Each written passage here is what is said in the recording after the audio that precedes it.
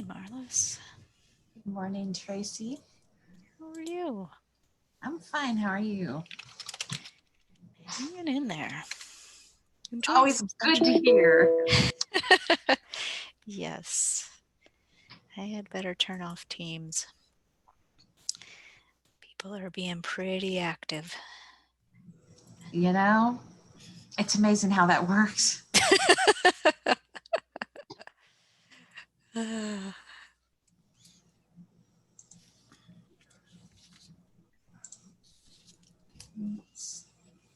Good morning. This is Bruce.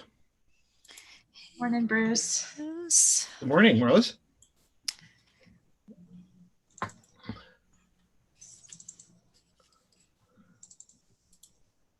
And it's amazing how many clicks it takes to get to the document I want. One document, that's all.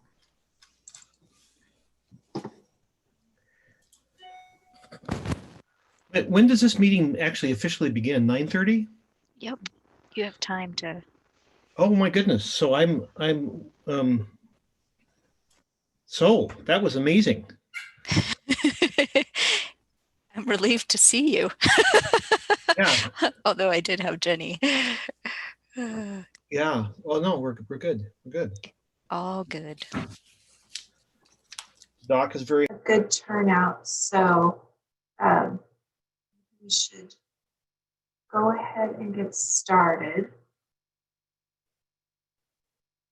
We have a little bit of an expanded group today, so I'm going to go down our list of NAC members as we appear on the members meeting page and ask you to introduce yourself, and then we'll ask our guests to introduce themselves as well. Tracy, why don't we start with you? I'm Tracy Cook with the Montana State Library. Hi, this is Kara Orban, Montana State Library.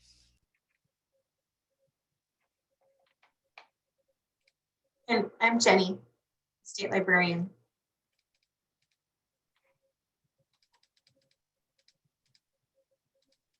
Have Cody. Cody's with us. Oh, yeah. Can you guys hear me? Sorry. Yeah, this is Cody Allen with the Billings Public Library representing the shared catalog. I wasn't sure if she was going to make it today. Okay, I guess I'll go. This is Pamela Benjamin, all from Trails. Hi, Pamela. Lenore.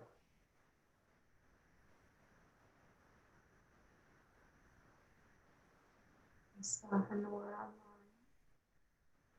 Did you hear me? Hi, Lenore. Hey. Joy. Good morning, I'm Joy Birdwell. I'm the library director at Stone Child College Rocky Boy Community Library. And Barry's not with us, and I know he's had some changes in his designee. Do we have anyone from U of M with us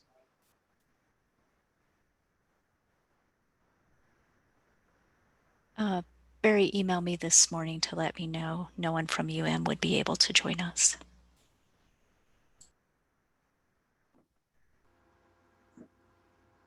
Friend with us.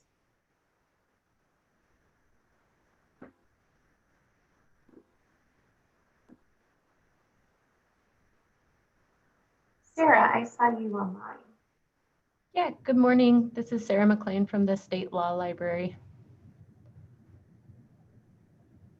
Susie. Good morning. This is Susie McIntyre from the Great Falls Public Library.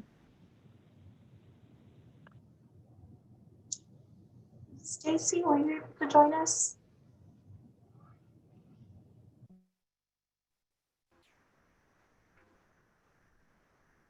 Bruce. Bruce Newell, State Library Commission. Good morning.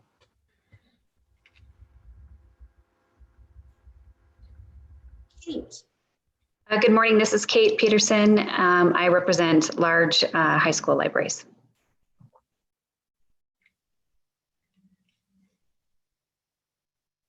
Belinda.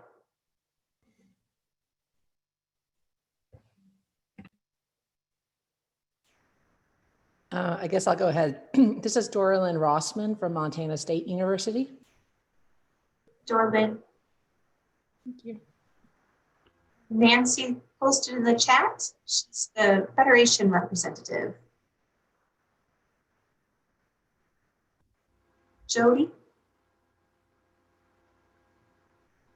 Hi, I'm Jody Smiley, and I represent the medium-sized public libraries. And Kit. Hi, I'm Kit Stevenson from the Bozeman Public Library, and I represent the MLA board.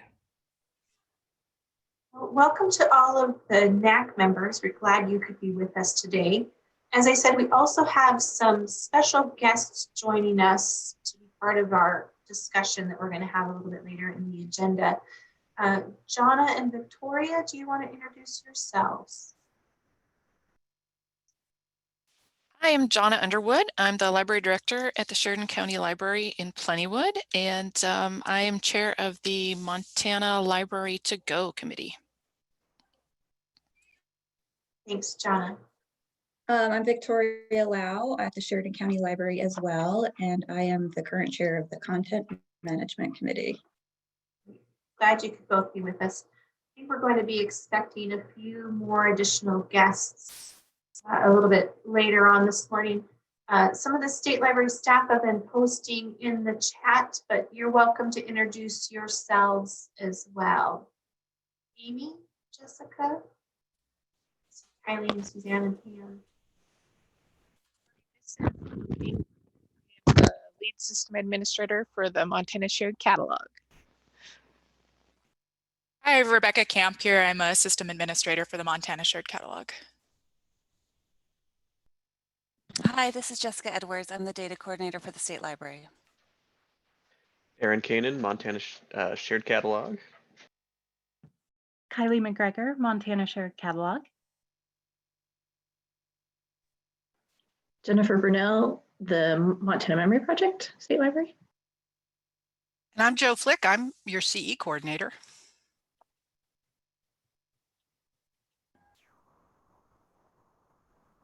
Roberta, are you with us? Good morning. I'm Roberta Gebhardt. I am from the Montana Historical Society Research Center. Did I miss anyone?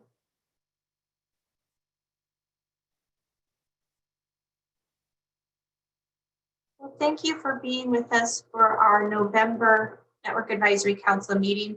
We have a little bit different agenda today. We want to do some real deep thinking about the nature of the services and systems we have to support libraries in Montana. And because many of you are involved in those programs and services, from the Shared Catalog to Montana Library to Go to the Montana Memory Project, we wanted to be more inclusive as possible in some of these early conversations that we want to have. So we're really glad that you could be with us. We have just a few items for the Network Advisory Council to handle as part of our normal agenda items. You have in your meeting materials the May 28th minutes, and we have for your approval the August 13th draft minutes from our August retreat. Are there any corrections or additions to the minute log for the August retreat?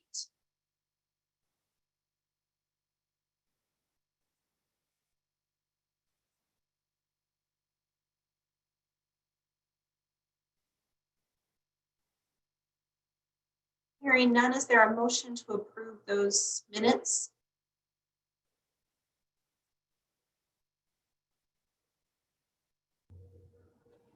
This is Kit Stevenson. I move to approve the August 13, 2020 minutes. Thanks, Kit. There's a motion from Nancy in the chat. So Nancy, thank you for that second. Any further discussion? All those in favor of approving the minutes, please say aye or signal in the chat. Aye. Aye. Aye. Aye. Any opposed?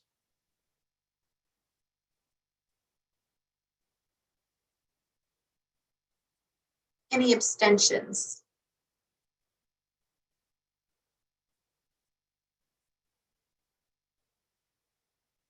All right. Thank you for that. We also have for your action proposed meeting dates for 2021.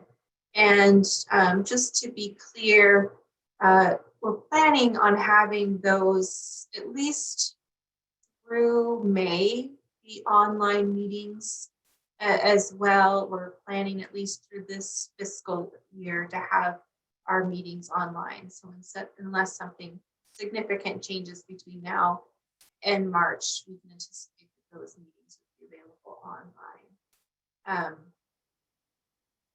This follows our normal meeting schedule for the Network Advisory Council of the second Tuesday, with the exception of May. Does anybody know of any immediate conflicts for these meeting dates?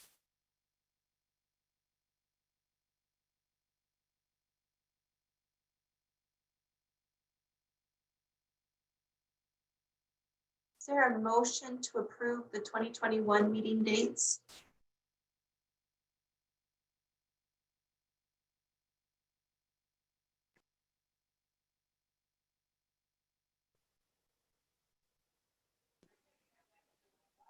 Don't be shy. It's quiet. I'll do I it so again. move. This is Bruce. Good, Bruce? Is there a second? I'll second it. It's Honor. Thanks, Honor. Any further discussion?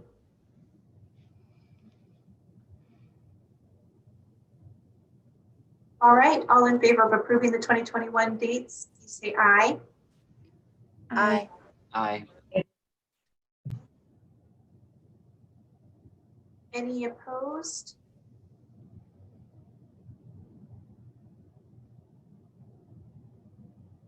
Abstentions?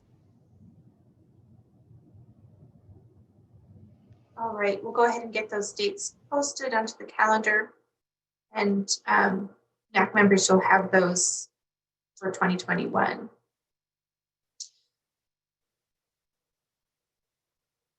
Staff is also recommending to the Network Advisory Council that make available to you some funds that we have available this year for ongoing professional development. Normally, of course, we would hold these meetings in person. And so the budget that we typically have for the Network Advisory Council meeting is not being spent in that way.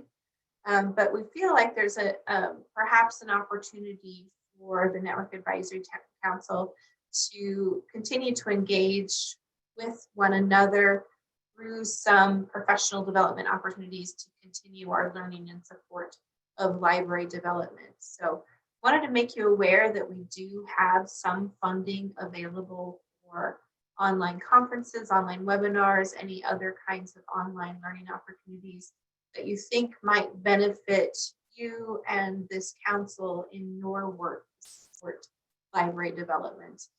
And we're interested in thoughts that you might have or recommendations that you might make.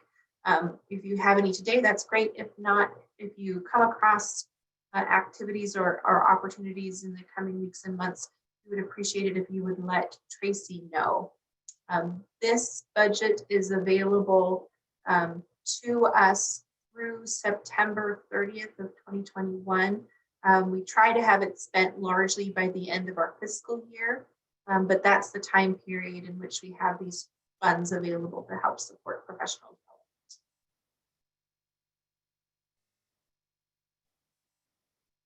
Any questions, comments, or immediate thoughts about professional development opportunities?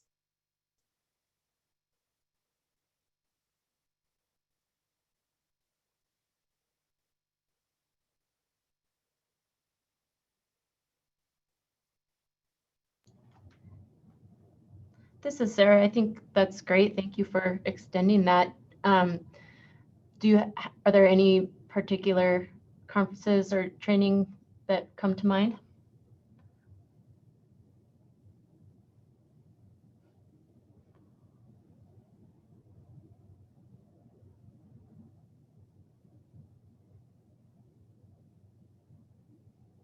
We haven't done a lot of trainings as a group.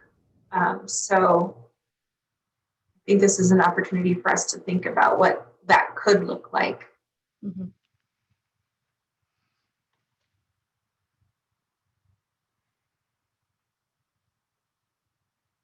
Is there a central calendar with kind of training opportunities listed on it?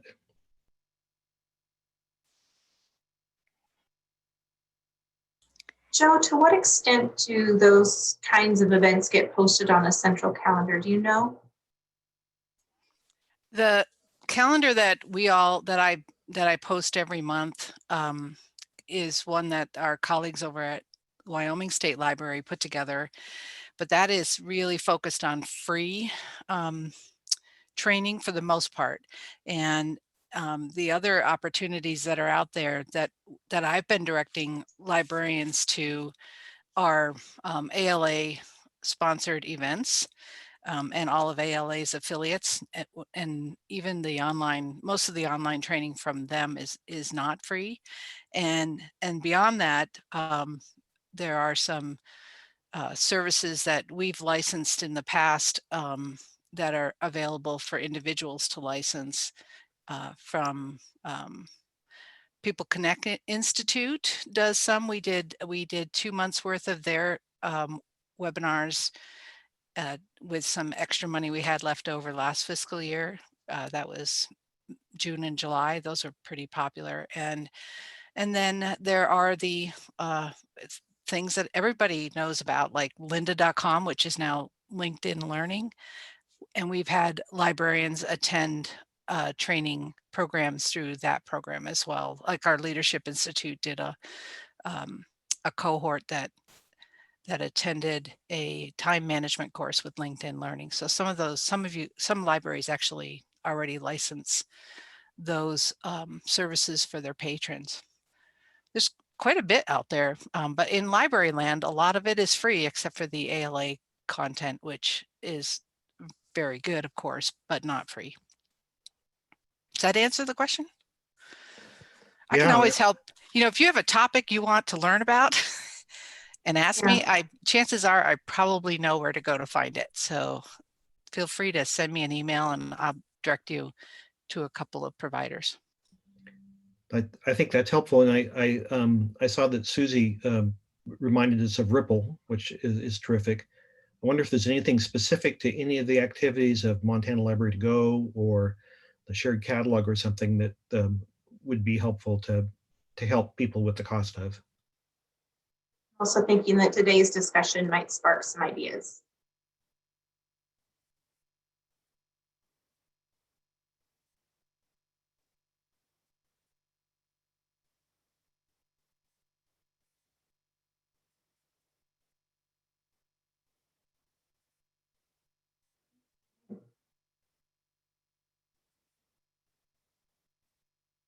So as I said, we have a little bit different agenda for us today. Staff and Bruce and a few others have really been thinking a lot over the last several months, and our thoughts have sort of started to solidify a little bit in the last few weeks about the nature of our services and how we organize and support a lot of our services. Some of this is bringing back some ideas that have floated around the state library for really many, many years in the form of what we used to refer to as the Montana Library Network. Some of you probably actually remember logos and some Montana Library Network branding. That language and terminology had kind of fallen by the wayside over the last several years. But as we've spent some time thinking and talking about our services from a more collaborative and more systemic approach, the idea of the Montana Library Network has resurfaced, and resurfaced in a way that we think is worth exploring with all of you. And if you think it's worth further exploration with the commission and with the wider Montana Library community. And so, as I said earlier, we wanted to first have this discussion with the Network Advisory Council because as the primary advisory council advising us on matters of library development, we felt like it was most important to have this conversation with you first. We did want to invite a wider community to participate in these discussions because there are advisory groups of subject matter experts and specialists in different areas of the services that we offer that have expertise that we think would lend themselves well to being a part of this kind of discussion. So we've organized a very deliberate agenda to help us think through some of the concepts that are in our minds to get your thoughts and feedback as we move forward. This is intended to be a very interactive kind of discussion where we at the State Library hope to do a lot of listening. So I really want to encourage your engagement in the conversation. We have some specific questions that we'd like to hear from you about, but if you have additional thoughts and comments as we go along the way, I hope you'll share those as well. I'm going to ask Bruce to maybe give us a little bit of background on the Montana Library Network, some history, and just some of his thoughts about why you're thinking about and approaching these services right now. And then I want to share some opportunities that I've been thinking about as well. So Bruce, thank you. Well, sure. I'm always happiest, I think, when talking or thinking about cooperative library services in Montana. Professionally, I think that has been what has always interested me most.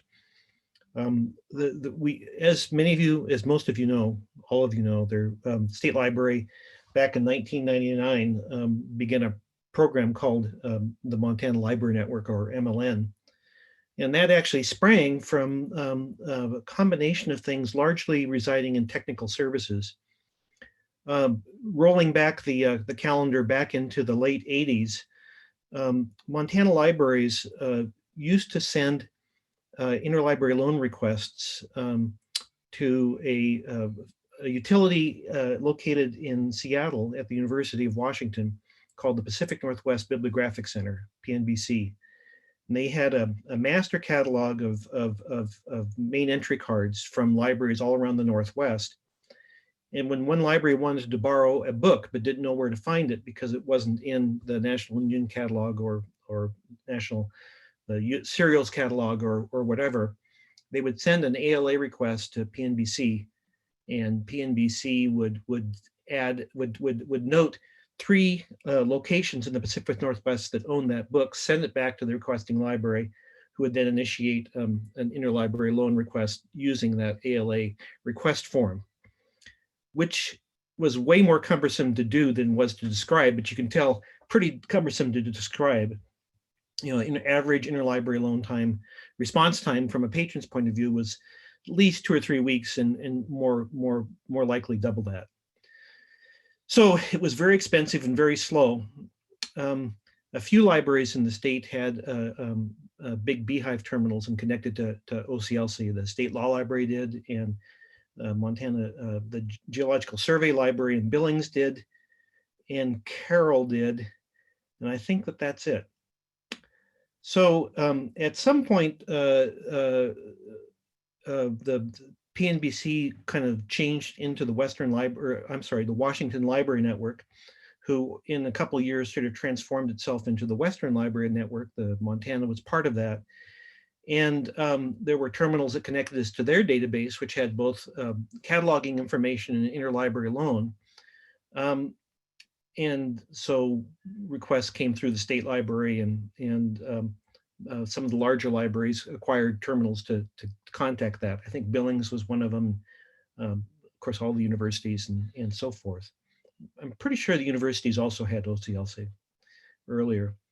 But then there's this kind of really cool thing happened. WLN started publishing microfiche copies of their entire database with holdings. And so libraries had this sort of network. They had this directory of cataloging and locations for materials in the Northwest via microfiche, and that changed to CDs. At that point, not many libraries in Montana had PCs, personal computers, to look at that database. And the Networking Task Force, which is what the Network Advisory Council was called in those days, started awarding LSTA grants rather than to individual projects only. They started having a program of granting PC setups with a compact disc player, then 2, then 3, to libraries around the state so that they could participate in this wealth of cataloging information and holdings. So that really helped cataloging, that really helped interlibrary loan. Didn't do a lot for the public in terms of their access to materials, but it was a major step up.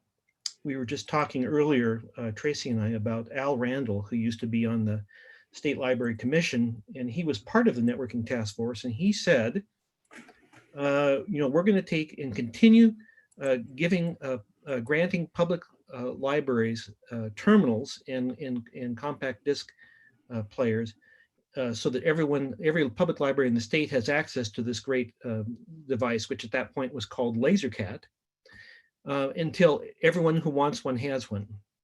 And that was a really big change at the state library level, from kind of parceling out Library Service and Technology Act monies to individual grant requests. And so individual libraries would come up with a project and they would put in a grant request and they'd either get it or not. But that was sort of a shot here, a shot there to different libraries for different projects, to more centralized projects. Moving rapidly ahead to 1999, there was a proposal that what we do is use all of our Library Service and Technology Act funds rather than giving them to individual grants. Let's spend them centrally.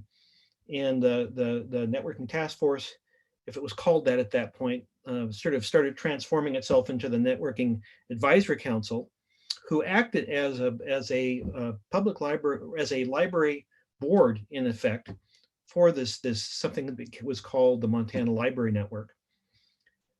I joined the state library, rejoined the state library at that point. We went around the state asking libraries around the state what kind of things that they would want to have in that service. And at that point we had a database. I think it was Gale at that point. I can't remember. Had a database, serial database service. We talked about a statewide OCLC contract, which they didn't offer that to any other states, as to my knowledge, but we talked to them about that. We talked about something called Montaniana, which has thankfully changed its name to the Montana Memory Project. There was some other e-content. There were some sort of combined reference services we talked about. And as we went around gathering ideas from different libraries in the state, Lewistown Public Library came up with the idea of why don't we have a shared catalog? And from that, the Montana Shared Catalog kind of took root with a lot of enthusiastic reaction, particularly in the western part of the state. And from that, MLN came into being and sort of formed this cooperative model for statewide library services that we all kind of enjoy now. That is kind of the history. A lot of the notion of the history was, a lot of the notion of MLN was to give more power, more abilities to Montana libraries. The notion was to do it in such a way that any Montana library that wanted to join could join. We played with courier services.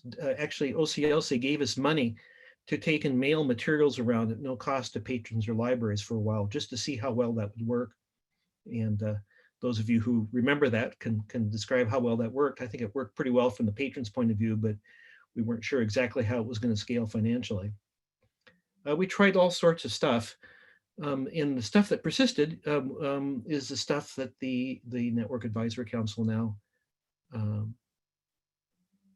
plays with as sort of its concept of what cooperative library service in Montana is. Getting near the end of this monologue, sorry. Let's talk about more recent history and sort of the why. I think all of us are deeply want every Montanan to enjoy,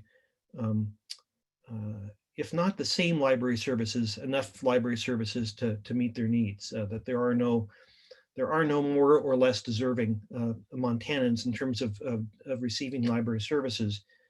To that effect, a couple of years ago, the commission adopted a resolution that said that our goal in everything is to work towards getting so that every Montanan has sufficient library services. And that doesn't mean, Montanans who don't live on the res or do live on the res or on the High Line or on the interstate corridor or whatever. It's just every Montanan gets the library services they need to thrive.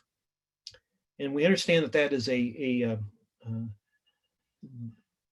lofty goal, a difficult to achieve goal, but the notion is pushed by this resolution.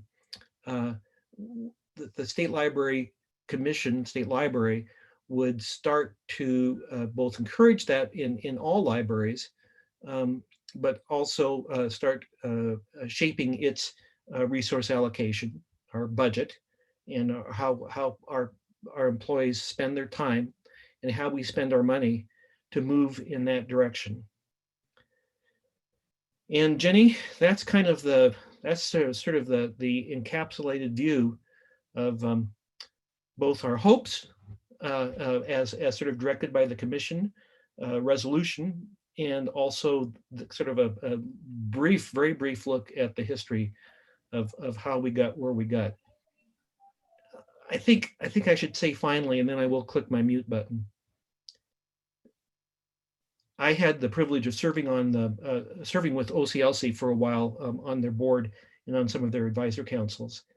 And what we have in Montana is unique. I can think of no other public library system in the United States or public library system abroad in Europe or Asia or Africa that has the level of willing cooperation that Montana enjoys. That is our greatest strength. And I know not to take and skate around the obvious here. I know that there are stresses and strains that have come about with our success in terms of cooperating, particularly amongst those shared catalog libraries that call themselves partners, that are partners. And that looks to me, from my rather lofty and perhaps not really high resolution view, looks to me like sort of normal growing pains. We've done really remarkable stuff. No one else in the world has moved cooperative library service in quite the same way, or maybe quite as far as have we. We're now at the stage where we need to figure out whether we want to push it to the next step and what it takes to do that. And I think that is sort of our discussion for the rest of the day, and I'm unbelievably excited to hear what people have to say. Thank you. Thank you. Any questions for Bruce? How many of us experienced much of what Bruce has talked about? Some have been around for all of those changes. It is really fascinating to hear that background that's led us to the point that we're at today.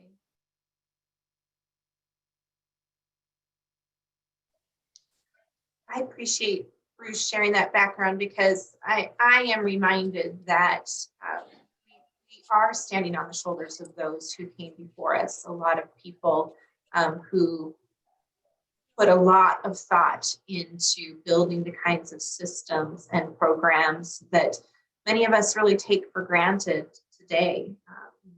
It wasn't that long ago that they really didn't exist, and certainly didn't exist in the form that they exist today. And so people like Bruce and Honor and Sarah McHugh and Al Randall and all of those people thought about how we can really collaborate, really achieve that kind of vision for really equitable library services in the state of Montana that led us to the point that we're at today.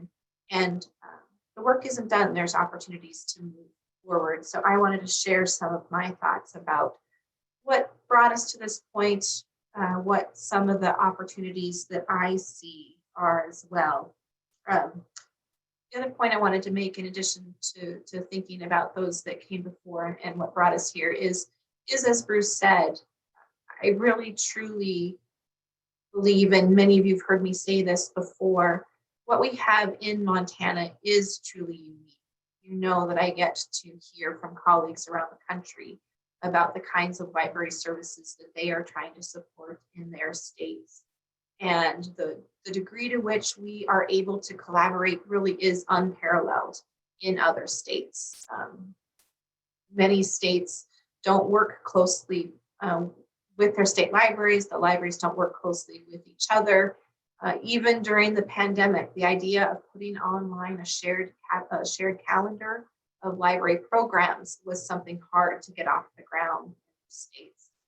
Those are the kinds of things that I think we are able to do easily, but easily in perhaps a way that causes us to take those opportunities for granted.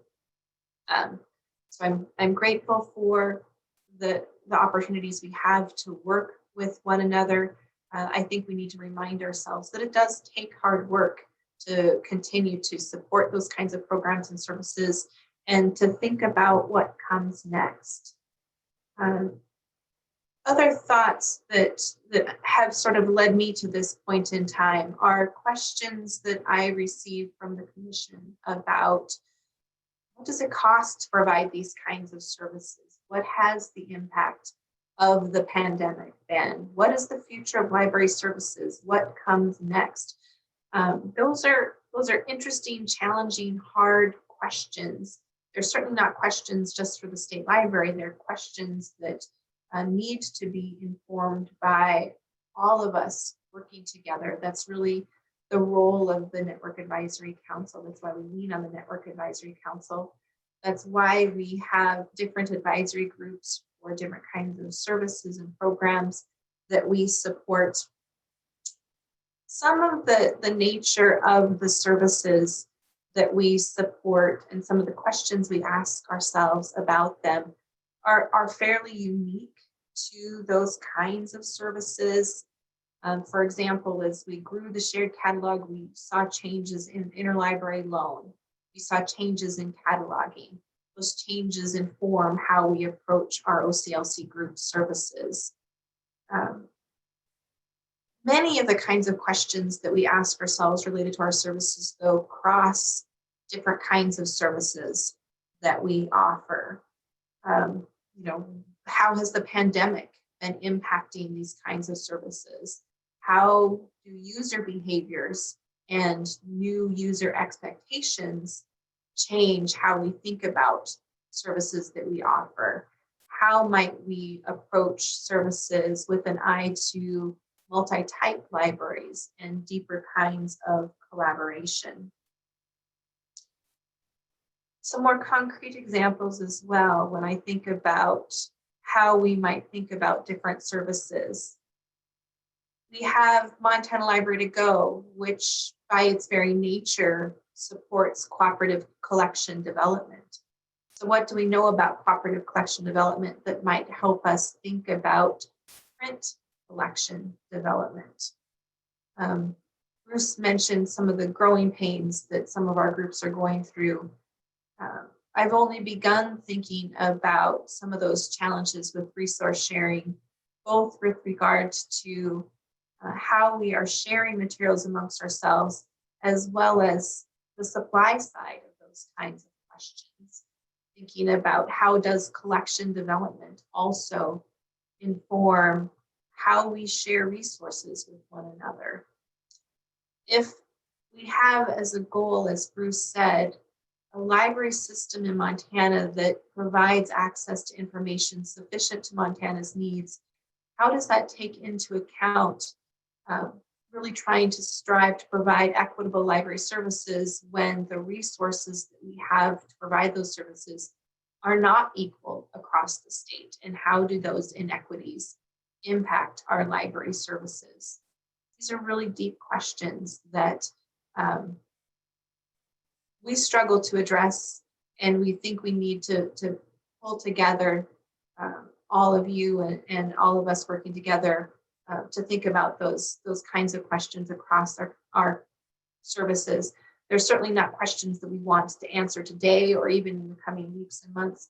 But I think through some more deliberative, more systemic thinking, these are the kinds of questions that we can pose to the Network Advisory Council and to subject matter experts in these service areas.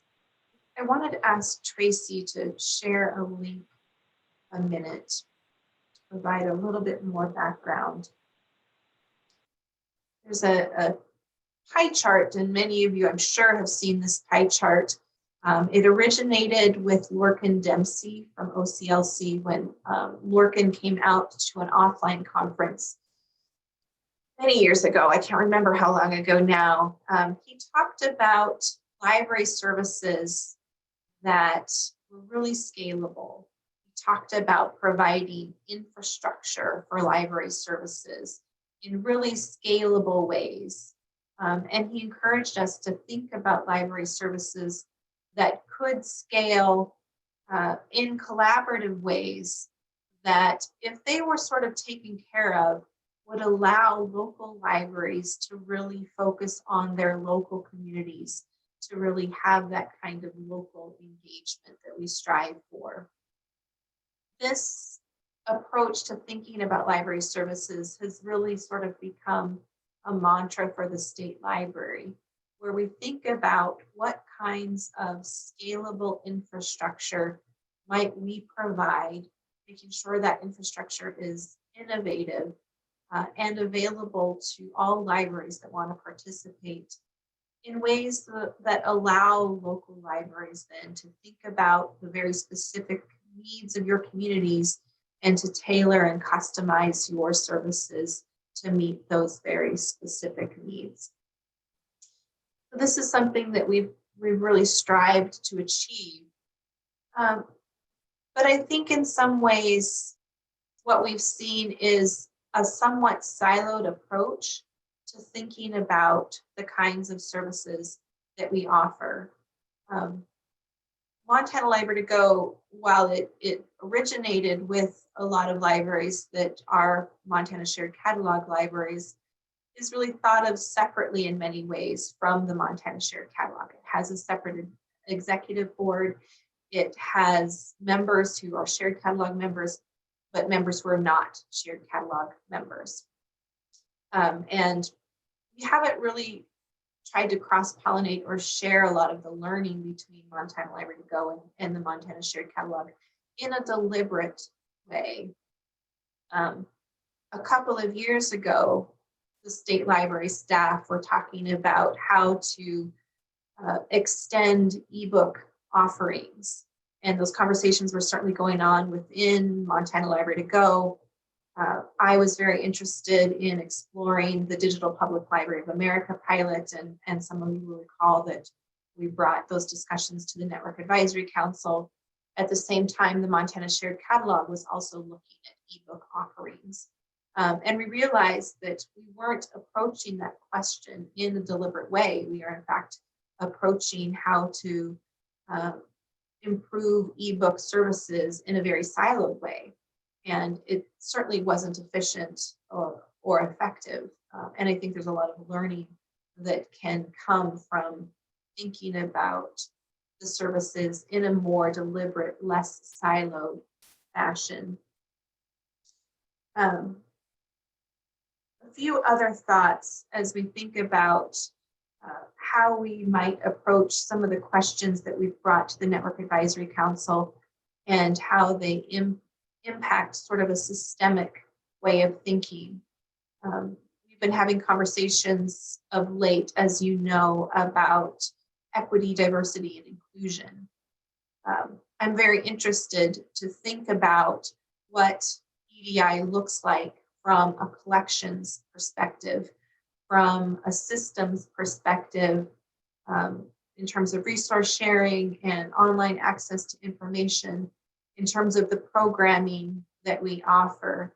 I would love to have a process and a system in place that allows staff to bring those kinds of questions to groups of librarians and ask you to think in very specific ways about those kinds of questions that can yield results that we might not otherwise think about because of your strong expertise in those specific areas.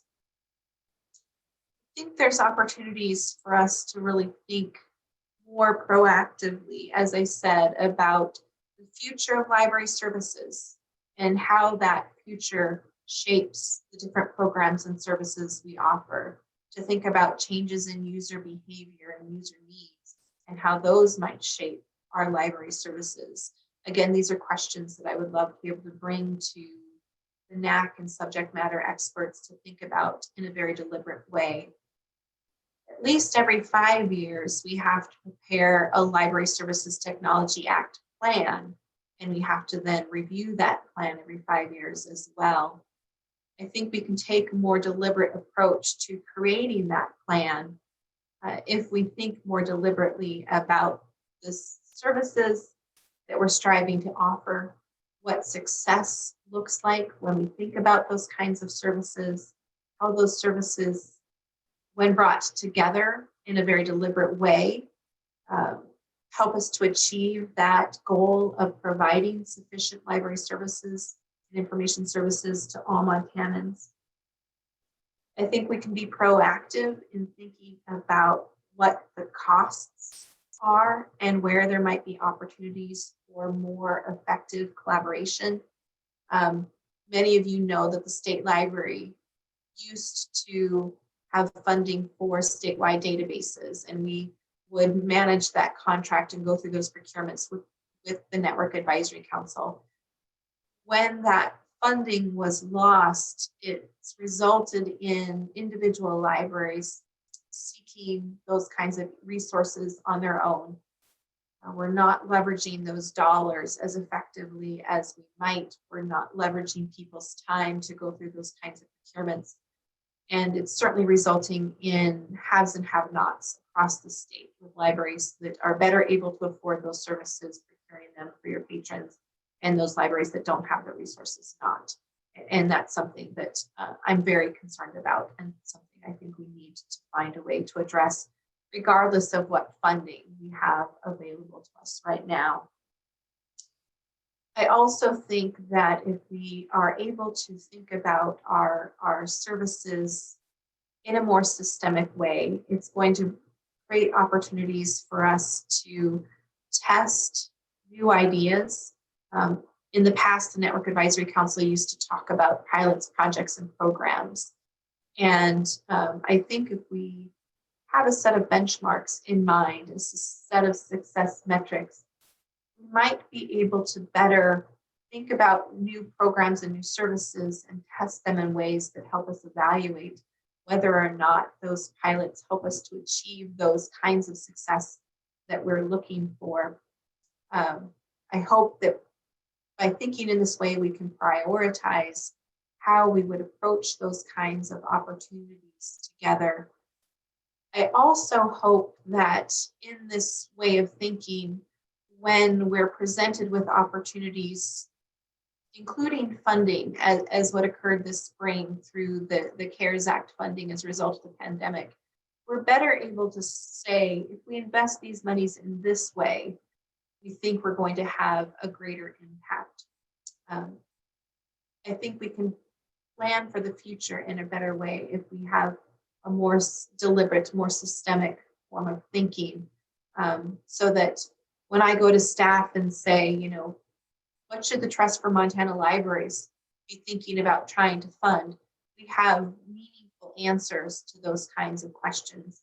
Those answers shouldn't just come from our staff. They should be well informed by the Network Advisory Council, and in thinking about how through our programs and services, we're really working hard to achieve that vision of the fair access resolution.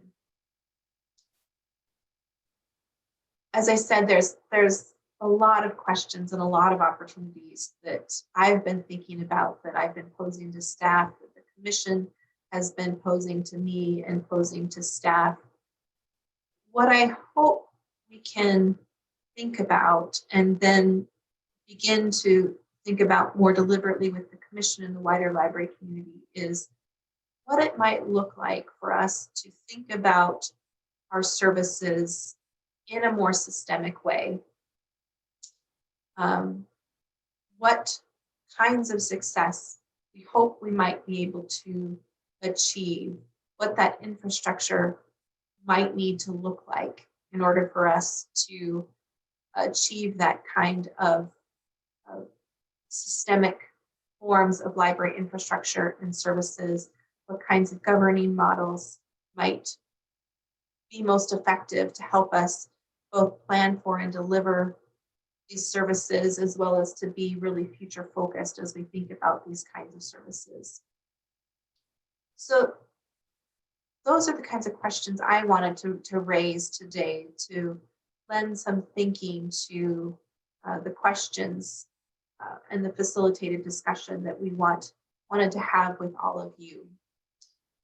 In your agenda, we have a series of questions, and Tracy's going to help us facilitate some discussion.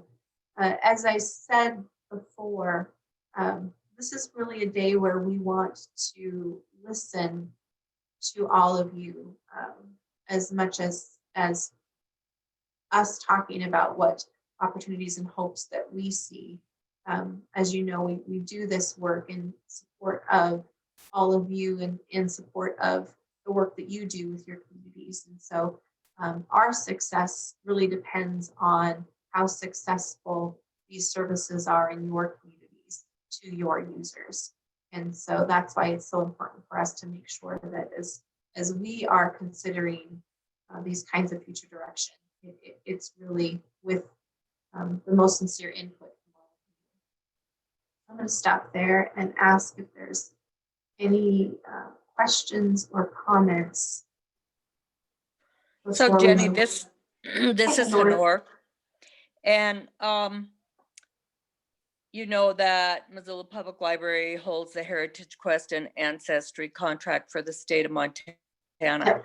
And so when I asked in the spring for pricing for the libraries, and they sent it back in late summer, and then I sent the bills out, and many libraries said we're not going to be able to do it this year because of funding.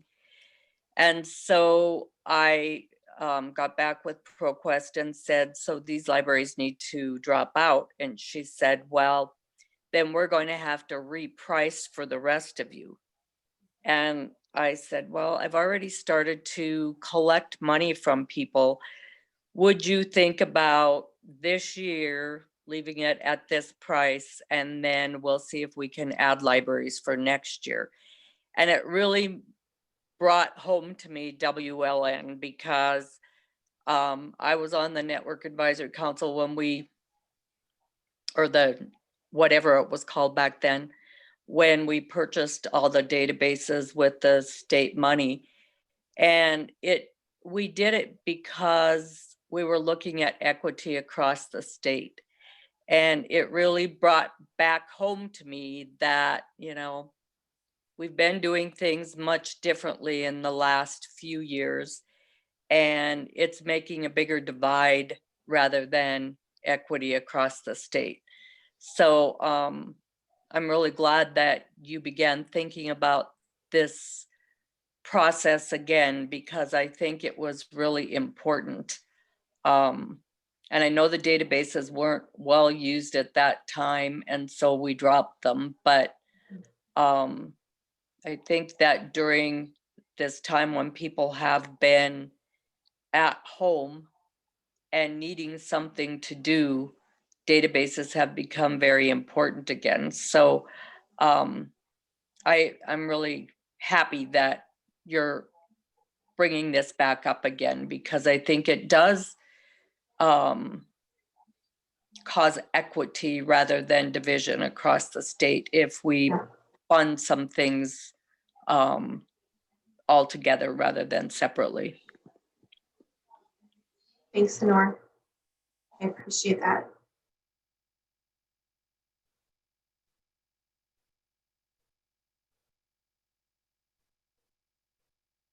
Any other thoughts?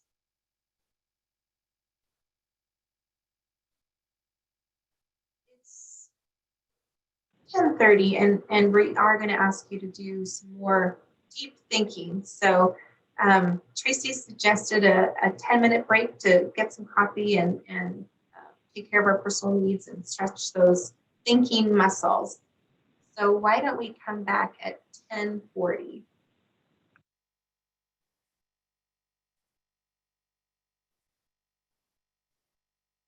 I'll just go ahead. My birthday present. Hey, today your birthday, Bruce? It is indeed. Happy birthday. Thank you. Ah. Make a note of that. I just want to point out the Flicker is my namesake, Joe Flick. Oh, of course, of course. Just thought I'd mention that. Okay. But unlike the Flicker, you were never flighty. You don't know me that well. I do have my moments. Don't we all? Don't we all? No, that's good news. Thank you, Jenny. That's really good news. Cool. So I have 10:41. I wanted to ask before we continue with our discussion if anybody had any thoughts or questions or comments that occurred to you over the break. Or any staff, does any staff have any thoughts they want to share?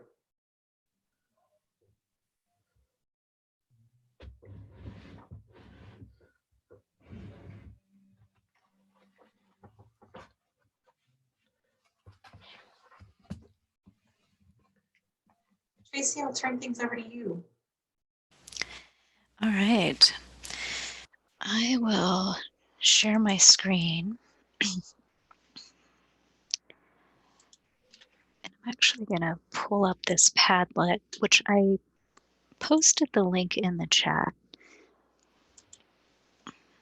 which is not coming up for me. Here we go. And I can post it again too, because Bruce is getting lots of birthday wishes, which is wonderful. Thank you very much. So this is, if you haven't played with Padlet before, all of you are going to be able to click on that link and add your ideas. And this is a way that all of us can participate at the same time. And you can use kind of your own words to describe this. This particular section of the NAC meeting is really asking us to think about our end users and our community members. And I wanted to do this for a couple of reasons. The first is, I know Bruce talks about this quite a bit, and I will say I do agree with him. It's very important for us to start with the people we serve. And I think most librarians naturally do that. We don't always remember to do that first, though, when we're thinking about the design of our services. We kind of do, but it's just totally human and natural to and I do it myself, to jump into the weeds of this is the service we provide and this is what it looks like. And what thinking about the outcomes at the beginning makes us do is think about what is it we're really trying to achieve? What good do people receive from libraries? And perhaps this is even more relevant to me now as I'm teaching advocacy, because advocacy is in some ways influencing others. And one of the best ways to influence others is to be able to explain what exactly it is that libraries do for people. The other reason I think this is pretty valuable is I was thinking about the LSTA 5-year plan, and one of the easiest goals to describe is every Montanan has access to the internet, which is incredibly huge and big, and yet at the same time, it's very concrete. And as I think about our services when we're working on that goal, there's a multitude of services we're trying to offer and a multitude of things we're trying to do to achieve that goal. And so that's why I'm kind of asking us to think about community-centered outcomes. So you do have to, like, this is interactive. You have to play. This Padlet is available to you. I put an example on here so you can see what I'm looking for. And I put people who use libraries. We might actually even want to think about people who don't use libraries and what needs they might have met by the library services. There's a little plus sign, and you can just click on that and it will pop the Padlet in there, and then you can title it and then write something in. So we're going to start out with like what outcomes we think libraries deliver to people. And then we're going to go back to each of those outcomes and identify what services help make that happen. Does that make sense? All right, go for it. It should start changing as people add. Yep. Tracy, I think the plus sign went away. Oh, probably because it should be a. Oh, there it is. Yeah, maybe because that one was open. Okay.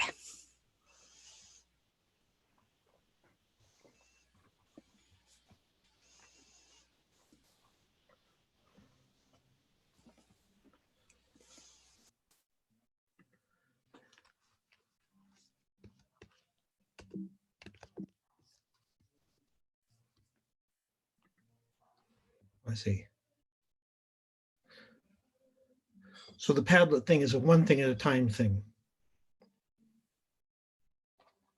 Ah, I thought I had it set up so that everybody could go post. It might not, Tracy, this is Joe. Yeah. I would suggest maybe people don't know they have to go to the link in the chat box to access the Padlet, not what they're seeing on their Zoom screen. Ah, yeah. Here, let me share the link again, because I thought I had it set up so that anybody could. It works. It works on the internet. But if you're trying to click on the plus sign on your Zoom screen, that's just a picture of it, not the actual thing. So you have to open up another tab in your browser and use the link in the chat box to get started.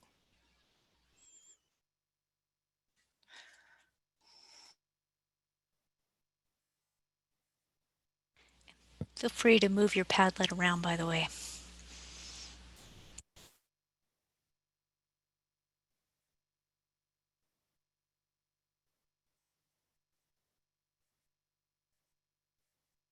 Can you move the little squares around on the?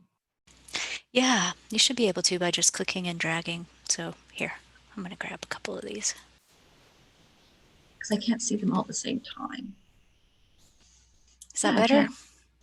Yeah, I can't do it on my end. Maybe only you can. Oh, weird. Because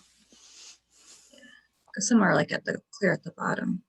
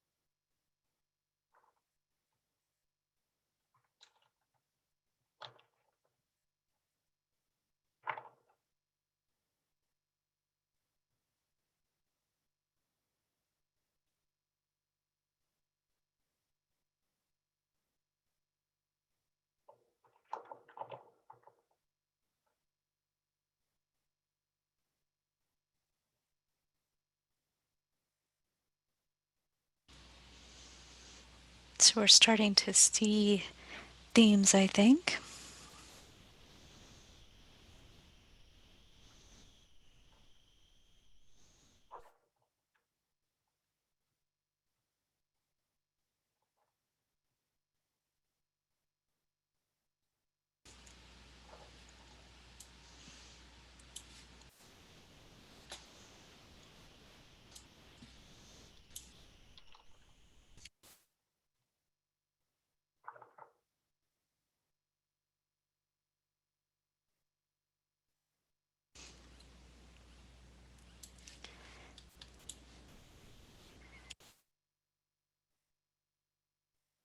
And I'm kind of channeling my inner Ripple facilitator when I ask that question.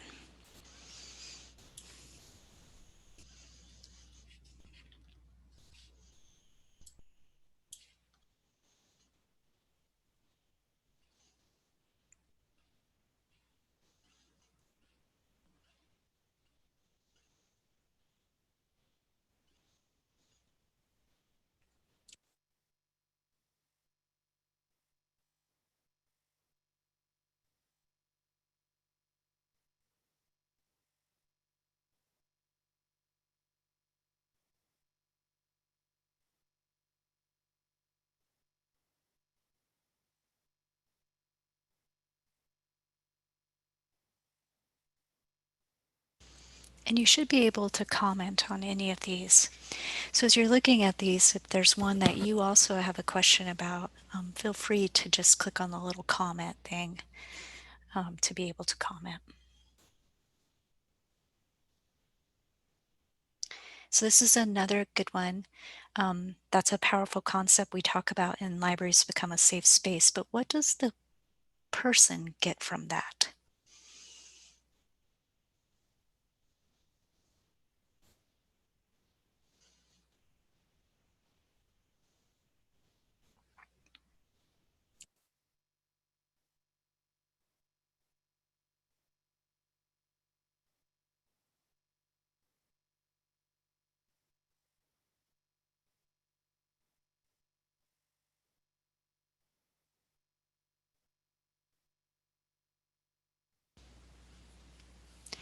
So what I'm going to start doing now, but please continue to add, is I'm going to start to group the ones that are kind of similar, like safe spaces or internet access, training and education together.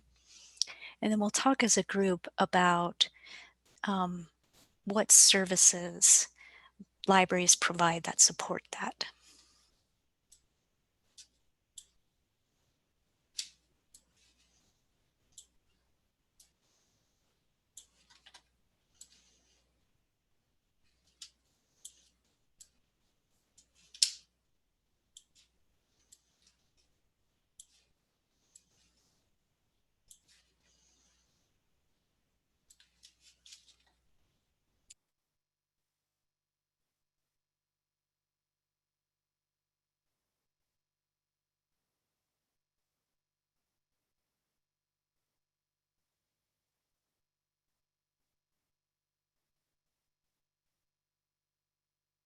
There was one, I'm not seeing it right now, that used the language "so that."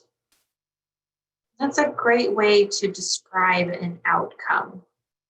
Patrons access the library so that. If you're thinking about user-centered outcomes, maybe think about what comes next. What's the "so that" some of these statements?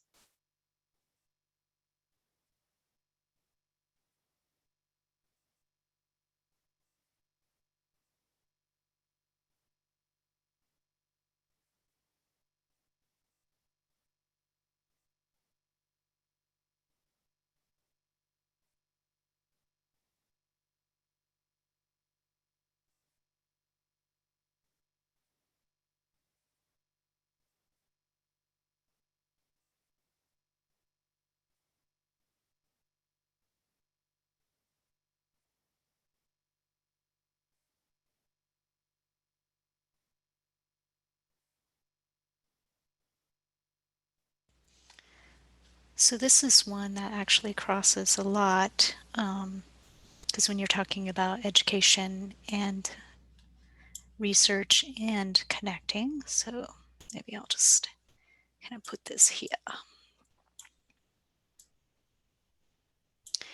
And it's amazing how difficult this is. You know, so if you find yourself kind of like your brain's really working hard, that's actually normal.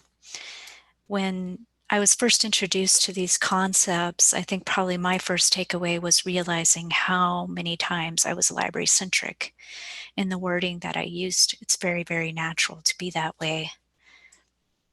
I'm just going to move these up so I can move them around. right. So this is kind of collection development here. This is a fairly clever tool.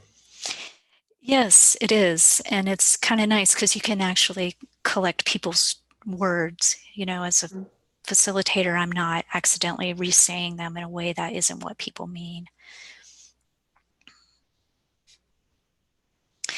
And I think this is a very good point. Some people don't use libraries because they can't go to the library, have no way to get there. That's a barrier to library usage.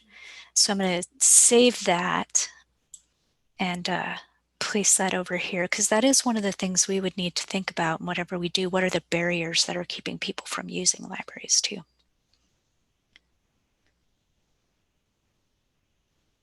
Okay.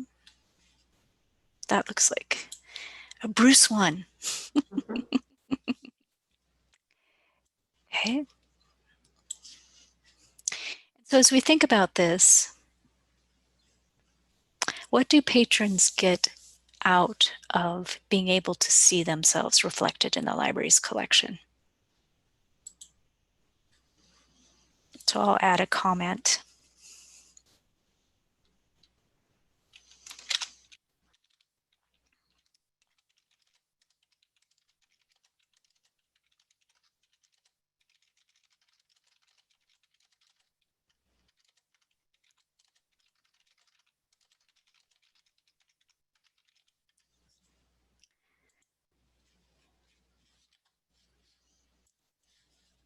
So does that kind of help in sort of seeing what we're getting at here? See an easy way to like comment on that. Oh, nice. So we've got a lot of kind of EDI work in this.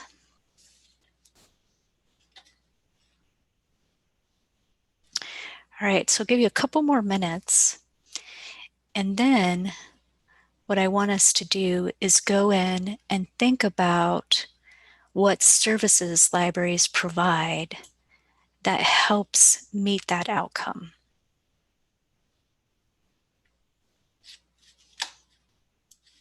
I'm going to put all the kind of EDI ones over here.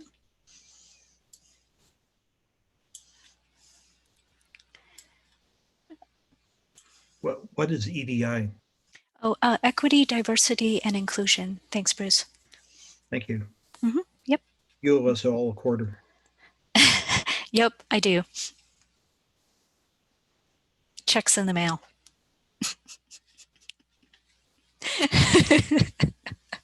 Thanks. I look forward to it. All right. Am I missing any? Oh, yeah. I'm on Venmo, Tracy, so you could just send it that way. Oh, nice. Yeah, same. It's on its way.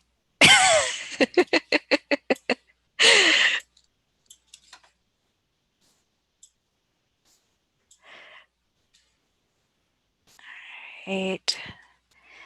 Some really good ones in here. Tracy, you still have one clear down at the bottom too.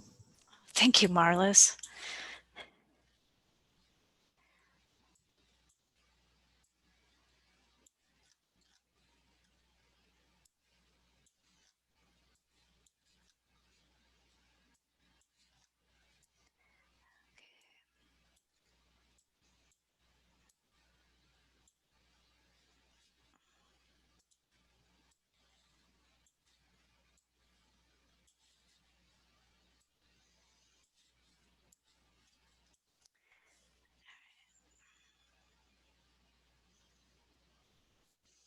So I'm going to put this in connection.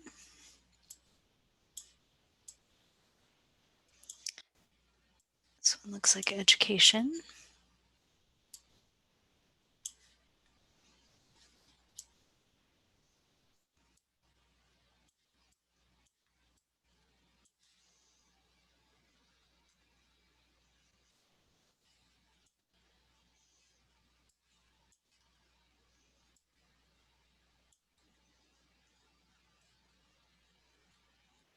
Any more? Okay. And Information literacy. I hope education's okay for that one. Okay, so I'm gonna move this down.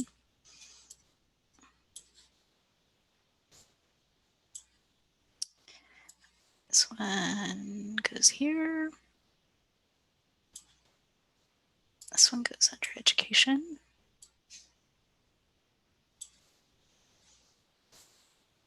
So there's a lot of libraries about being a safe space and libraries also connecting people, which I think is an important concept to kind of think about. So I'm gonna, Casey, I think there's still one down at the bottom of the page. It looks like when you hit, whoever hits the plus sign last kind of gets shifted way down. So if you scroll down, I think you might see one more. I am all the No? way down. Yeah. Okay. Maybe you found it already. Okay. It looks different on my screen. So on the Padlet URL, it looks different than on what I'm seeing on your screen. Okay. All right. So I'll move this one off. So we have kind of internet access, digital services. This one I'm not sure where to put. So what I see is one like employment, one internet column for internet access, one for kind of research, one that goes across all of them. I wasn't sure where to put these because these for me are more like behind the scenes, kind of some of the support that happens. So I'll just kind of group these together. And I put this one under the education. So we have employment, internet access, research, safety, social connection, and well-being, reading for pleasure, and then kind of an education. And then we have over here in this final column, sort of the practical tools that people do use all of the time. I'm okay with moving that kind of more in that internet access if people would like to do that. Any thoughts on that?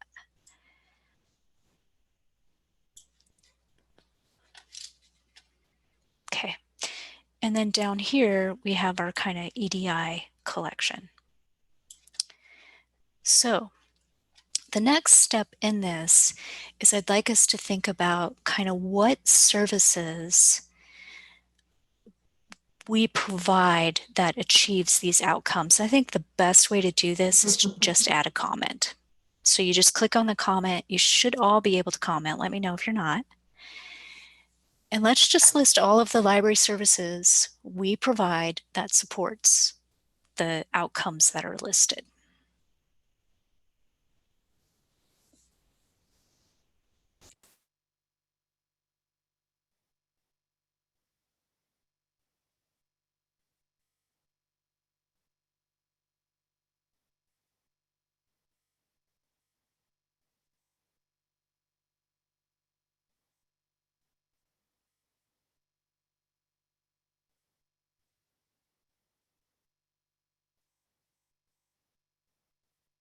I noticed, Tracy, when I'm over on the, I have to shift, of course, to the application page to add a comment, I believe. And yes. When I do that, my notes are sort of all piled on top of each other. Oh, interesting. So maybe that's just me. Hopefully that's just me. That might be what Jennifer was talking about. And yes, Jennifer, that's actually where I was going. And I will put labels, Pamela.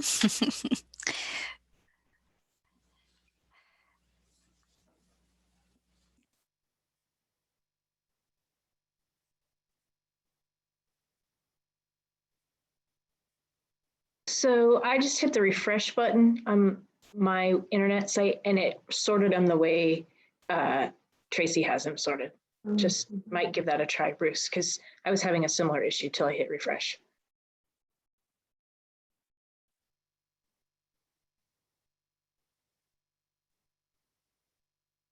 Excellent. Yes, that fixed it. Thank you.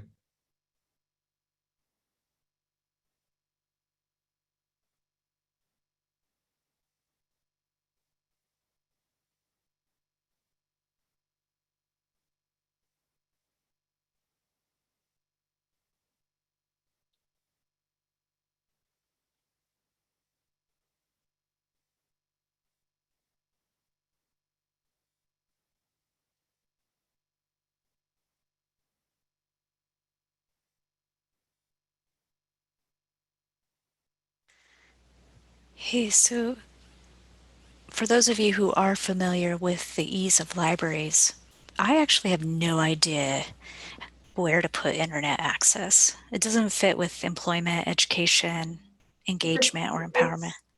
It's a tool, it's not an outcome. Yeah, that's kind of what I'm It thinking goes too. everywhere. Mm-hmm. You know, when you talk about services that support employment, internet is one of those services for education.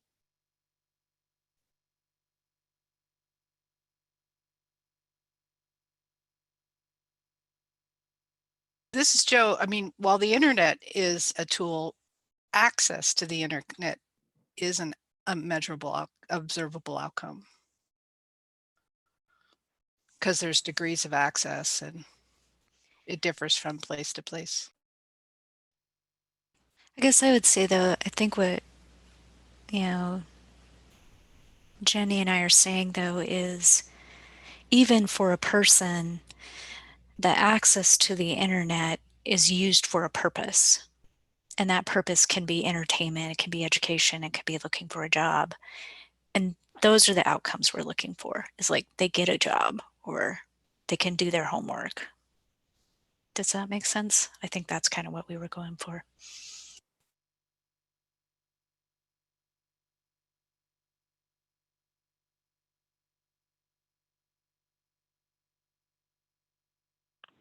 Well, I think internet access facilitates a lot of engagement, entertainment. You know, it kind of falls into all of the different areas.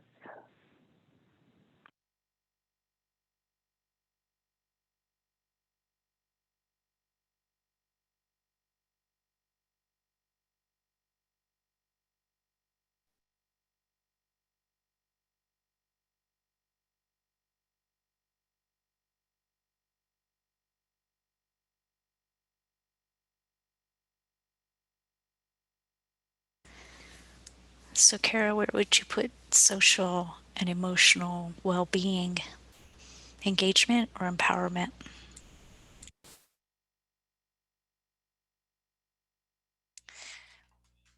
Well, I have to look at the document again. I noticed that it came up a lot in the Federation notes that I was coding, and was using the 5Es as a controlled vocabulary for those themes as well. And I put internet access under empowerment, and I'll have to double check on that.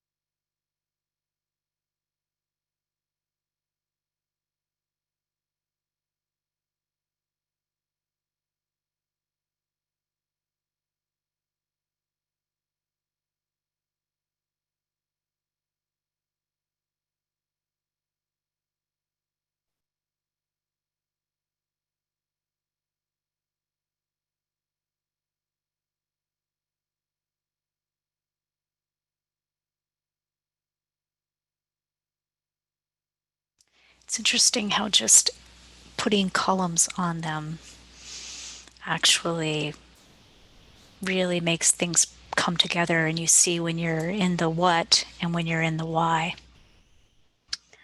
So I see we have some comments starting to show up. So go ahead, and as I could very well have been moving the little Padlet on you while you were typing. So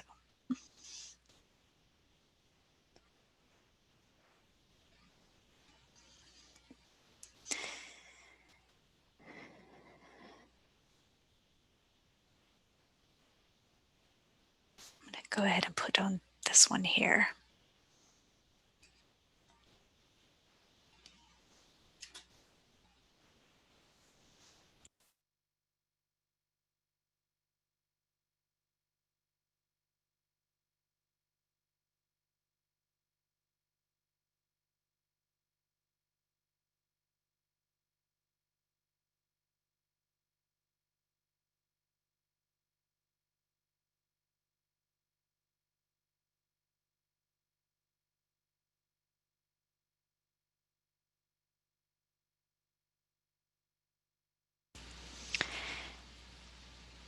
So one thing that jumps out at me when I look at this kind of list that you have is how many things fall under education, or I lumped engagement and empowerment together.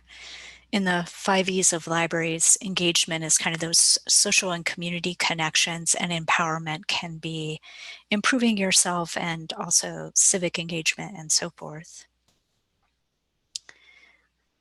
As we go through, does anyone want to share like a comment that they added?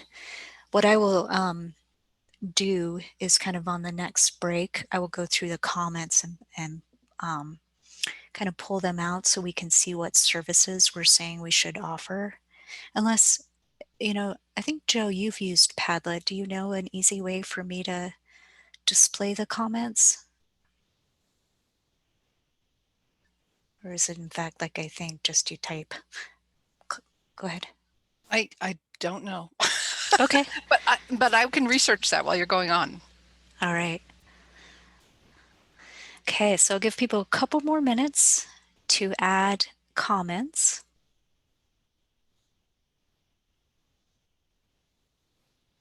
And if you thought of anything else. Oops, we have another one.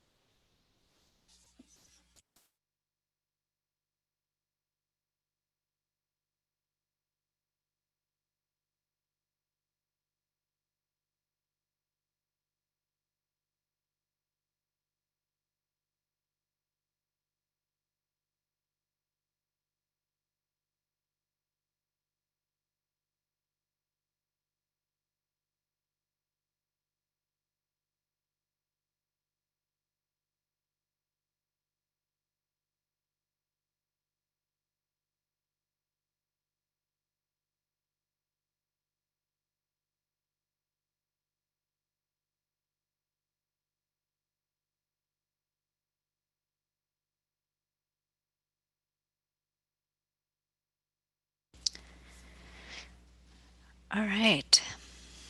So as you were going through this exercise, one of the questions that I asked on the agenda was kind of as we defined outcomes and we thought about what services deliver those outcomes and how are they connected.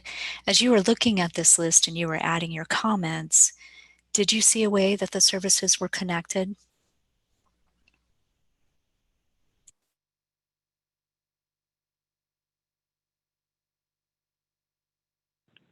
Can you say that again?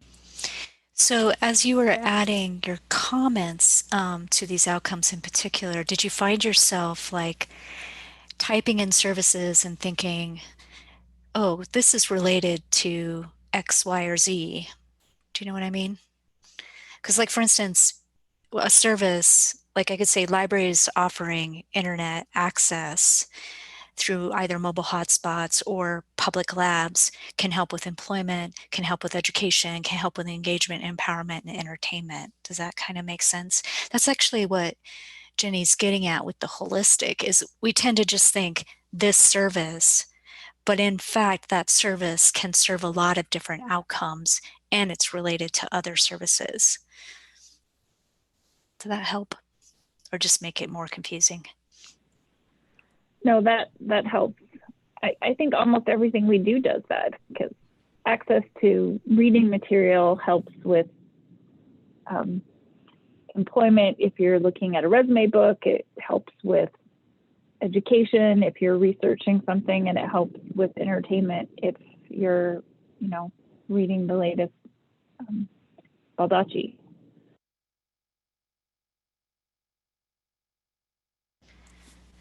And then what things kind of influence those services that we provide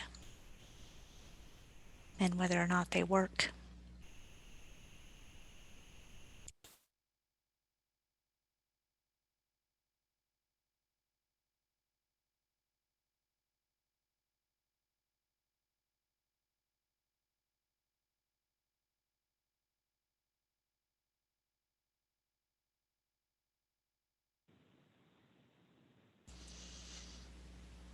This is deep thinking, isn't it? It's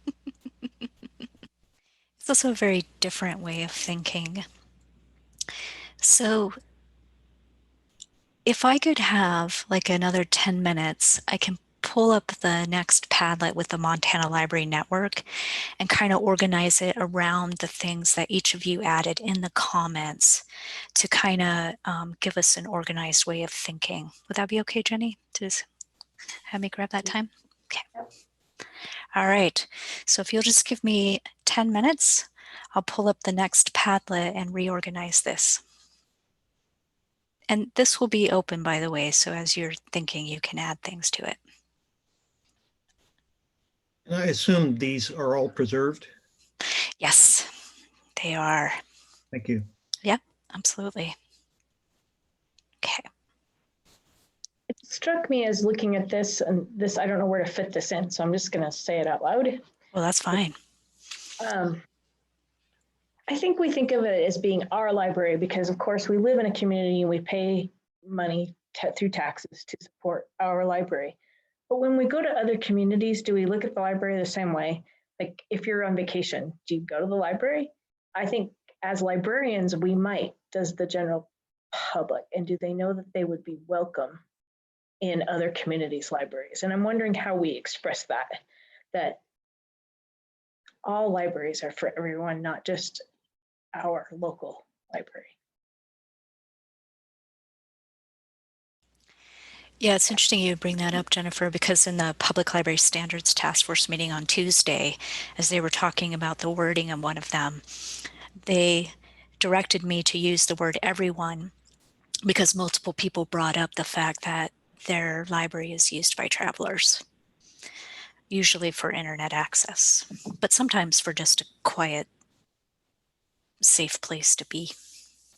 Right, and that's what I was thinking of. Like, I know when I travel, I always take note of where the library is. So if I need a place to hang out for a while, you know, especially in non-COVID times, I can. But it just strikes me as something that we should also address. I think we need to think of our library, all of our libraries being for everyone. And I don't know how you word that or where that fits in. This same thread was a big topic of conversation on the RSL listserv a week or two ago, and where when a librarian, I think quite innocently, posted, she wondered how other libraries dealt with people who don't have library cards wanting to use the computer in the library. And that launched into a whole discussion of, you know, the library card being some kind of restriction to users, and then the whole discussion about, you know, do the computers belong to only library card holders or to everyone? And it was quite illuminating. The other thing is that we've all been reminded recently that people use libraries in a number of different kinds of ways. I mean, some people, you know, access them remotely from their home or from even remotely from within the library and place holds on materials, and or through partners, you know, or pulling materials or lending materials across county lines, where other people like to walk in and browse. If we are truly being welcoming to all Montanans, we have to think of all the different means by which patrons could conceivably use our materials, and then figure out which one of those or which ones of those we can affordably address. So, you know, if I'm a public library user from Helena, can I do I feel electronically welcome at Parmley, for instance, and vice versa, and so forth. I think when we think about the diversity of means by which people use their libraries, I think it changes our kind of building book centric way of looking at things and include other things in addition to that. This is Pamela, and maybe this is a pretty simplistic response. I'm sure it is, but everyone's talking about how to make people feel welcome. What about just, a sign that goes right next to the sign for the library that says all are welcome, and you could do that virtually or with brick and mortar. Is it free for all? Is that what the Boston Public says? That's right, a free for all. Everyone's welcome and they can do whatever they want. No.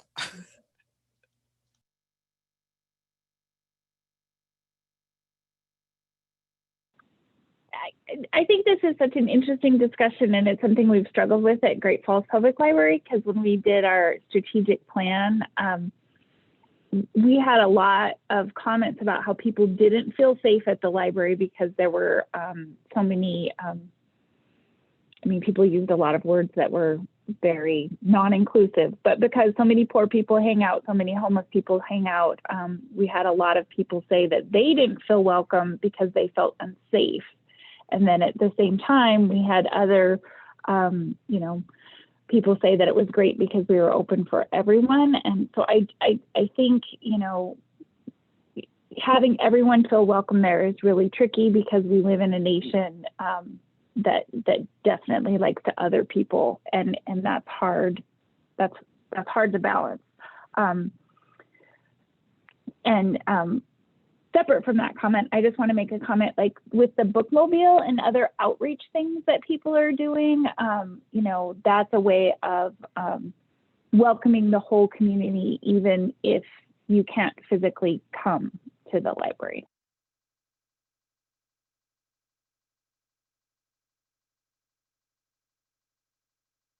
I listened in on the Sagebrush Federation meeting a couple of weeks ago. And it was interesting that I think all of the people on that call, or on that Zoom session, were doing some form of home delivery. So I think actually the list of there's a longer list than I think about how people end up using libraries, which is great.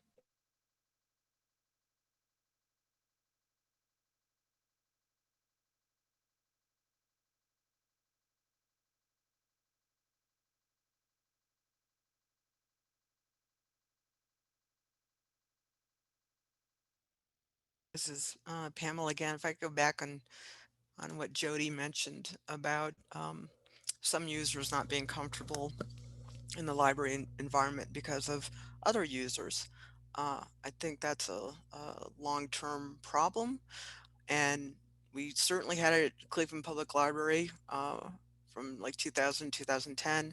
In fact, you had maybe a third of the population that were homeless that were coming in there. They decided to even go the way of not using library cards so that everybody could access the computers and whatnot. But it was a problem because you had people not willing to come down from the suburbs to use the library in the city. So I don't think that's going to go away. In fact, I would guess it's going to get worse. I think the homeless population is going to get jacked up, something serious. So you go forward. Of course, pandemic kind of puts everything on hold anyway right now. But I don't know. It seems like we're coming to a reckoning point for libraries as far as social justice issues. What are you going to do? I know other people were complaining about getting flack for wearing masks. Well, that's probably the beginning of it. So yeah, tough problem.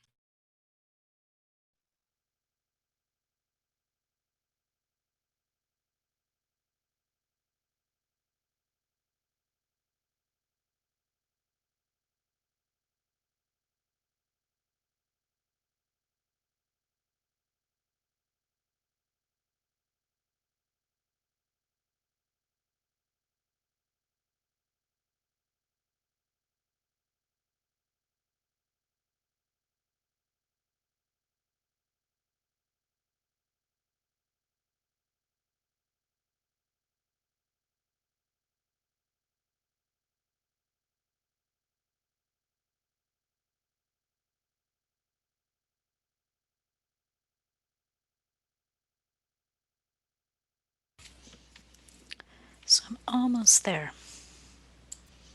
And please do let me know if I missed your comment. All right. Thanks for all your organizing and technology skills. You bet. It's pretty interesting to think about how to do this kind of conversation virtually.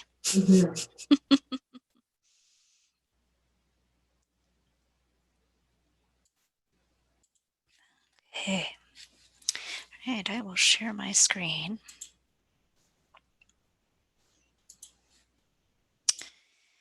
And I will also share this Padlet.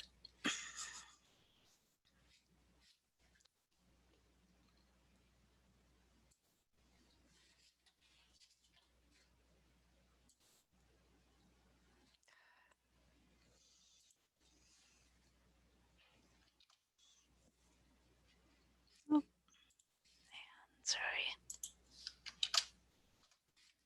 There we go. Okay. So what I did was I kind of went through and I hope I grabbed all of the services. And I put them in the service mentioned in the brainstorming Padlet. And what we're talking about here is thinking about this concept of the Montana Library Network. And Bruce and Jenny both kind of gave you a background on it, thinking about what it would do and what it looks like and what its history is. And so one of the things we need to know from you is, based on the outcomes that you put in there, you know, what services could a Montana Library Network provide? And I guess I should step back though, and just for a moment and say, does everyone feel kind of clear on what the Montana Library Network is? Because this is an interesting conversation that Jenny and I had, and so probably we should start there.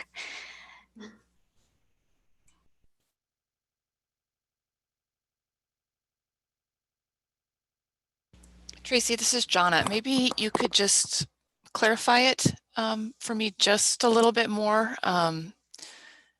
It seems a little foggy to me right now, so maybe just something to bring it in just a little bit for me. Yeah, absolutely. That's why I asked, because, you know, I know I've been involved with the Montana Library Network since about 2001. And sometimes when you've been involved with something for a long time, you forget that it needs a little bit of defining for others. For me, the Montana Library Network has kind of like two pieces, and Bruce, you can like jump in and correct me if I'm wrong. So first, there's the overarching concept that the Montana Library Network can include any library in Montana of any type that wants to play. And that concept then folds into the services the Montana Library Network provides. And the services that the Montana Library Network provides are also things that a library can pick and choose which one they want to play in. So for instance, for some libraries, like the Historical Society, which kind of has a mandate for providing support for research and enjoyment of Montana's history, the service they might play in the Montana Library Network or choose to use is the Montana Memory Project. And so the Montana Library Network, while it's made up of all the libraries, it's providing certain services for the libraries that they can then pick and choose to use. And those services are related to one another. And Bruce, jump in if you want. Well, I think that's really good. You know, when Jenny was talking about this, she was talking about siloed services. And I think that's because in all of everything we do as librarians or as humans, we think about competency and the tools we use. A lot of the things that MLN did in the old days and continues to do at the State Library continues to do have been kind of considered differently. For instance, collection development and acquisition and interlibrary loan and partners group and courier service are all these separate tools. But when you look at it the way Tracy is suggesting, they're all about getting books, either electronic or paper, to patrons. And so when you back up and you kind of start at that point, what is, you see that actually instead of 5 or 6 different kinds of different activities, from a librarian's point of view, from the user's point of view, it's just one thing. Am I getting what I want efficiently and affordably? And when viewed from that end of the binoculars, I think it forces us to consider what needs to be bundled and what can afford to kind of run separately as a process. When with the old MLN, the Montana Memory Project was handled separately from the shared catalog. They were separate things. But when you think about it, they're actually, from a user's point of view, if the user's interested in something historical or local records like, there is no difference between that and anything else the library might do. So I think that there's an opportunity for us to, following Tracy's method here, to reconsider things from a patron's point of view and seeing what stuff would profit both in terms of efficiency for patrons and also efficiency for libraries for thinking of as one instead of separate silos. The only thing I would add that hasn't been said is that one of the foundations or fundamental aspects of MLN when thinking about the services is that libraries approach participation with an understanding that it's about collaboration, working together, may not be necessarily about equal services, but to the extent possible, it's about providing equitable services. And so fundamentally, it's about collaboration in how we approach delivering services to our users. Does that help? So bouncing off of what Jenny and Bruce have been saying, my comment was the one about the cataloging and the records. And I know a lot of libraries have materials that are not cataloged correctly or not cataloged at all. And that's something that we can do cooperatively. I taught myself how to catalog, and so I have been cataloging items for other libraries that they don't have catalogers in their libraries, and a lot of these items are self-published or are, local histories or things of that nature. And so we are, I'm trying to help my other librarians out so that these materials can be shared with each other and can be found for our patrons to use. Perfect example, Victoria. Yeah. Thank you, Victoria. I added that. And this is Jonna, just to dovetail on Victoria, there was some discussion, a few years ago, weren't we talking about centralized processing for certain items? When I worked in South Dakota, for example, a lot of our cataloging went to a separate processing place. It was part of the, it was a Minnesota network.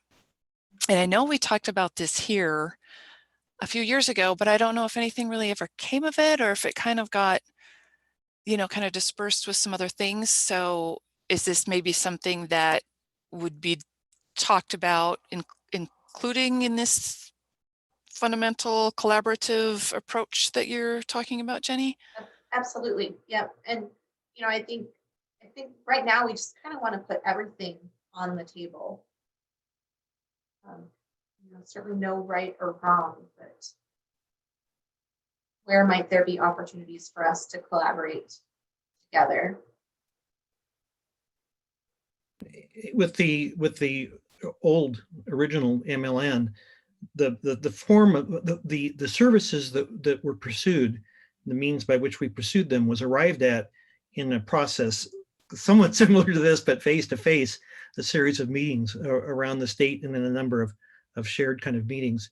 It was not something that came from the state library. State library sort of primed the pump, but the actual shape of what MLN was came from people like Honor and Betty and John Finn and other folks from all around the state who basically gave this idea form. And I would hope that if we pursue this, if we continue with this, that we are able to somehow surmount the COVID crisis with tools like this and do something similar, because that's where all the really good ideas came from. They didn't come from the state library, they came from you guys. I know with the content management committee, we have the list of our members and what their specialties are. And then other people can go to us and have our contact information for, things that we specialize in and can help other librarians with. And I think that'd be really helpful for, whoever wants to, join in this network, is to say what our specialties are so we can help each other with those things and maybe start new services in our library or figure out how to make things better.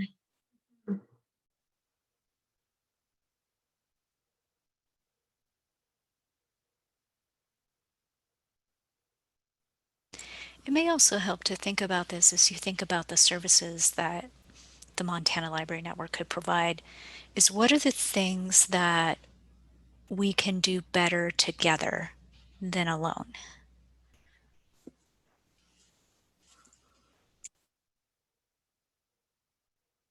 Good idea. What is better? Yeah, it's a fuzzy word.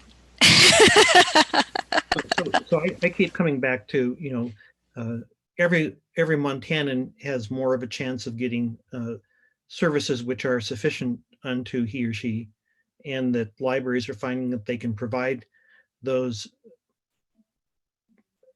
services at a kind of a lower net cost per service contact than they would by working alone.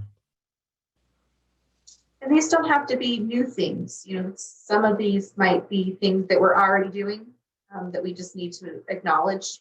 The OCLC group services and access to interlibrary loan and cataloging services there. E-resources, but maybe we think about e-resources in new and different ways, or ebooks in new and different ways.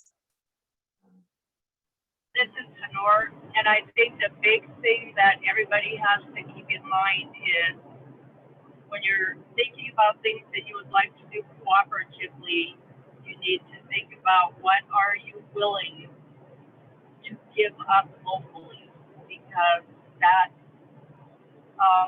causes issues if people want to work cooperatively but still want local control. You need to be able to give that up, and so think about that when you're thinking about other things that you would like to share with.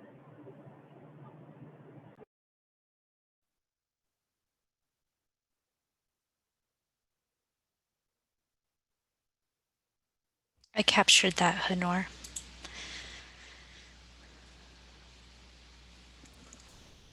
And I do actually want to acknowledge Susie's comment in the chat about entertainment. That is something that came up in the session about the ease of libraries, and is an interesting point, that entertainment is important, and yet sometimes I think we struggle with how to communicate that value to the people who hold the purse strings. Although I do like the way you said it. That access to art and humor and story is all about how we are human. And you're welcome. I have given you the power to play with this Padlet, so you are welcome to add things in the different columns.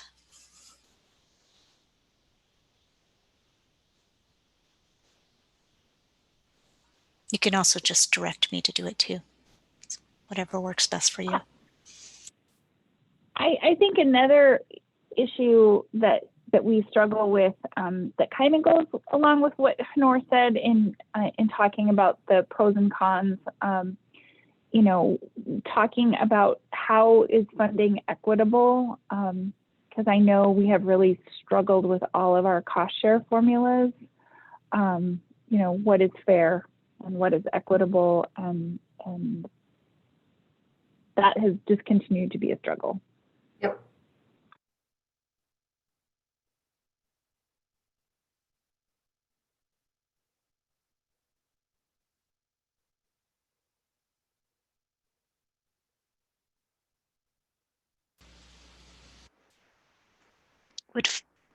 people be okay with me adding under services that the Montana Library Network could provide e-resources? Because I did kind of hear that theme in the earlier conversation with databases and so forth. Yes. Yes. Okay.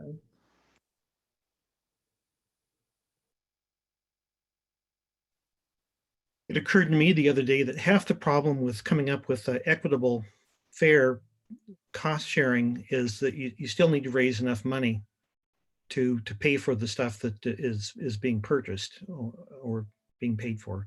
So when it comes to the cost sharing, that and with the idea that, like Tracy mentioned, that every library should be able to play, at some point there's just not enough money to pay for all the services we want for everyone in the state without coming up with perhaps additional sources of revenue. And I think that's, from the commission's point of view, that's one of the things that we need to think about with all of this is if, for example, we could do a better job of addressing holds and those kinds of holds and browsing and those kinds of things that the partners are sort of trying to work out, to thrash out. If we could add a subsidized lease collection of materials, of new materials, you know, that could likely go some distance to solving some of those problems.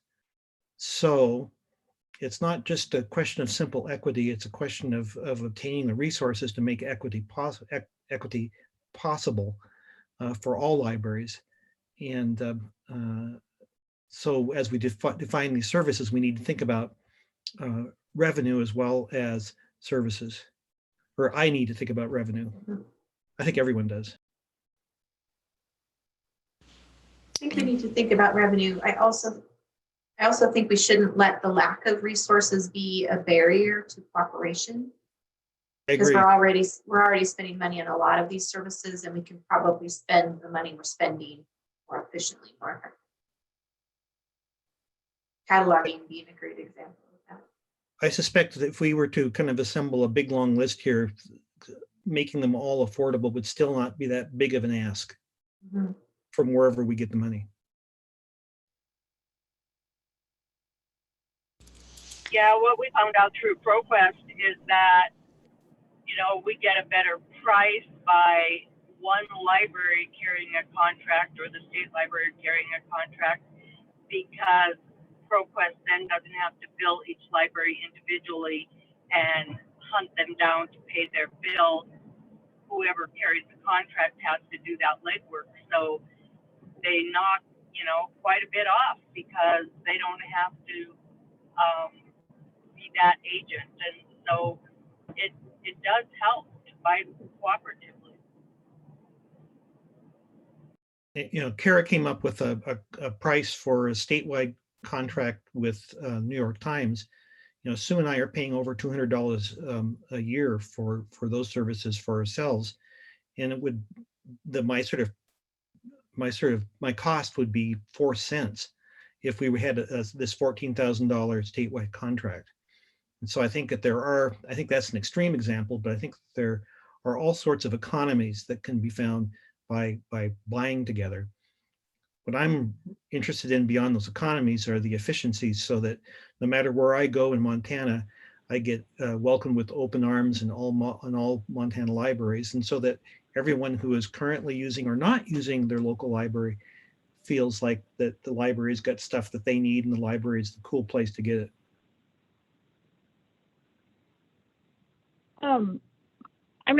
This is Susie. I'm not quite sure how to verbalize this, but when I think we also have to look at not only equity of the cost share formula, but who is doing the work. Like if you look at you know, who is on the selection team, who is on the executive committee, who is investing this time to make the collaboration work, and yet then we also have situations where, you know, a third of the libraries that are part of a cooperative group don't even come to the meetings or vote. And how do we make that better? That's one of the questions that we want to address with you as well.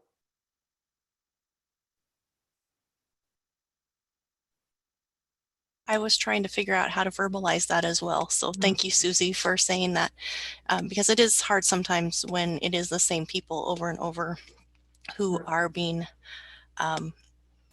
who are collaborating and who have the time or make the time to participate in things, but sometimes at the detriment to other things within their own organization. Just a historical note, the Network Advisory Council was the library board, as I mentioned before, an advisory board, but essentially acted like the library board, making decisions about where we're going to do things cooperatively, where we're going to ask the state library to pick it up, where we're going to ask for more money to hire somebody to do something, et cetera. So this group was it was historically the group that did a lot of the heavy lifting in terms of making, advising the commission, who pretty much followed their advice, about how we take care of those kinds of problems, Susie. So if, in my view, if MLN were to go forward, we would need the NAC or somebody, and to me it's the NAC, to assume a higher level of responsibility for making fiscal decisions and making wise decisions, so that no one library felt like that they were having their back broken by being cooperative.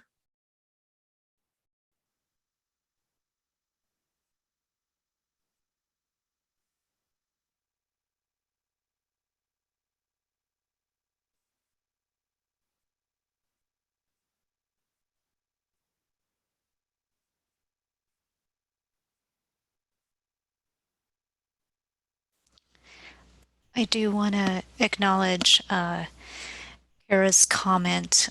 She was talking, Bruce, about you mentioning the kind of group purchasing, and that we have struggled to scale our bargaining power because not enough libraries can afford to participate in group purchases. I also want to acknowledge Rebecca's comment about leased collections or central processing could also help with building diverse collections. And so I tried to capture Rebecca's comment as well. The diversity question is important. You know, one of the things that we've talked about, Bruce mentioned, we don't see MLN creating kind of a McDonaldized version of libraries across the state of Montana. In fact, it's intended to be the exact opposite, to the extent that we can leverage resources, find efficiencies to provide that kind of infrastructure that doesn't need to be unique, whether it's the ILS or the processes by which we procure e-resources, or that everybody can have the latest Baldacci most economically. That does allow libraries to hopefully focus their time and attention on those things that are most unique. Absolutely.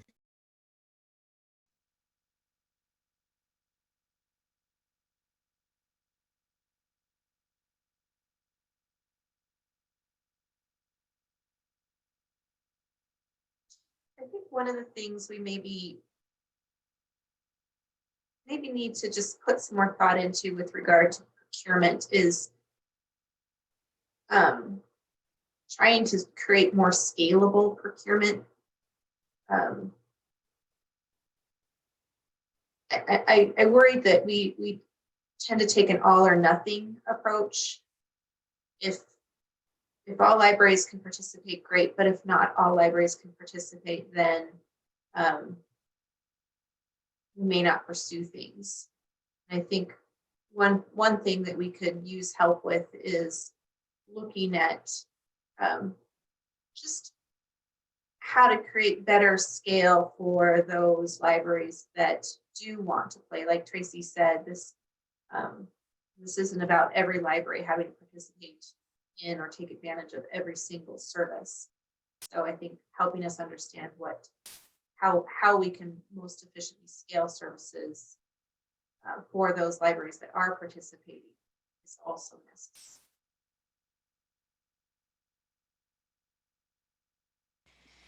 So when I look at the list that each of you kind of created on the other Padlet, I see some of these reflected, but I'm wondering what to do about the internet access one.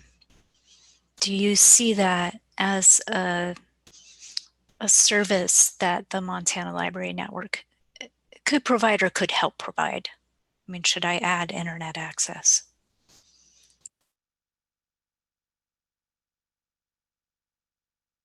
Tracy, if I remember right, the NAC was going to try to work on infrastructure for internet access in Montana. So it seems like it could go right along with that. Yeah, that's my memory too, Honor. When it first started, that was a big part of its purpose. And I saw Jenny nod her head. What about other members? Because I do want this to come from you and be from you as a group.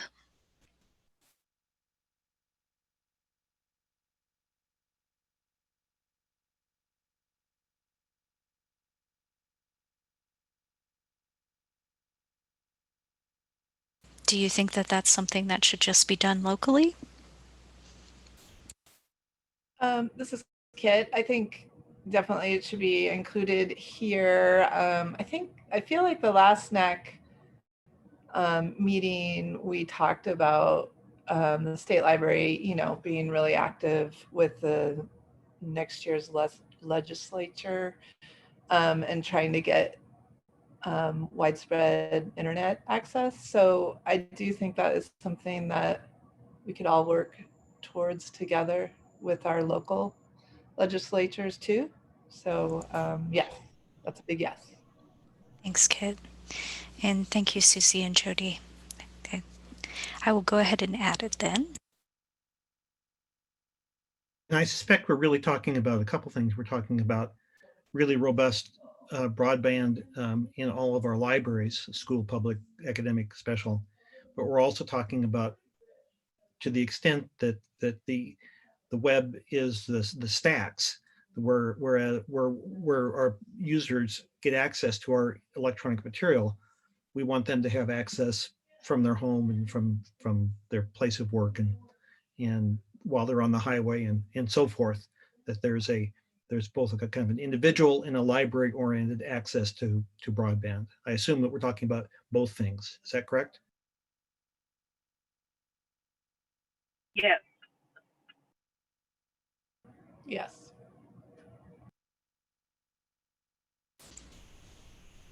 So this is Pamela. When we're talking about internet access, I know that Jenny's already done a heap of work in this area. And it seems like it is it's so much bigger than libraries, frankly, but the problems are great in that the money's not there, apparently. I mean, what would that, I mean, we're not at that point yet, but I mean, what does this look like? Because it seems like you just need some heavy duty lobbying and other things to happen here. Again, I think it's sort of a matter of scale. If we had access to a committee or a subcommittee of the NAC who was looking at broadband needs, examples of things that I would take to that subcommittee might be thinking about the mobile hotspot program and asking them to help us think about what success looks like, how we're measuring success, how we can continue to improve that kind of program. If I'm thinking about community broadband access, looking at potential ways to pilot something like TV white space to help a library promote community access broadband in their community, having a group of librarians that would help us evaluate whether or not those kinds of opportunities have merit and how we might approach a pilot or thinking about how to scale some of those kinds of opportunities short of any kind of significant legislative investment to address the larger needs that the state has. I think there's plenty of broadband work to be done. For sure, thanks. And for me, I feel like the pandemic just quadruples the importance of this, and not just for for libraries, but I think we're going to revolutionize how people work. And, you know, we're already seeing a ton of people wanting to move to Montana for higher quality of life, but only if they are able to telecommute and make that work. And so I think there's kind of a new opportunity for us to look at how broadband impacts economic development. Well, and with our new governor-elect and his platform of creating jobs in Montana, it only seems that that will be one of the first things he'll have to look at is broadband, because it's hard to create jobs without the internet today. Exactly, and or I agree. I guess I was someone's looking at it and going, it's almost so fundamental that I don't even, it's so crucial, it's so essential. Yeah. Sort of differences of opinion on how to approach the question. That's where the challenge lies.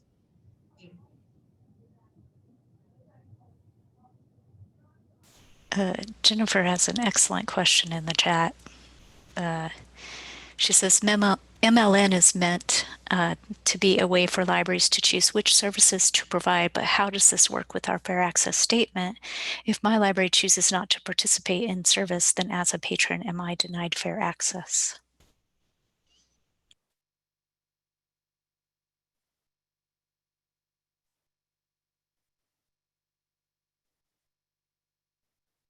I think the answer is yes, your patrons are not able, I'm not sure denied is quite the word I would choose, even though it's probably completely accurate. But under Montana law, public libraries are independent. And I think that is, I think that's a strength we don't want to mess with. But I think beyond that question, which I think is really a great central question, I assume that there are some services which, instead of being siloed, should be tied together, because when they're tied to, when they're kind of coordinated, for instance, partner like sharing patrons as well as sharing materials. If we're going to do shared collection development, you know, we get more bang for our buck if we look at that process of getting books to patrons, regardless of the tools we're using, than we do if we look at them separately. So it may be that there is sort of, if there is an MLN, that there may be some essential list of sort of services that we all basically say we're not going to sweat completely independent collection development. We're going to have independent collection development, but we're also going to have shared collection development, and that's going to result in this other thing. So there's a buy-in to a larger sort of an aggregate of library services and tools that we use to provide those services. Tracy and I had a conversation, I think, that pertains to this question as we were developing the agenda. And I'm very interested in other people's feedback. We had on the agenda the word Montana Library Network members. And I asked Tracy to remove the word members because it has very specific meaning in how we've approached library services up until this point. We've had members of the shared catalog, we have members of Montana Library to Go, and libraries choose to be members or not. In my mind, I don't view MLN as something that libraries opt into or opt out of. Rather, it's a way of behaving with one another. I think, at least with regard to public libraries, and Pamela, with regard to academic libraries and trails, I don't think there's a library that doesn't take advantage of or participate in one of these services in some form or fashion. And I don't think it's an all or nothing for a library to have to play with every single one of these services, as Tracy said.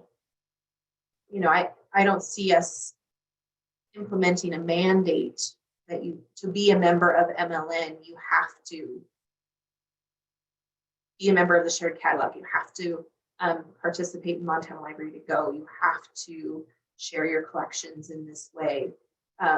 Rather, to the extent that these services improve the outcomes for your patrons and you have the resources, ability, and interest to participate in any or all of them, that's the kind of behavior we're trying to encourage.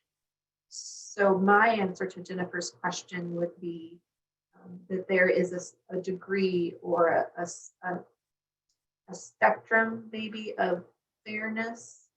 And as long as libraries are taking steps to continue to improve their services in order to ensure that sufficiency of access, then that's the kind of behavior we want to encourage. I don't know how this plays out from community to community, but a minute ago, somebody was talking about using their library card, needing their library card to be able to use a computer within a library, and how do you approach that? And I think this opens that conversation up a little bit wider to go to other services. If I live in Shoto, for example, and if my library doesn't offer a service, but I know up the road in Fairfield, they do, am I free to go to that library and utilize that service? And I think that's probably a question that gets answered differently from community to community. So it's just another thought in that mix that has been running through my head about how people get access to the resources they need.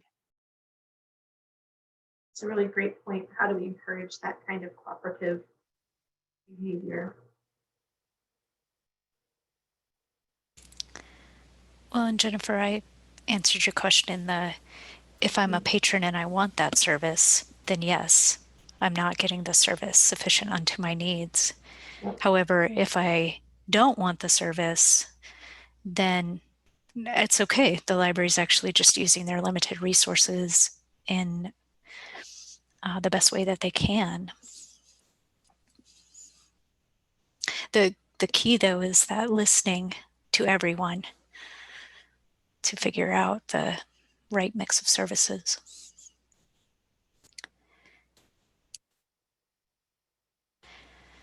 Just, I see we're kind of coming up on the, actually we've passed noon. The one thing I did want to ask that I saw listed is programming. Is that something better done locally, or does it have any place in working on it together collaboratively or cooperatively?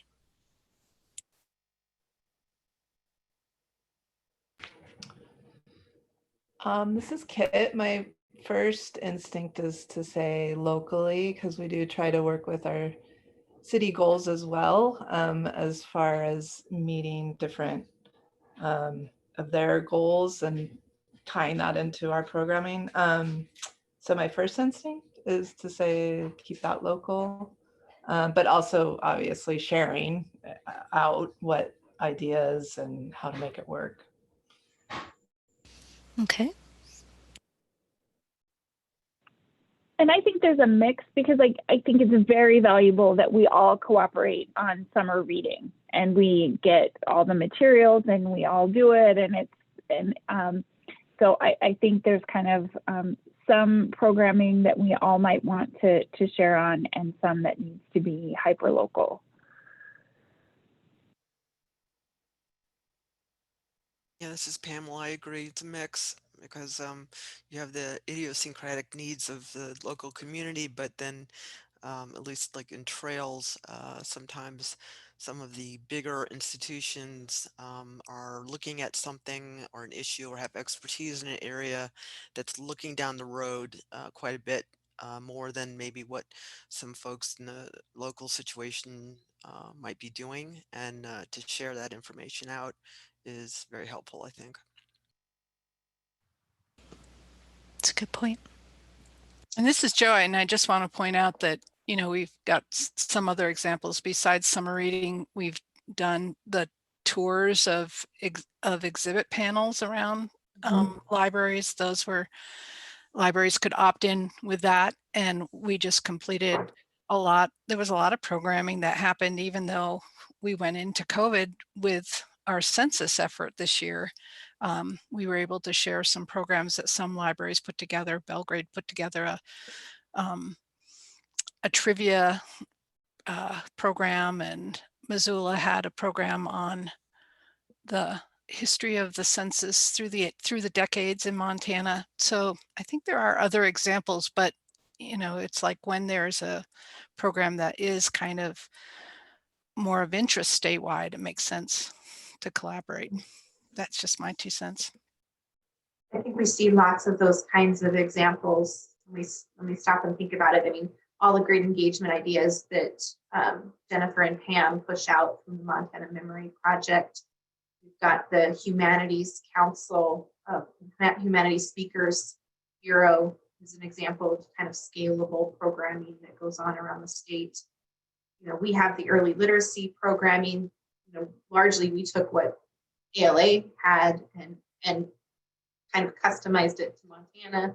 Many of you have taken it and further customized it to your local communities. The Maker Kit pilot program that we promoted for a number of years was another example of scalable programming resources that libraries took and customized, and in fact were required to find local community partners as part of that pilot program. So, I think, again, to the extent that we can find opportunities to collaborate efficiently, even if we then take those resources and turn them into something that's local, there's still value in that scalable infrastructure.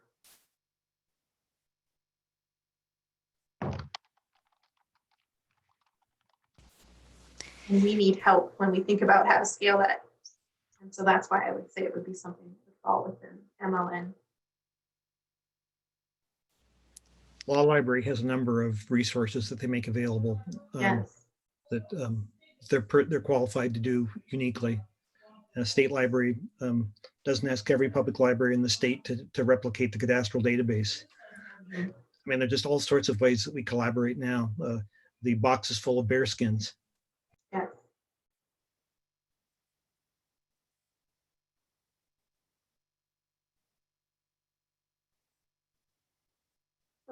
One other service that I'm not sure if it's a standalone service or because it sort of underlies a lot of these other services, whether it should be uniquely identified or not, is an ILS.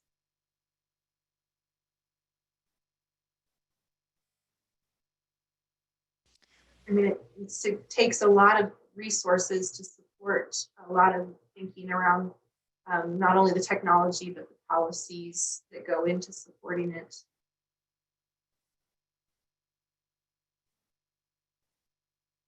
But by having a shared ILS, we have the opportunity to work together in ways that would otherwise be incredibly onerous and expensive.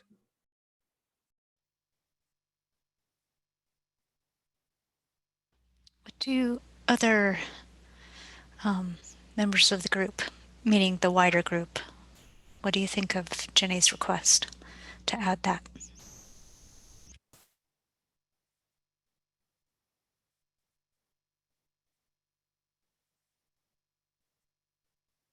So this is Pamela. I guess we clarify, but what we're saying there, so we're talking about an ILS basically between Montana libraries, not looking at your, not looking at WorldCat or OCLC, or talking about your federations. Is that kind of what you're suggesting?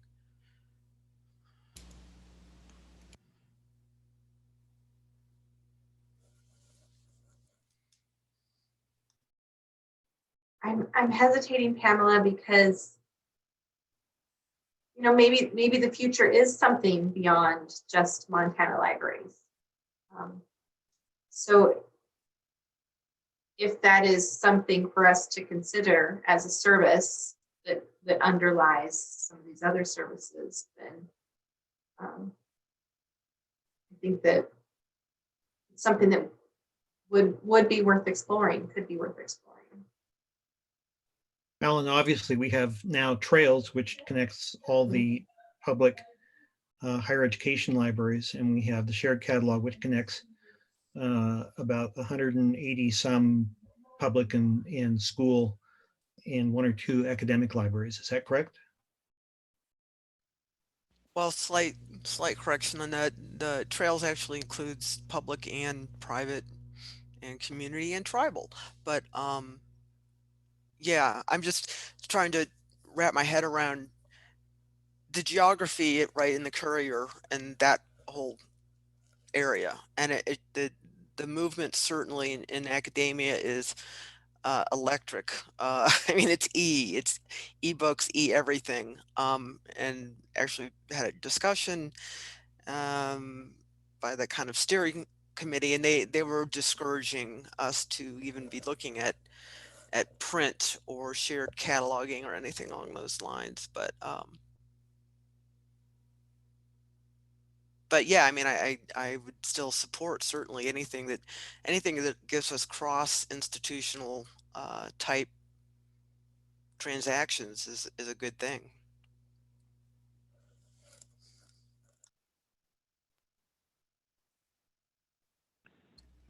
And I would say that as far as special libraries go, the shared catalog is a great thing for us because we're able to provide information out to Montanans and people all over the world through the shared catalog. So I do think that a shared ILS is a great thing that the State Library does, and I would encourage them to continue. I agree. I think it's really important and very helpful.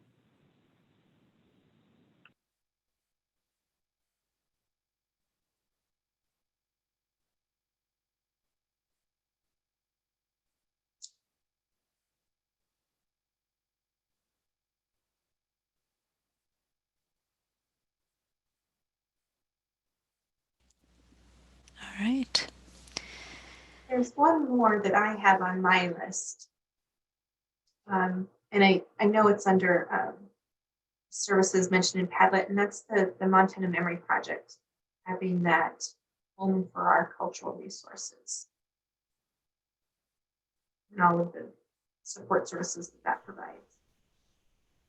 Are people okay with me adding the Montana Memory Project?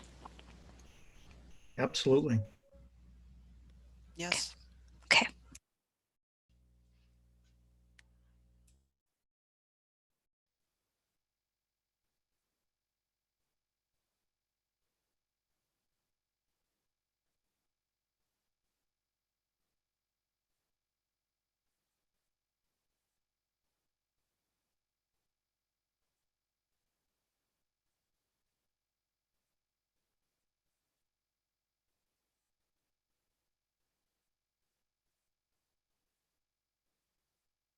All right. Anything else from the group before we break for lunch? We can always add after lunch, but in case anyone has a comment they want me to add right now.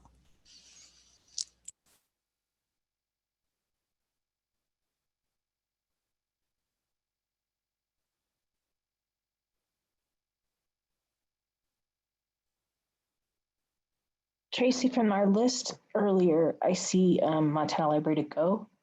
Does that fall under e-resources on our services that the library network would provide, or is it on there separate? Or I think I would list it under e-resources. I had put ebooks, e-video, databases, homework help. I just wanted to make sure it was I feel like that's correct, but I wanted to make sure that was also included in that category. Oh, yeah. Thank you.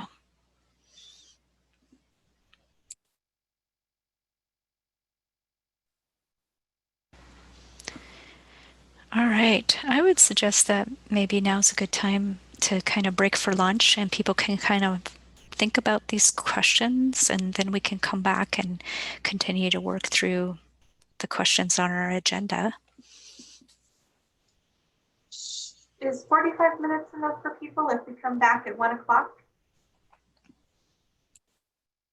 See some thumbs up from Bruce. Anybody else?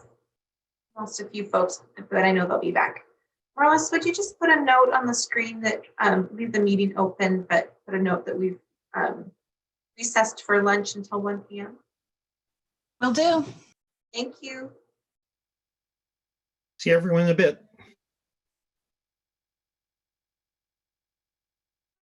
Reading Roberta's notes about chocolate. Oh man.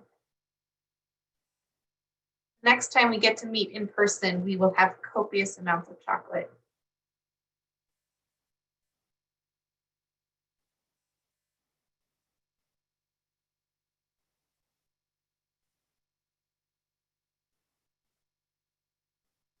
I think Roberta nailed it. I think the meeting like this without chocolate is a disaster, and good for you, Roberta, for remembering it. Yes. I think we really need to blame the state librarian or the chair of the commission. Who do you think? Yeah, I really, in a discussion like this, miss not having people across the table. Absolutely. So, sic transit gloria mundi. I also wanted to note Jennifer's question about marketing. And Jennifer, I don't know what IDE is.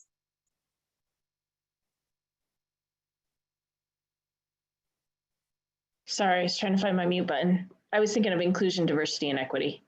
Gotcha. I think we say that different ways. So yeah, sorry. Yeah. But I just feel like, I don't know if that's a service that would be something that we could do. I mean, we've done some things like that in the past with ready to read materials and some of the other materials we've used to promote programs, but I feel like that would be a really good service.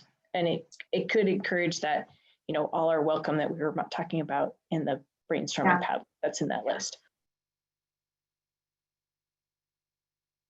Whether it's a standalone, I think there's need for both standalone marketing of libraries, marketing and promotion, as well as promotion of the services that we're talking about. That makes sense too. Yeah.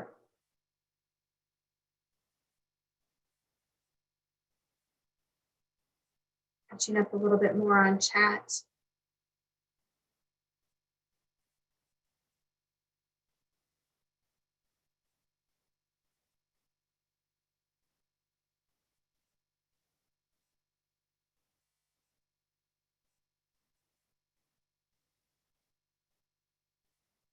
Gotten myself a little bit lost.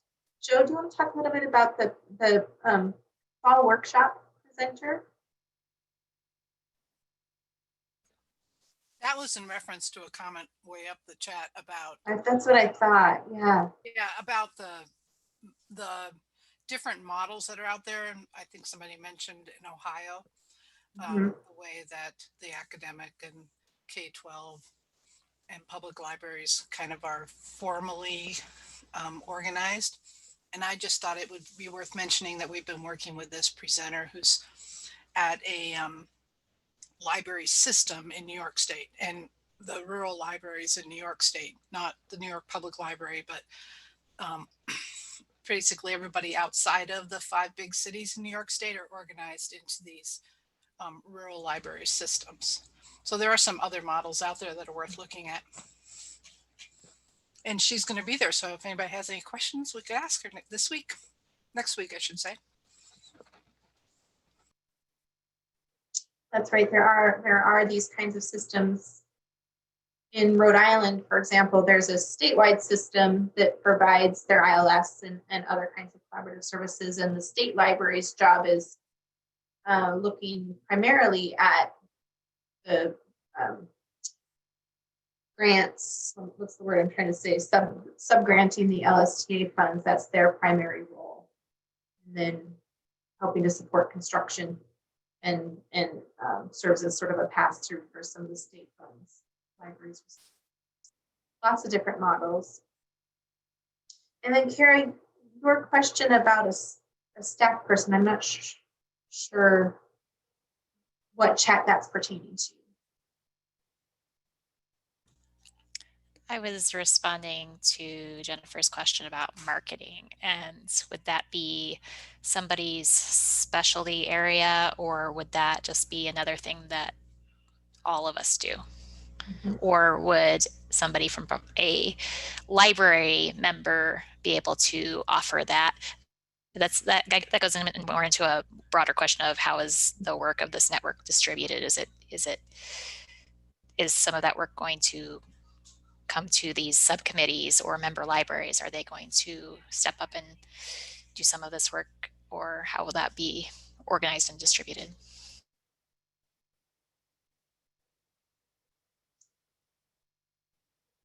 Good questions.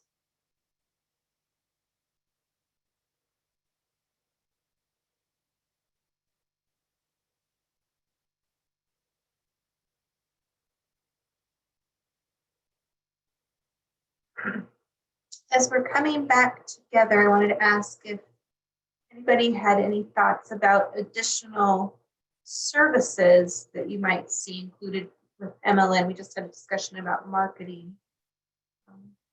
Other services.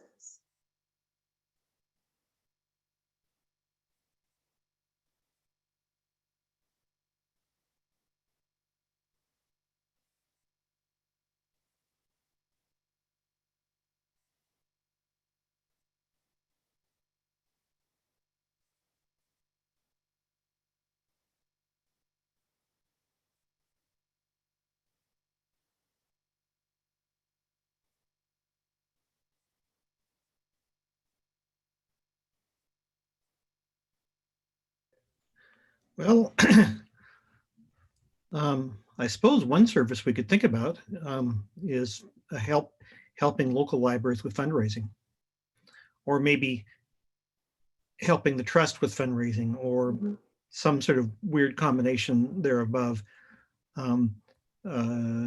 Mark's from Bitterroot's point about the emphasizing the importance of local fundraising, and just us watching continuing mill levy succeed around the state.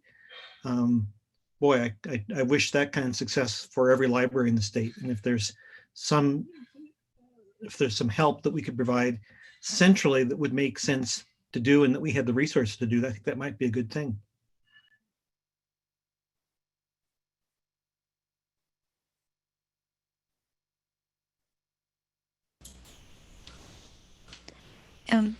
What do others think of Bruce's proposal and Jennifer's suggestion to add marketing? I was trying to make this somewhat of a democratic process and only include what the members seem to want.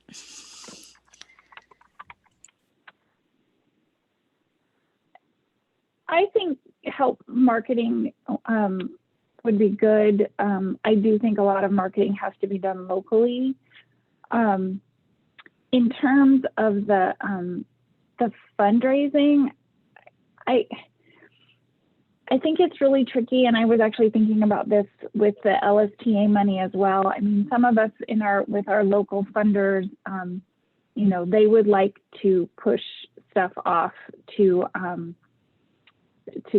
they don't think that the city should spend very much money on the library, and that we should be supported more by the foundation. And so I'm a little bit like, how we do fundraising needs to be done really carefully, or it may impact how funders feel like our local tax dollars should be spent.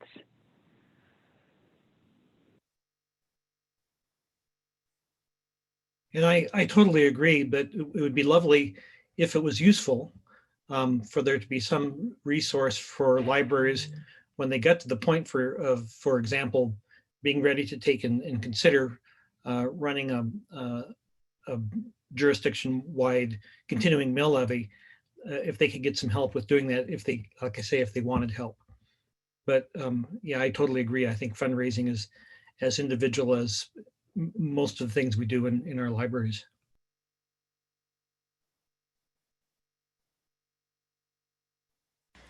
So I saw some consensus on marketing and some interest in the fundraising.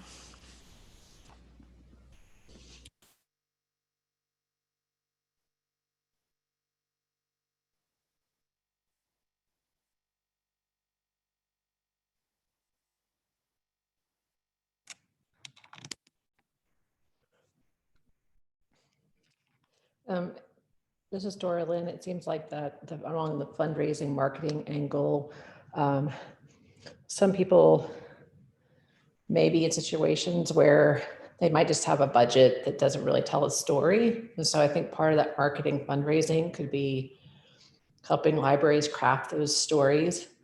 Like when your tax dollars go to this helps, I don't know, provide literacy efforts for this many children and having a story behind that.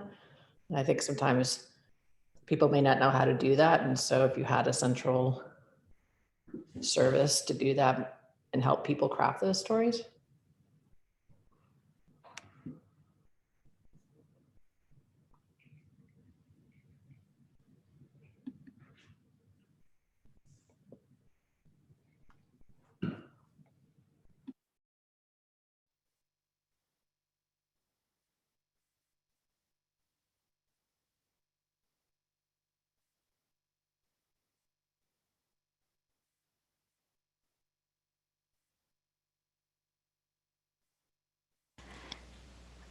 So Kara, I added grant writing and Kara had earlier asked about evaluation services, and she said that's what she was getting at with the evaluation comment. Is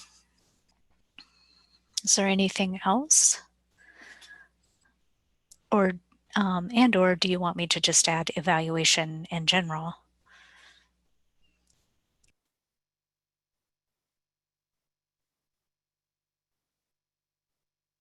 Well, I think Dorlin said it really well, that we have data and anecdotal data that can help illustrate the value for libraries to take to their decision makers. If we have a way to facilitate that and make it easier, that would be a good service. And sort of like we do the legislative snapshot, those sort of packaged, like here is something specific to your area or whatever it is they need to customize to take to their decision makers. I think that we have the capability of doing that really well. Mm-hmm.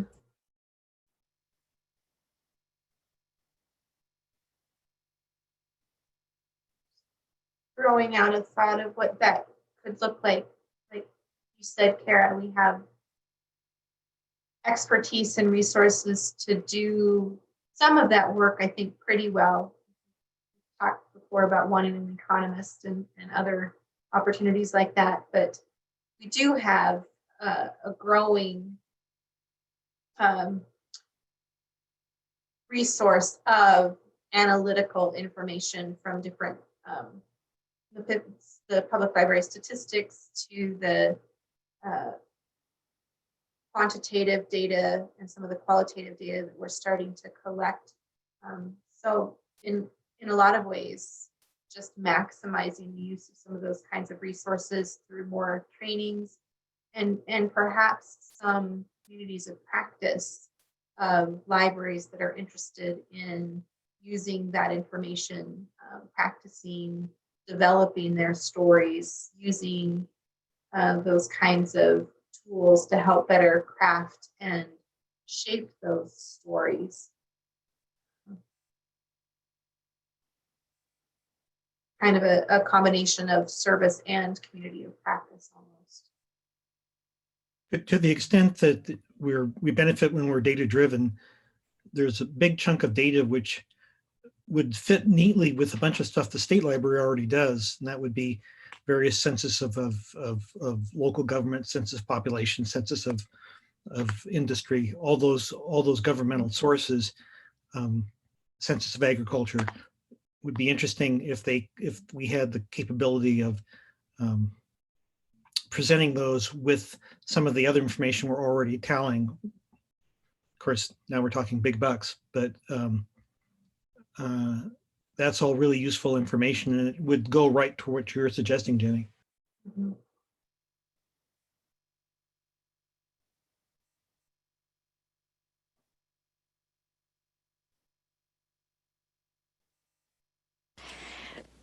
I see Joe posted access to tech support, and Pamela said that would be helpful. Do other members agree that would be a nice service of MLN?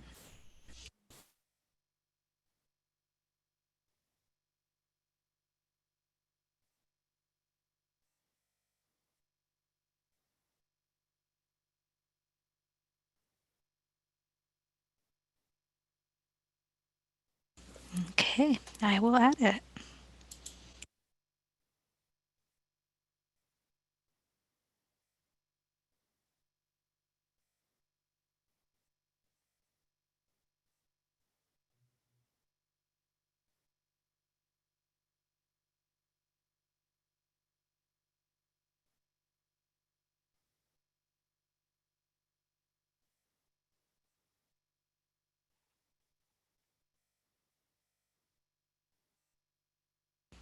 Anything else? Any other services?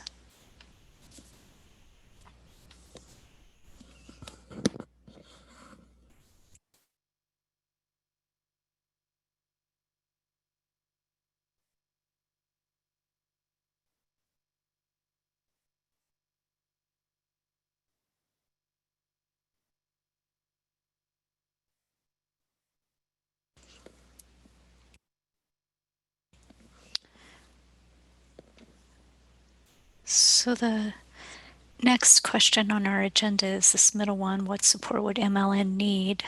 And I've obviously been capturing some of what you've said. Is there anything else that you feel needs to go in this column that would support the work in the left column? And I'll scroll back up on that one too.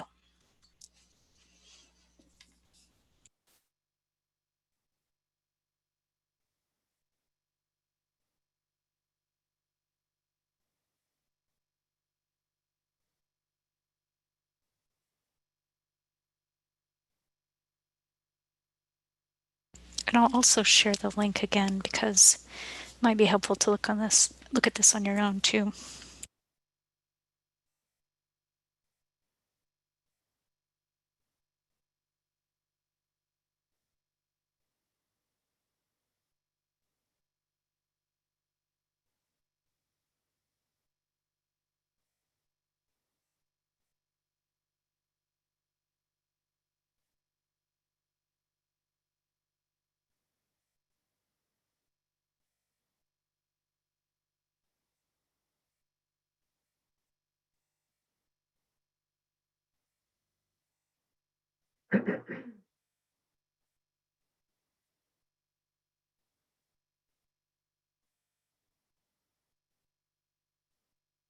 So I see physical buildings in that list that was mentioned in the Padlet. Yeah. And I think there is something in that, maybe it's back in that marketing about some of the similar things that libraries offer in their physical structures that can be expected by the community. And because most communities do have a physical space, I think that's important. I think I had a guy comment to me here in Shoto that, do people even use the library anymore? I thought everything was online now. So that means to me that, you know, for somebody who's lived in this community all his life, obviously the library has not been important to him, and he didn't see the value of us continuing to support a public space.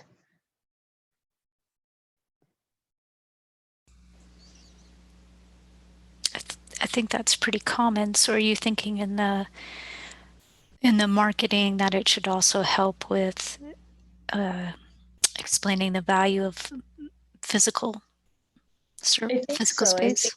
Making people aware that, you know, there are libraries in nearly every community. I'm always struck by that comment that's been circulating on social media about how there are more libraries than there are McDonald's in this country. And I think that's something that people take for granted, that, you know, everywhere has a McDonald's, right? Well, that's not true, but nearly everywhere has a library. And so I think that's an interesting thing to think about as we think about how to develop the communication.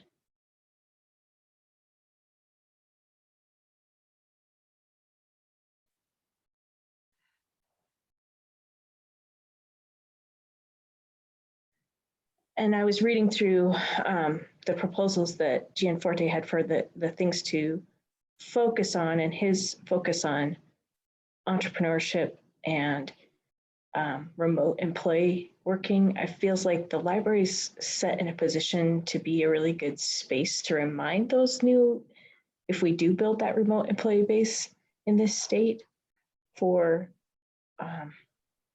services and a place to commune and to visit with other remote employees, because it, as we know from working from home, that gets lonely at times, and sometimes you just need that space to collaborate or to work with other people. I think people think of coffee shops maybe for that, but they may not think of their library as that community space too.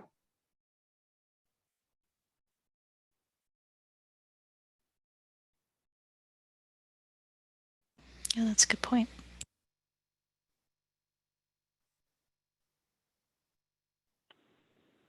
And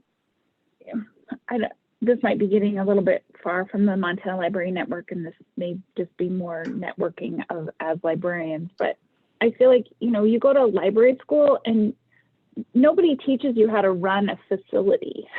You know, what do librarians know about putting in a new boiler or doing these different things? And so having, you know, some knowledge-based things where we can turn to one another and say, I'm having flooding in my basement, I need a new roof. What's the best, you know, do we know what best practices are for libraries, and how do we, and I know we do that kind of informally, but even, you know, patron behavior, we're all having trouble with masks. What's working for people? What's not working for people?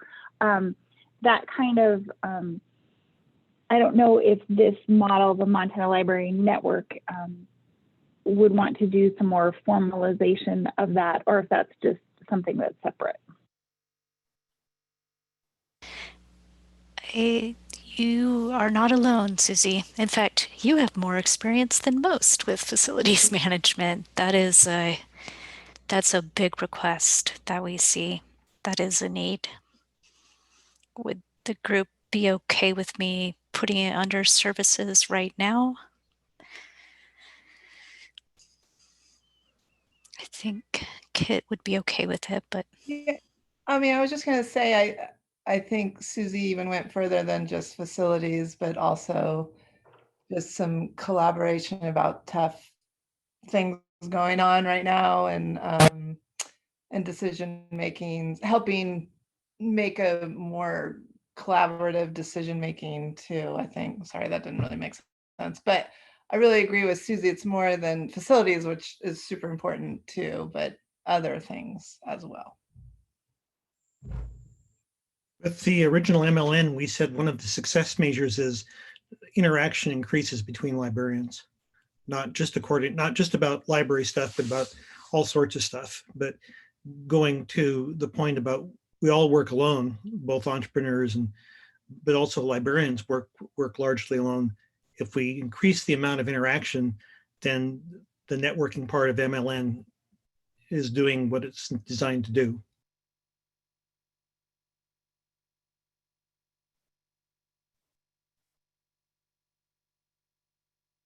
This is Jonna, and I thought that kind of popped into my head as this facilities discussion was going on. Is there a way that the MLN could also be a support for libraries? You know, when we talk about libraries as spaces, safe spaces, places for what we do in the library. You know, a lot of our libraries are not new. Our libraries are old. They were built in the 60s, 70s. My library is built in 1983, which makes it, I guess, sort of new. But a lot of things that were happening then are not happening now. It's a different space. And so is there a way that the MLN could help libraries troubleshoot, figure out ways to make space different? Maybe space isn't necessarily specifically inside the library, but in other places in our towns and our communities that could be considered library, but aren't specifically the library. Does that, if that makes any sense at all? Mm-hmm. Mm-hmm. Yes, it does. I'm trying to think how to word this. Tracy, what keeps coming to my mind is communities of practice. And I think maybe some of these communities of practice might be more long-term, like fundraising and advocacy, like facilities management. Some of them, like COVID, I hope would be short-term, but maybe morph into more of a disaster planning.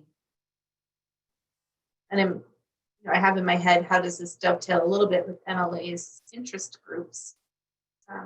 So I think there's some opportunity for exploration there. Jenny, disaster planning kind of came to mind as a specific example. Like it's really hard for each library to have all of the materials they need in place to deal with a flash flood.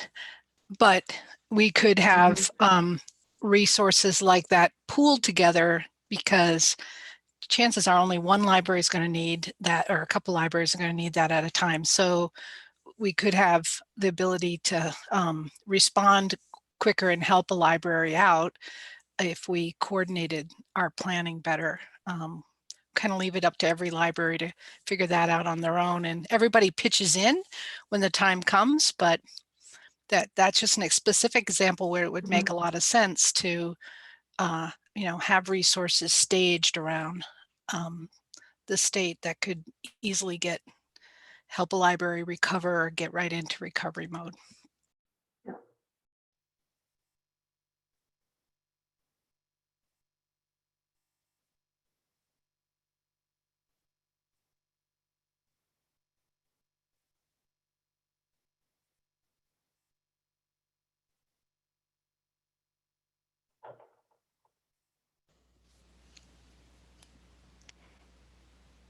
Anything else?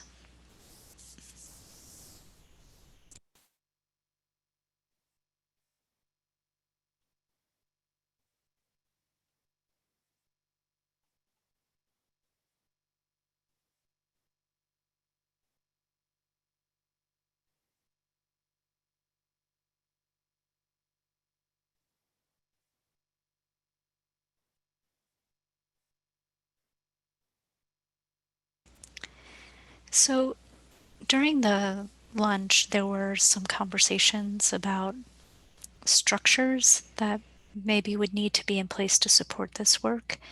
And so I added like a very short summary of those ideas. But are there other structures? I mean, as you think about a Montana Library Network, if you were building it today from the ground up, what structure would it need to make things happen?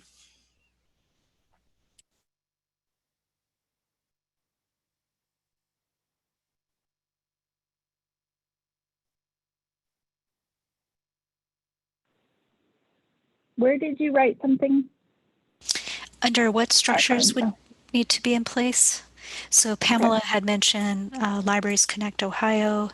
Kara had asked about federations. Oh, and Joe mentioned the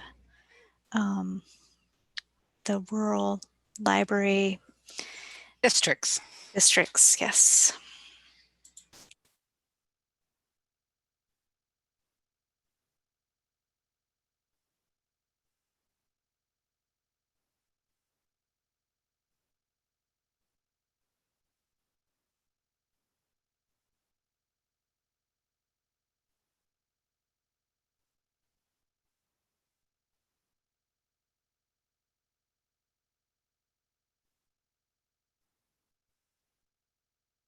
There are other good models out there, especially in education. Michigan has rural educational media centers.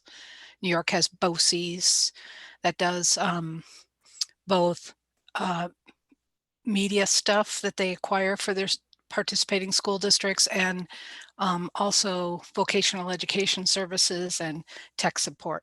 So there are other models besides just the library world. I'm sure there's plenty out there if we started looking there as well.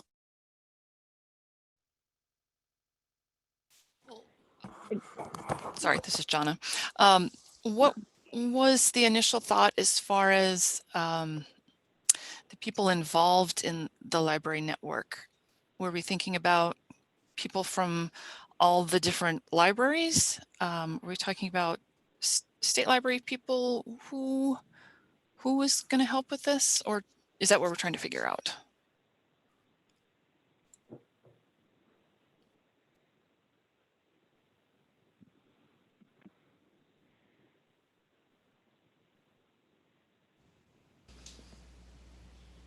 I was thinking all of the above.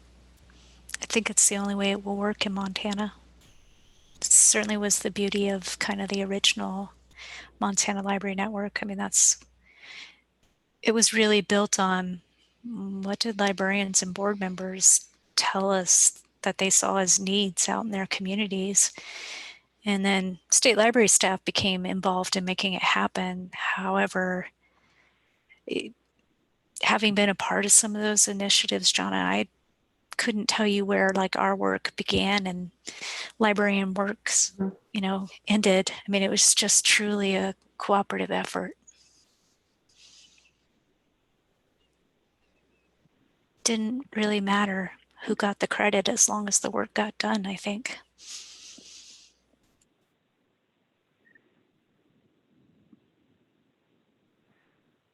I feel like we would need structures to in place to make clear both what financial equity you had to put in, so some sort of cost share formula, and then some sort of sweat equity formula of, you know, if you're going to do this, then you have to attend, you know, meetings, or you have to vote, or just some sort of structure where we all work together.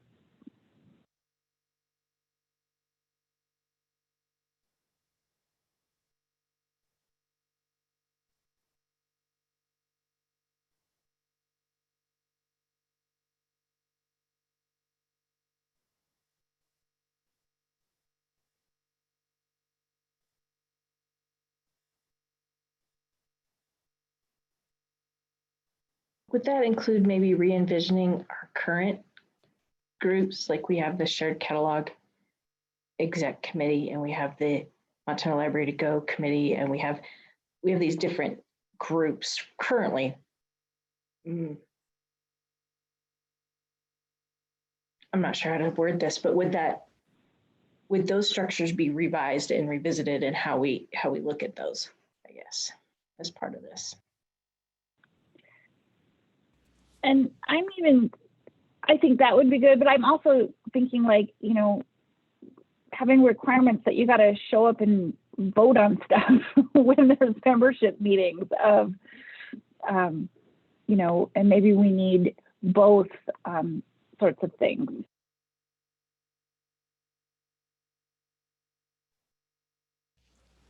Those are some good questions and thoughts. What do other people think?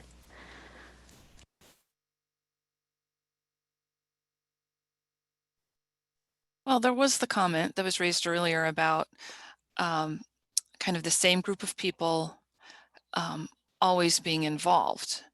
And, you know, the people who are involved are people who want to be involved. They generally want to participate. They want to help. But we don't want to burn people out either that are always willing to participate.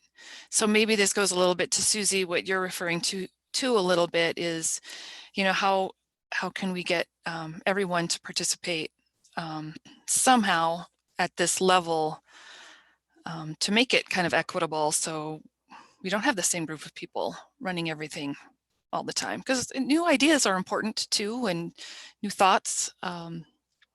So something to think about there too. How can we try to keep how can we get people that maybe aren't necessarily willing to be engaged, or they're afraid to engage, to become engagers a little bit.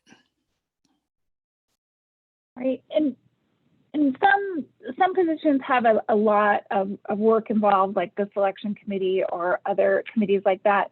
But even, I mean, I know when I was on the executive committee for the Montana Library to Go, I mean, we would have votes on the cost share formula, and, you know, 50% of the libraries would vote on the formula, and then we would continue to have difficulties about how people felt about the formula. And part of that was that just, you know, we didn't get enough involvement and enough people making the decisions.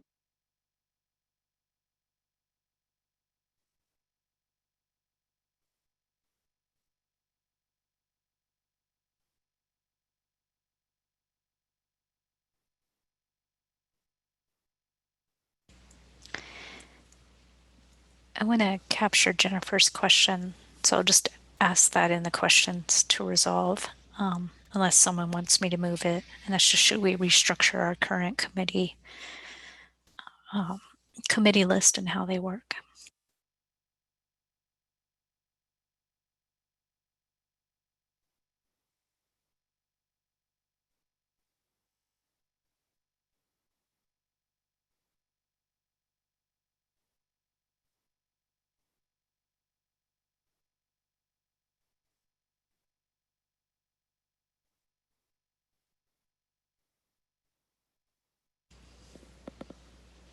Oh, that's a great point, Rebecca. Let me just make sure that I captured Hanor's comment earlier. Let me make sure that it also captures what you're saying about giving in addition to receiving.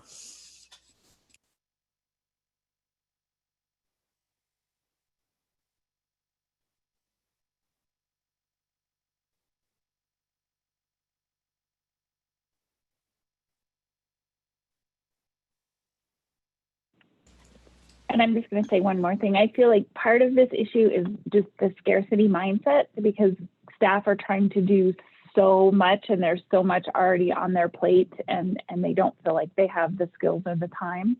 And so it will be really important to set this up in a way where people feel like they can. That's a very important point. I'm trying to think where it goes, probably under here.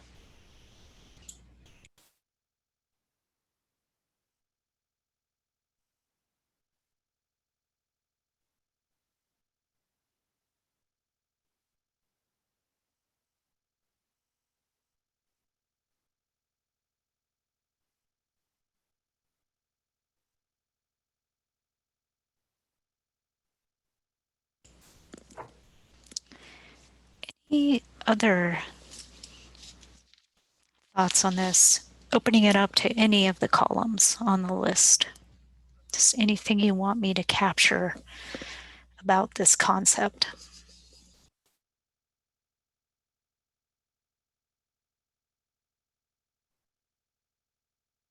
think it's important to recognize that a lot of what is on the list of services we are already doing in some way, and in many ways doing very, very successfully. So I think we need to remind ourselves that we're not talking about doing anything necessarily brand new.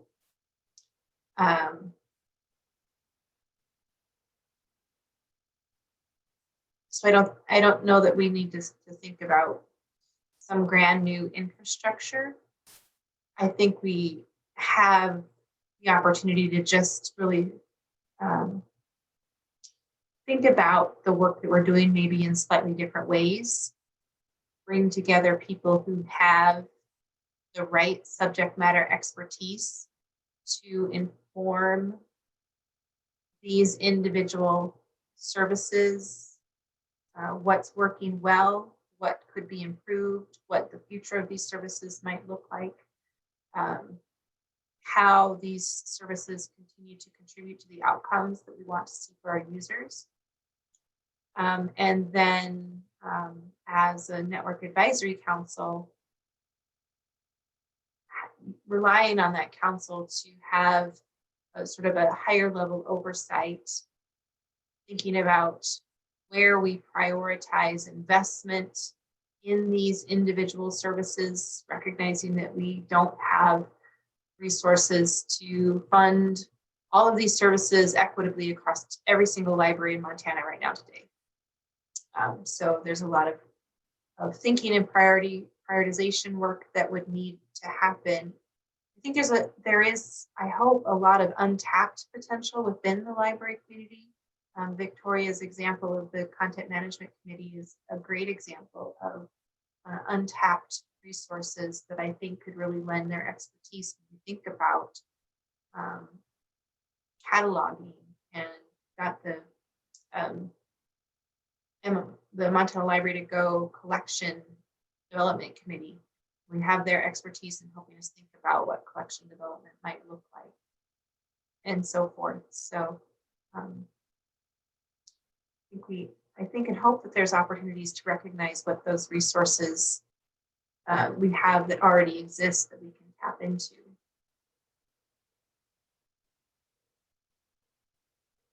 As I said before, I think a lot of it is just thinking about the work that we do, maybe in a slightly different way, in a little bit more deliberate manner.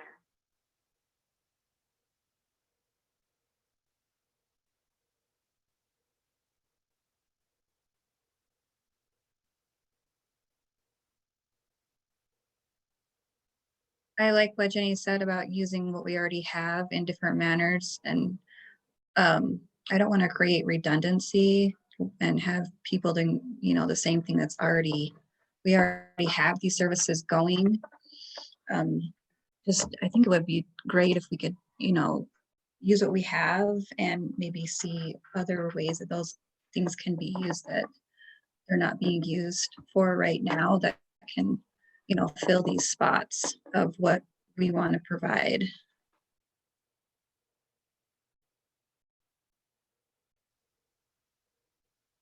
That makes sense. Thanks, Victoria. Yes.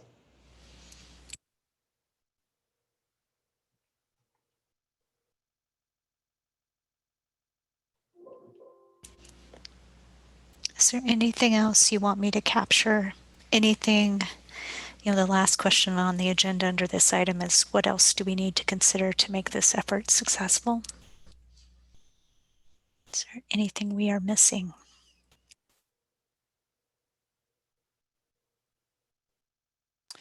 I wonder if just really communicating to the rest of the library community what this might mean, what it could mean.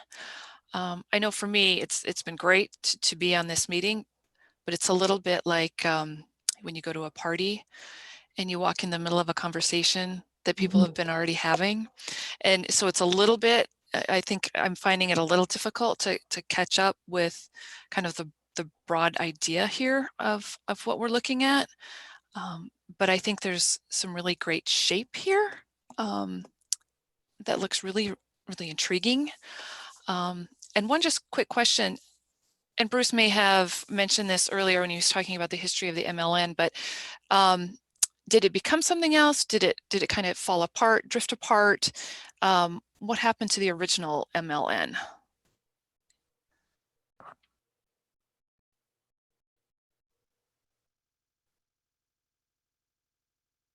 Jenny, I'll defer to you. That's a really good question, Donna. I remember having conversations with staff at the state library at the time about sort of this concept of MLN and what it was, what it might be.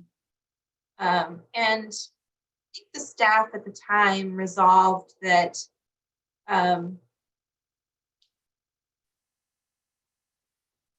libraries were already behaving as a network. They were already members of the shared catalog, for example. And at the time, I don't think we really knew what MLN might be beyond those kinds of consortia that already existed. And so beyond establishing the shared catalog and establishing Montana Library to Go, maybe it was more of a sense that the work was done and there wasn't necessarily a need for it anymore. I think what I have certainly come to believe is that MLN can encompass a lot more. It can be not just a thing. I don't want to, I worry that we think about MLN as this organization that needs to be created, that needs to have staff, that needs to have funding, that needs to have infrastructure. In my mind, it's more of just a way of thinking about how we collaborate together, how we maximize our resources, how we understand how our services are integrated. And I don't think we were thinking about MLN in that way at the time. I think we were thinking about it more as these consortia that did these services, and that the shared catalog and Montana Library to Go largely filled those needs. You know, I retired, and so it was no longer my baby, but I always thought that MLN had, its work was just begun. And as kind of a thing, whatever that thing was, it was a terrific way of communicating to Montanans, to our communities, that their local library was part of the statewide effort that gave them so much more than they'd be able to get just locally. And that's for big and small communities. And so I saw it as sort of a, you may have heard me say, like a label on your computer that says Intel in the box. Mm-hmm. If your library displays a logo for MLN, that says it's not just the Lewis and Clark Library, it's part of this larger statewide effort that offers so much more. Lewis and Clark is being such a great steward of its resources. And as a user, you were so lucky because you had access to the best public library service available in the state of Montana. And that would be true at Lewis and Clark and in Shelby, for instance.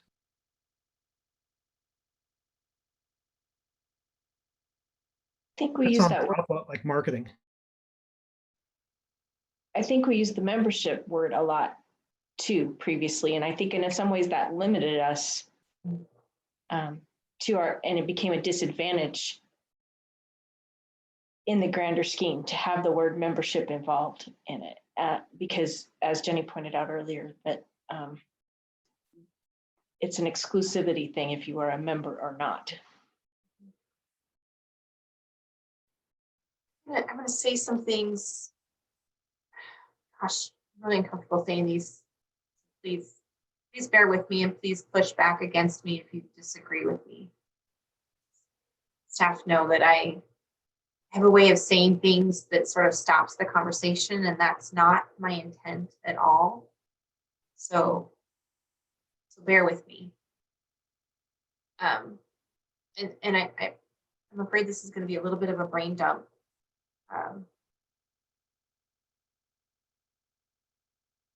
As I said before, in a lot of ways, I think this is as much a way of thinking about the work that we do as trying to somehow change the work that we do.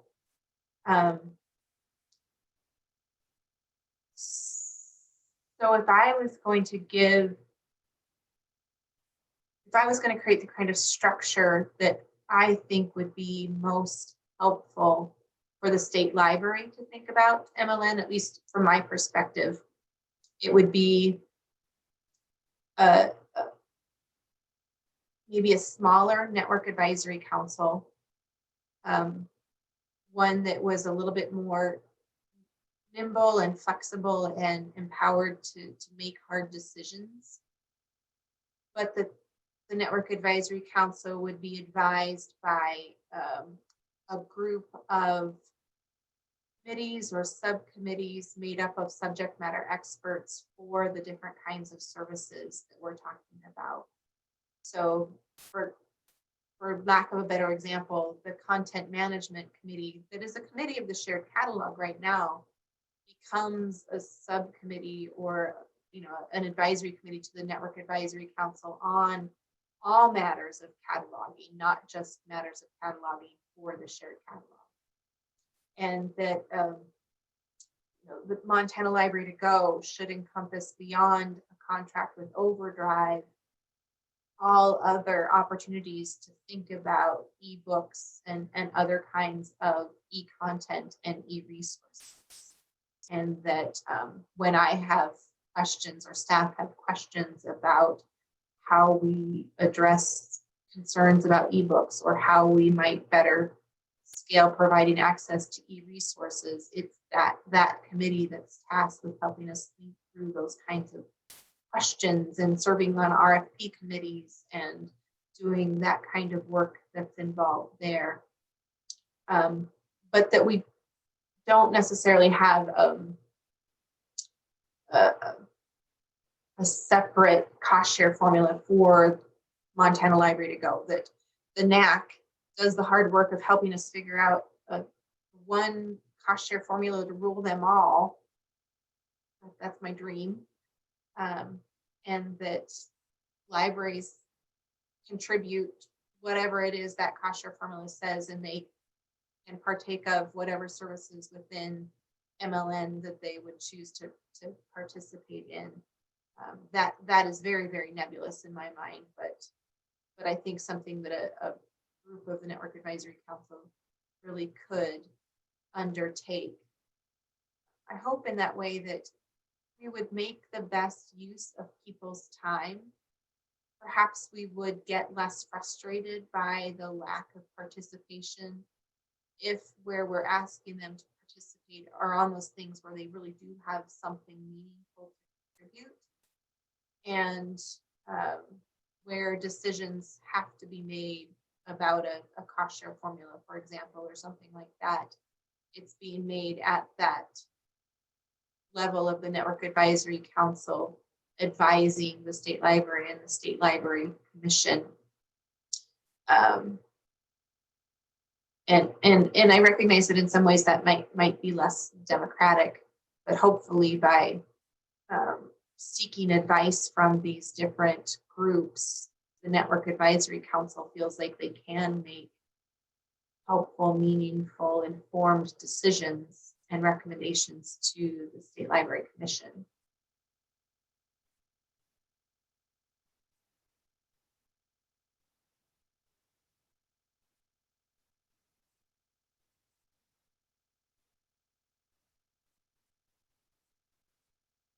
I'll just chime in to say that agrees with my vision.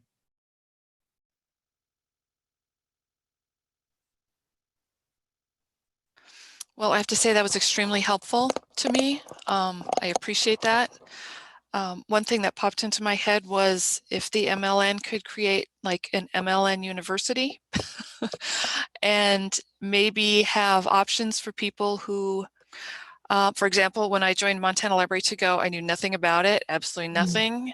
They needed a body. I was asked to join by somebody that I couldn't say no, so I did it. And it's been a learning process, a lot of learning. So what would be great is maybe to have whatever the pockets of expertise is, whether it's a cataloging expertise or e-content expertise, something where if somebody's kind of interested, they could at least go in and learn about it, understand it, and then they would feel much more confident about being willing to raise their hand and say, hey, I'll help out with that, because at least I know something about what that team or that group of people is doing and advising at that point. And that may be part of the reason why we don't get a lot of people to just raise their hands and pinch in. They either don't know, they figure, oh, it's too much time for me to learn how to do this. I'm scared because I don't know anything about it, and I'm joining a committee where everybody does know about it. So something like that might be something to consider too. Yeah, Pam's in the chat, a mentor system. I think that's a great suggestion, something I know that Pam's thought a lot about. The thing I wanted to say about these services is there certainly isn't a one-size-fits-all approach to all of these services. They're unique services by their very nature. And so, I would hope that those people who have the most expertise in these areas might make recommendations that best serve identifying success measures for those services and then finding the best structures to support those services. Thinking, for example, of Joe's comments about disaster planning and thinking about how we could scale disaster planning, and Kara's comments about the role of the Federation, for example. Maybe there's a place for us to have disaster resources in each Federation, or just something like that. Not maybe we don't scale everything exactly statewide, but regionally where appropriate, or multi-state where appropriate. Again, just sort of another stream of conscious thought there.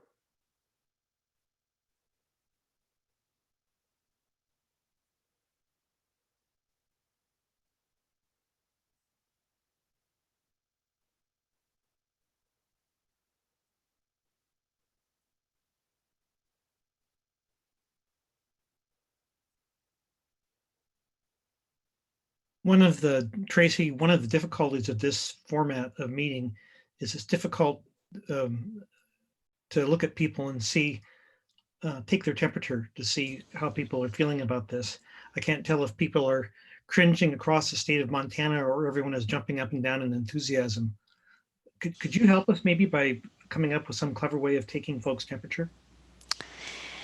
Yeah, that's a really good question, Bruce. I've struggled throughout this meeting with that, not being sure if the silence is an indication of deep thinking or disagreeing or distraction or what. I think I can do this. I could create a poll asking people what they think of Jenny's suggestion, just kind of thumbs up or thumbs down. Or you could do breakout rooms now too. It gives people every chance to kind of more anonymously. Yeah. That's a good suggestion, Joe. Yeah, why don't we do that? So just to kind of verify, Bruce, what you're interested in knowing is, what do people think of your vision and Jenny's vision? Kind of, is that it? Or I would defer to Jenny, but or say our vision. Is this a vision worth pursuing? Because this is going to be a topic of conversation at the December commission meeting, and it would be nice to be able to know whether or not folks like the idea and we should pursue this, or whether this is a pretty interesting idea in a day not totally wasted, but oh my God. Is that what you're looking for too, Jenny? Did Bruce summarize it well? I think so, yep. Okay, so now the group knows. So I will break you up into small groups of 3 or 4 people. And so you can kind of discuss, is this a vision worth pursuing? Or, as Bruce said, oh my God, maybe it's interesting, but not today. I think within each group, we need a spokesperson to take some notes and come back. Yep. So you have to pick your spokesperson too. It's probably appropriate, Tracy, for me just to sit out. Yeah, you and Jenny are just going to be in your own little group. Your own little group.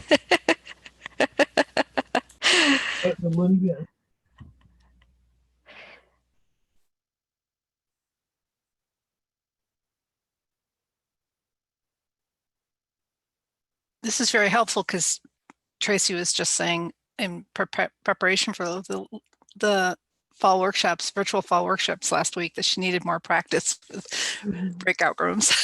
So I always get a little panicky when I have to do them. On the job training. Oh well, with this group, if we screw it up, it'll be okay.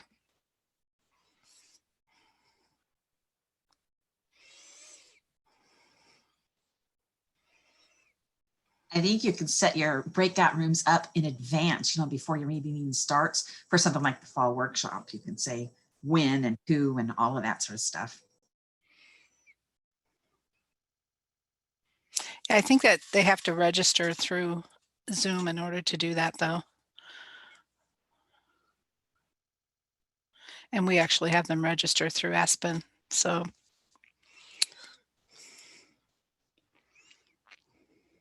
but we'll all get invited to a room, just have to be a little patient.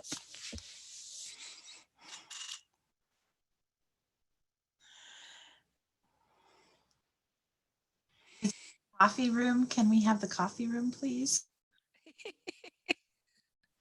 I thought you wanted the chocolate room. I mean, what's... No, let's be honest, for me, it would be the Pepsi room.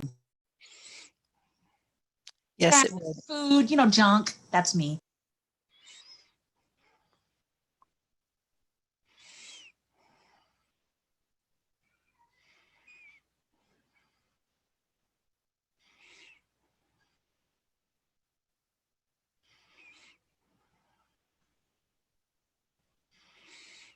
I'm wondering whether Tracy's going to put all the MSL staff in one room or she's going to spread us out. We'll find out.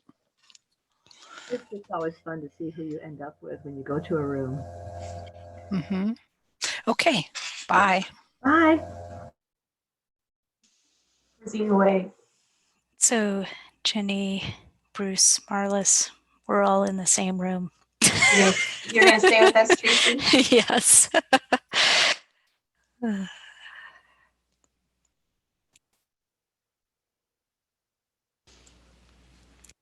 I didn't get big pushback from the commission when I sort of asked them to all have a live camera. I don't know if that would be useful. You know, it depends on people's setup. For instance, with my setup, I can't do all my notes in the Padlet very easily with the way my webcam works. And you know, some of our librarians do have webcams, but others do not. Yeah, this is a very challenging conversation to have this way. I kind of spent lunch going, how can I get them to, how do we get to where we need to go, you know, wherever that is. And maybe that's the hard part is, you know, we're specifically trying not to create a where, you know, with all the details. We're trying to get them to help us build the where. And that's a very big question to ask. I don't quite understand build the where. Well, like, I guess to me, maybe that's the problem is I didn't understand kind of what you needed out of the facilitation.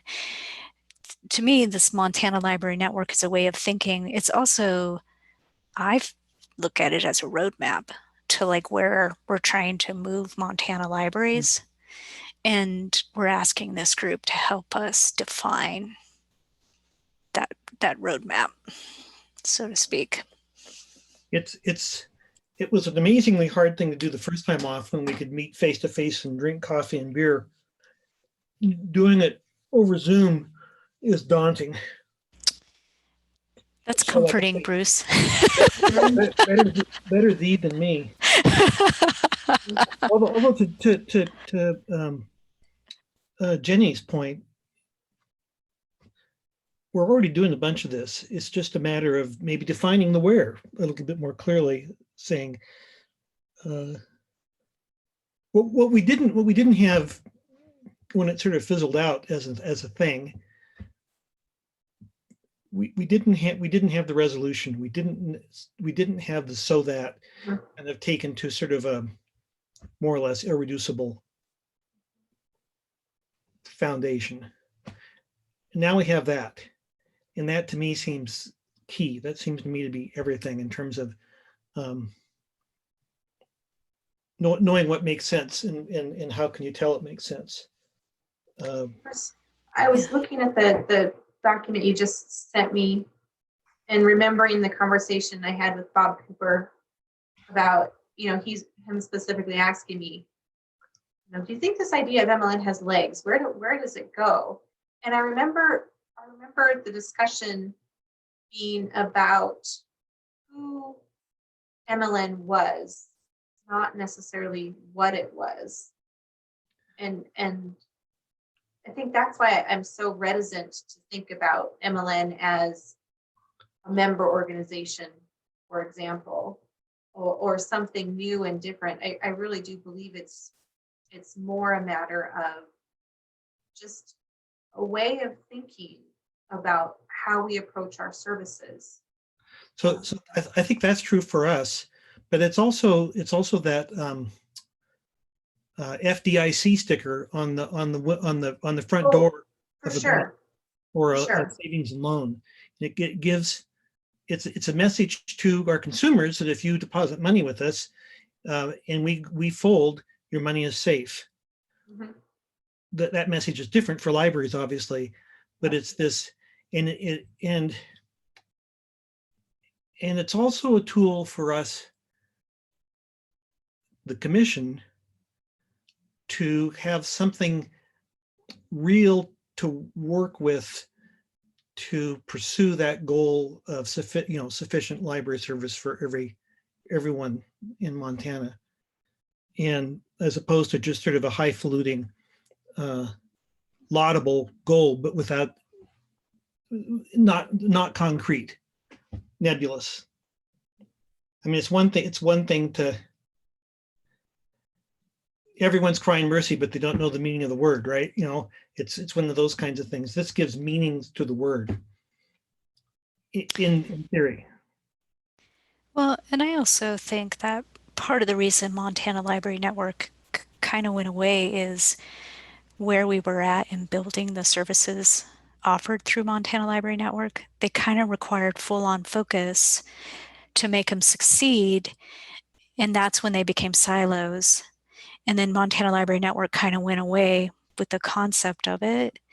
And I think, the reason the three of you in our multiple trips across Montana were sort of coming to this place, I think, is that we recognize the limitations of silos and that how they can hold you back and how we're not able to give people meaningful work and create meaningful opportunities for them. And I think maybe more importantly, are we missing some change in library services we should be making because the world is changing?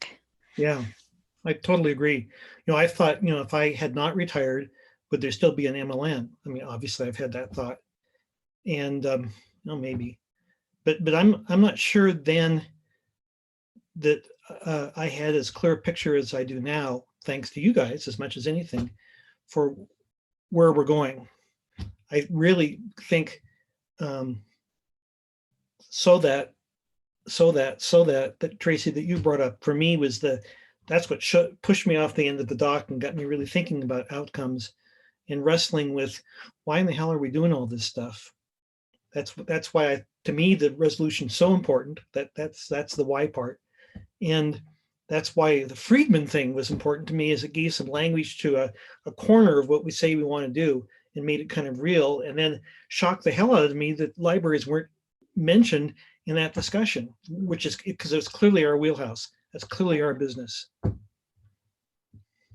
I actually disagreed with you when you thought he must surely know that about libraries.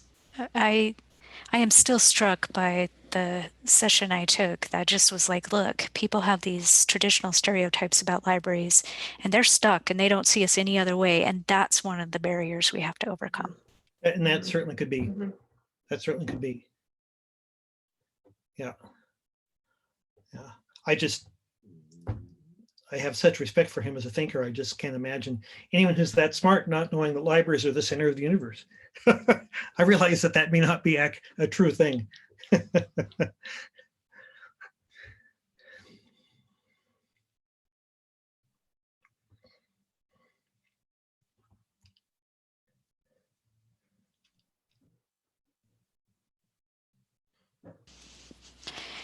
I don't want to cut people's conversation short, so there's actually an MSL staff member in every break room so that they can report back to me and let me know when it seems like a good time to bring people back. Good. One thing that occurs to me is, we did that wonderful training with Samantha Becker about creating public value, where we talked about outcomes and that's actually where that comes from, Bruce. I felt like maybe we need that training again almost. I think so. I was a little bit struck earlier. Yeah. in that piece of the discussion. It's very hard to think that way. I mean, it's, you know, we've been working on it for what, 4 years now? Yeah. You know, I hope, regardless of the outcomes of this conversation, hope we get to a point where we're thinking more deliberately about the outcomes of these services that we're talking about, giving ourselves real success measures to help us think about current and future service models. And I think doing that kind of training would be very helpful to help us start to define those success measures more succinctly and have them be meaningful and measurable. Maybe that's how we use our professional development money. I don't know who's taken Samantha's place, if somebody else is doing that training or not. Maybe someone from Ripple. Dora Lind asked in chat whether there was a cost to start MLN. I should probably look at the whole message. It was, you know, it was my salary and some cost of, you know, travel and those kinds of things. What it did do was change the way that we spent LSTA money, and it changed the way that the state library allocated staff. So there were quite a few changes. My salary sort of disappeared into almost a noise level after we really got ramped up with the cost of running the shared catalog, for instance. Yeah, I asked that partly because I see in the Trails Consortium, I think that, you know, academic libraries for a long time have needed in Montana to bond together, just because we've got so many academic institutions that to not pool resources is not very shrewd. But yeah. You know, the funding for that has largely come from Montana State University Bozeman, and people are in that consortium, but they aren't paying enough to pay for Pamela and Pamela's salary. And so, you know, we continue to pay for that out of Bozeman. And I guess that's one of the things that I think that the Montana Library Network really has the benefit is that you've got the state library that can coordinate this and potentially allocate personnel towards it. I just think that that's one of the biggest benefits you have of libraries being so willing to work with you. And so I think that that's a real opportunity to look at how you coordinate things across the state, because you've got a central place where the staffing could come from.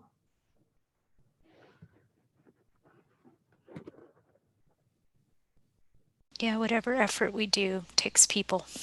Yeah, I mean, I think that's the biggest thing with Trails that frustrates me, is because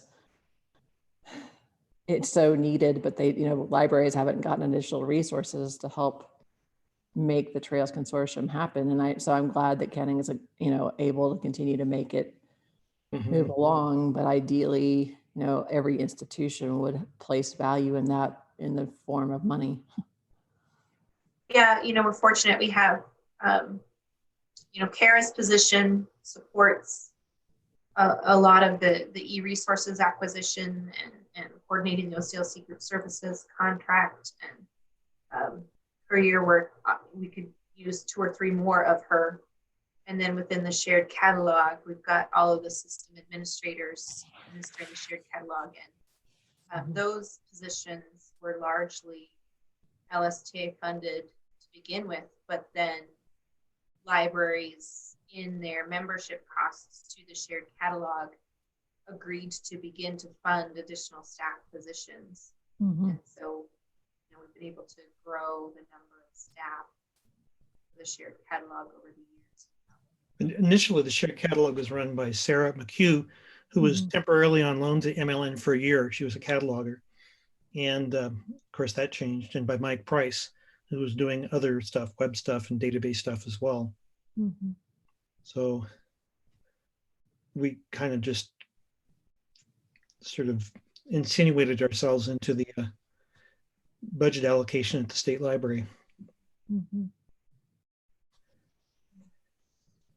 You know, the one thing I remember always needing to talk about with both my colleagues at the State Library and the Commission and the NAC actually, but also with library boards and librarians around the state, was separating out the two concepts of cost and value. So I always like to start at the value part first and then decide what valuable things were we actually going to spend money on second. Because to me, that seemed to me to be the rational way to approach it, not just spend money, worry about the cost stuff and not ever really examine the value. And I think that this might be an opportunity if people are willing to pursue this, to really deliberately look at the cost versus value proposition and decide what is valuable that's amenable to approaching on a sort of a at scale as a state, and then figure out where that money comes from. And Dorlin, I think the money comes from a new source of funds, because I think that we're likely to obligate ourselves for more than we currently have resources coming into the state library or into libraries. That may not be true, but that's my anticipation, is that we're going to have to look at fresh sources of money to provide these identified valuable services or content to everyone. Yeah. Dorlin, were you here when we came up with the cost algorithm for the shared catalog? I think so. Yeah, I mean, I must have, well, I wasn't on the NAC, but I was in Montana. Yeah, it was this spreadsheet from hell. Where that basically kind of started with a bunch of stuff that it made sense from a dollar point of view. It let the big libraries play for less money than they were currently spending, and largely subsidize the small libraries. And so that was and then we've kind of carried that. I mean, that's really the logic of the cost sharing model, or was the logic of the cost sharing model, and then we moved that forward. But when we think about providing this to all libraries in the state who want it, it strikes me that there's there'll be a need to take and pay most of the costs from a state point of view or a federal point of view for the smallest of libraries. I'm not sure how you decide who that is. Jenny and I have talked about using school lunch funding as one possible measure, but I think there may be other measures as well.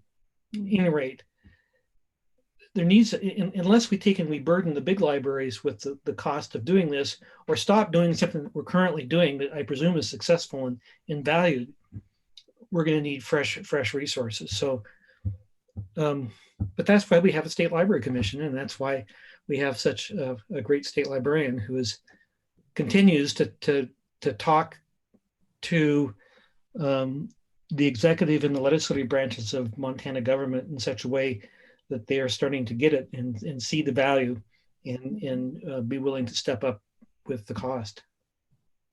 Yeah. We'll see. We'll see. Fingers crossed. I have this idea, this nag in the back of my mind about a statewide mills like the university has. Statewide mills for libraries, or maybe it's libraries, museums, and cultural institutions. I don't know, but I'm really struck by the number of communities that have voted to support their libraries despite their local governments arguing otherwise. And, yes. I am in. Yeah. Wanted to do that for years. Yeah, I think talking about in a very real way.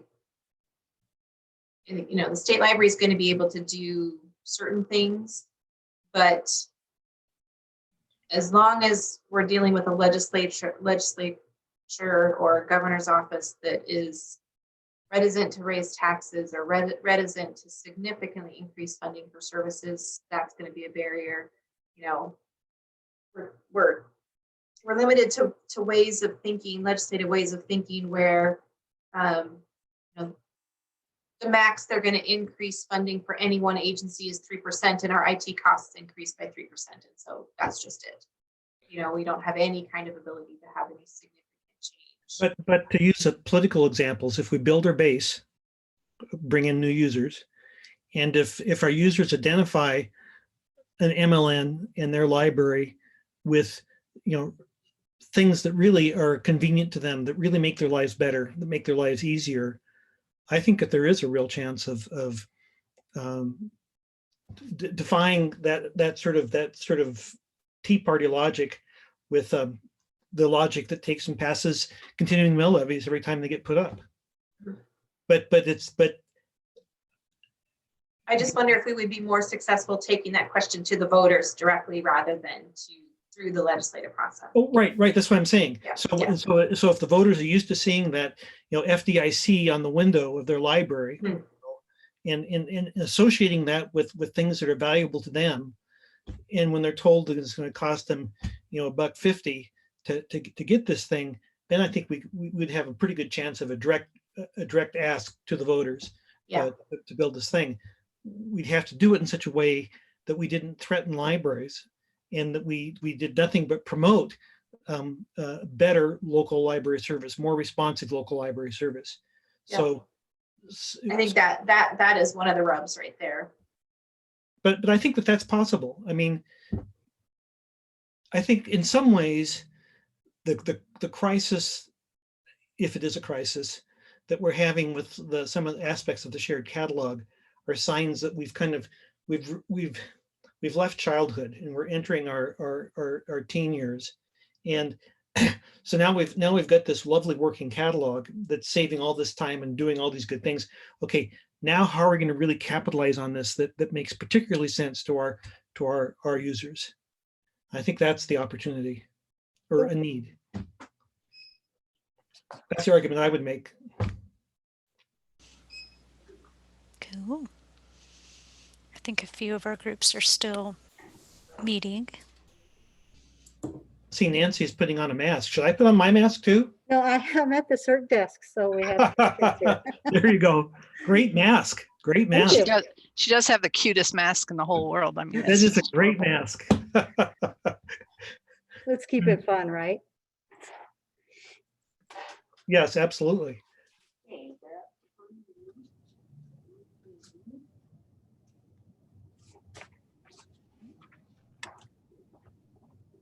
Well, Jenny and Tracy, I'll continue to defer to you folks. I will now that we're joining a larger group, I will step back, get off my soapbox.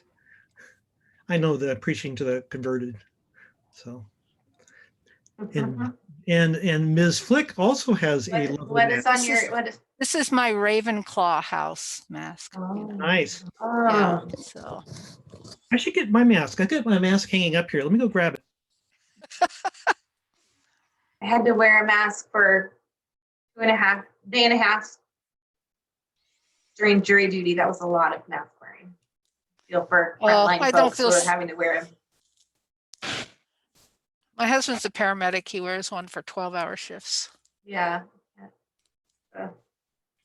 You oftentimes two, because depending on the situation, they double up. Oh, sure. So.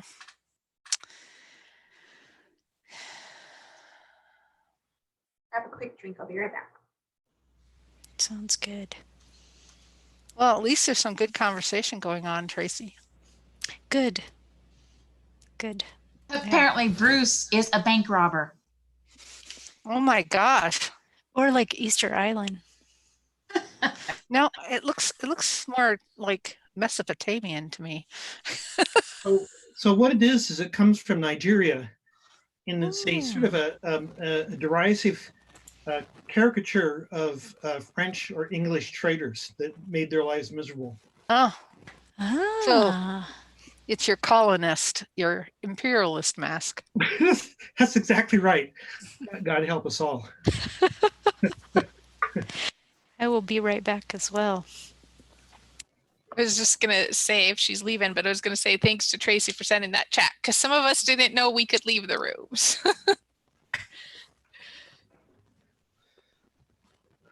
Yeah, we should use this little functionality in Zoom is one of my favorite things, actually. The breakout rooms. It's awesome.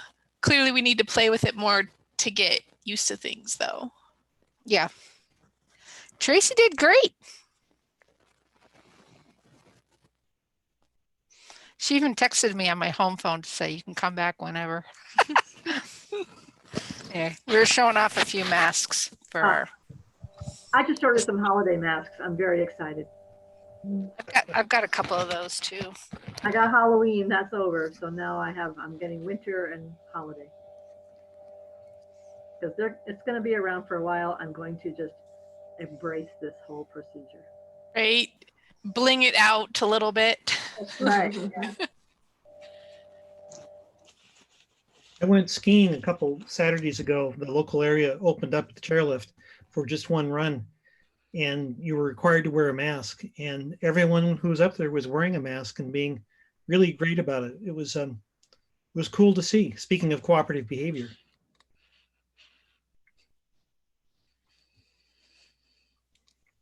Yeah, I always just feel when I'm around in a space and everybody's wearing a mask, I feel like they're aware of the situation, and I feel more confident about being in that space. So, yeah, and I don't, like I'm not going to worry about. It feels to me like those people probably didn't wake up this morning coughing and sneezing and still came out to the store, but that might be too much of an assumption, but these are interesting times we live in. Mm-hmm. Well, Here on the reservation, the Blackfeet Incident Command is delivering turkey and the fixings to every household here so that people don't have to go out shopping, and they'll have a place where you can pick them up that'll be socially distanced, or you can call and they will deliver a box to your door. They're using the fire cache volunteers to do stuff like that. It's kind of cool. Very cool. Really encouraging people to just stay home for Thanksgiving and making sure everybody has a turkey. That's great. Good neighbors. Yeah, they are. I see Hopefully they that know how to Butte cook is a going turkey. to close. Are there any other libraries that are going to go back to just virtual and pick up? Missoula and Lewis and Clark and Billings and now Bozeman. We just closed just to curbside because our county is kind of going crazy right now. I've been in quarantine for 2 weeks and pretty much I'll do anything so I don't have to do it again. Well, again, I could tell you up here on the reservation, we had a huge surge after Labor Day, and they just shut everything down. I mean, and we're still now our complete basically shelter in place order is extended through November 22nd. So it's been it'll be more than 2 months. But having said that, you look at our numbers, they are way down. I mean, we're getting lots of 0 and 1 days now, where before our days were 9, 10, 12, 20 new cases. So, and I think it works. So I told the last breakout room that they had 1 more minute, and I'm gonna close all the rooms. I'm sure they're solving all the world's problems. All right. Someone needs to. Exactly. Okay. I think Let them everyone. go first, so they will have all the problems solved, and we won't have to do anything, right? I'm good with that. So Tracy, can you see when they come back on your screen? So I saw you show up, and that made me open up my breakout rooms, and then I could see that people had left. Okay. Their names go grayed out.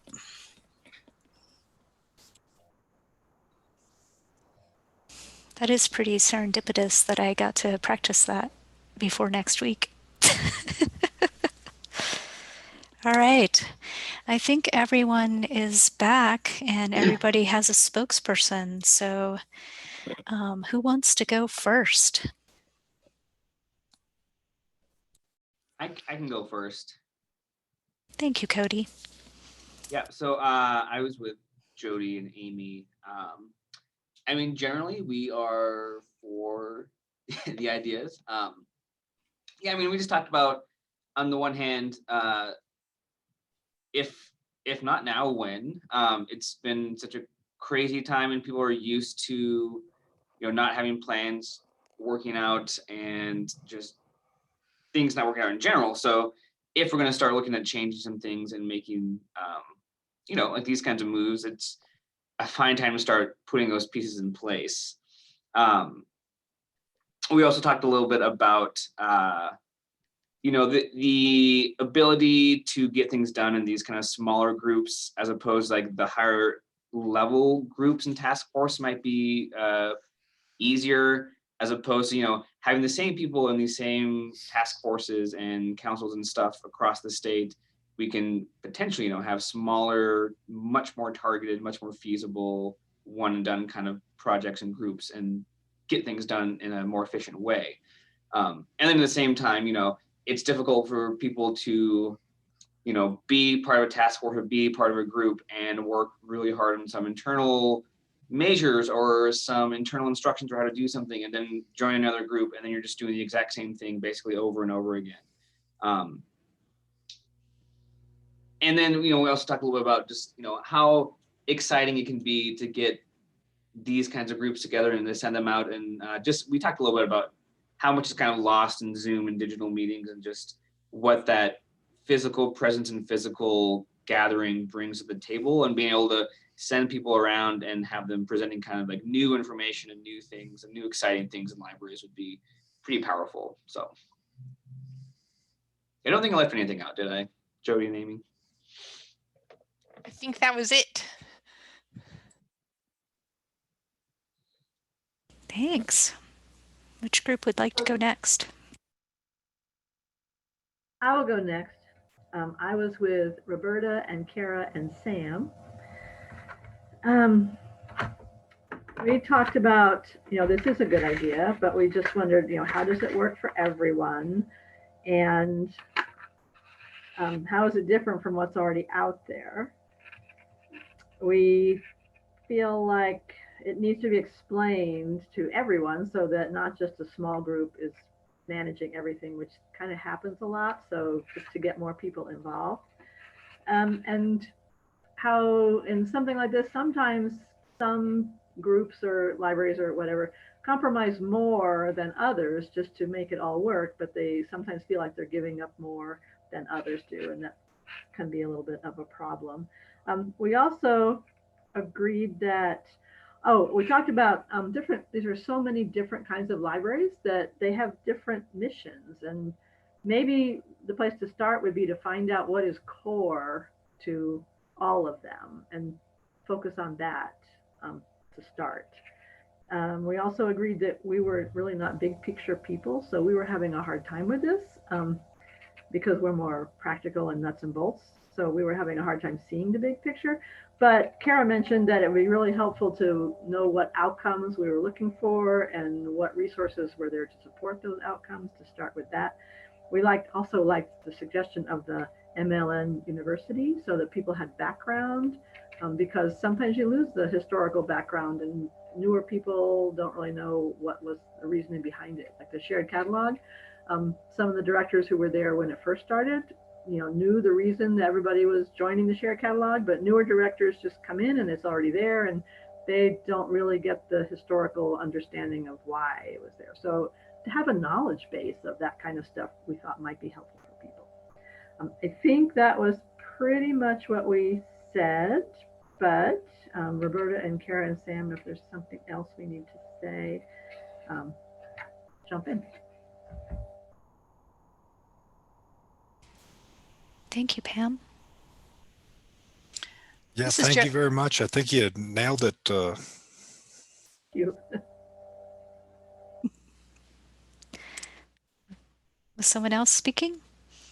This is Joe. I can go next. My group was Sarah from the Law Library, and we also had a public library there as well. Nancy Schmidt was there. So the wariness came from this a sense that there's might be somewhat duplicate work. Like for instance, we had kind of a conversation about the role of the federations and how that might play into this.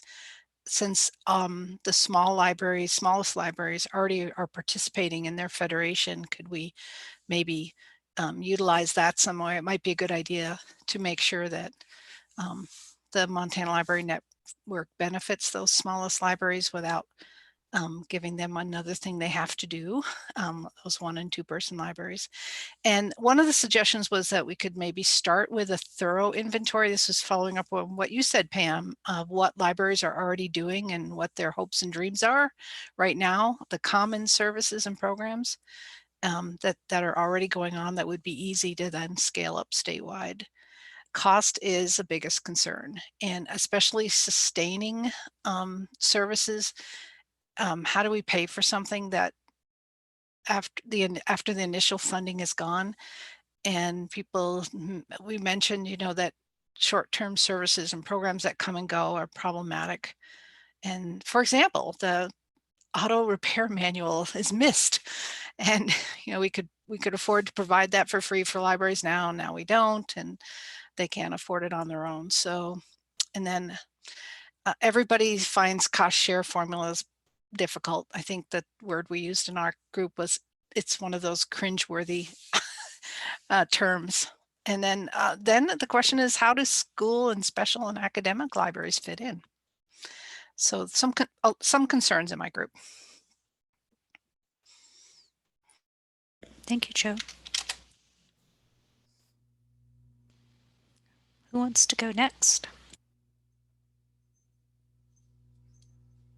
I can jump in. This is Kate, and Jonna and I were in a group together, and we were, I think, on the same page in that we were still trying to wrap our brains around where exactly this is headed, and feeling a little bit unsure of. Someone else said the nuts and bolts and how this is all, what this is going to look like, or the exact direction that we're headed. And I understand that some of that is unknown. So neither of us felt very concerned or didn't see any red flags as far as what we understand of the direction of this. But I don't know that either of us felt super confident that we know exactly. We could see value in having people who could be really invested in a particular area and know a lot about that particular area. And then allow them to advise the NAC. Sometimes it feels like on the NAC, we are expected to know everything about everything, and most of us don't. And instead of maybe having an area of expertise that we can really know and understand and feel confident in contributing something to the group. So we saw some value in that idea. I think that might be it. Jonna, jump in if there's something I'm missing. I'm sure there is. Nope, I think you got it. Thank you, Kate. Appreciate it. Thank you, Kate. I think we have a couple more groups left. Yeah, I'll jump in now because there's a moment of silence. So I'll take advantage of that. It's silence at my end, not yours. I was in a group with Susie and Rebecca and Victoria, and we spent some time talking about the difficulties of cost share formulas with these, and and how to be equitable with that, with coming up with something that people can afford and that also reflects somehow the usage, particularly since we have things that the cost is impacted by usage. And we were concerned as we saw the list on the left get longer and longer, and wondering really how to prioritize. Because thinking about MSC and Montana Library to Go as being very important, and not wanting to short those out, and Montana Library to Go already doesn't really have enough money. And so, you know, anything that would kind of take away from things that we're doing now that are successful could be, you know, problematic. And that we might want to look at others in terms of, you know, what the total, and it was really difficult to know how interested we'd be in some of the other things without having more information on what are the total costs as far as staff, money, and involvement are. And we also talked about how difficult it is to get people to participate in a number of the cooperative groups that we already have, and some kind of different strategies for you know, encouraging that.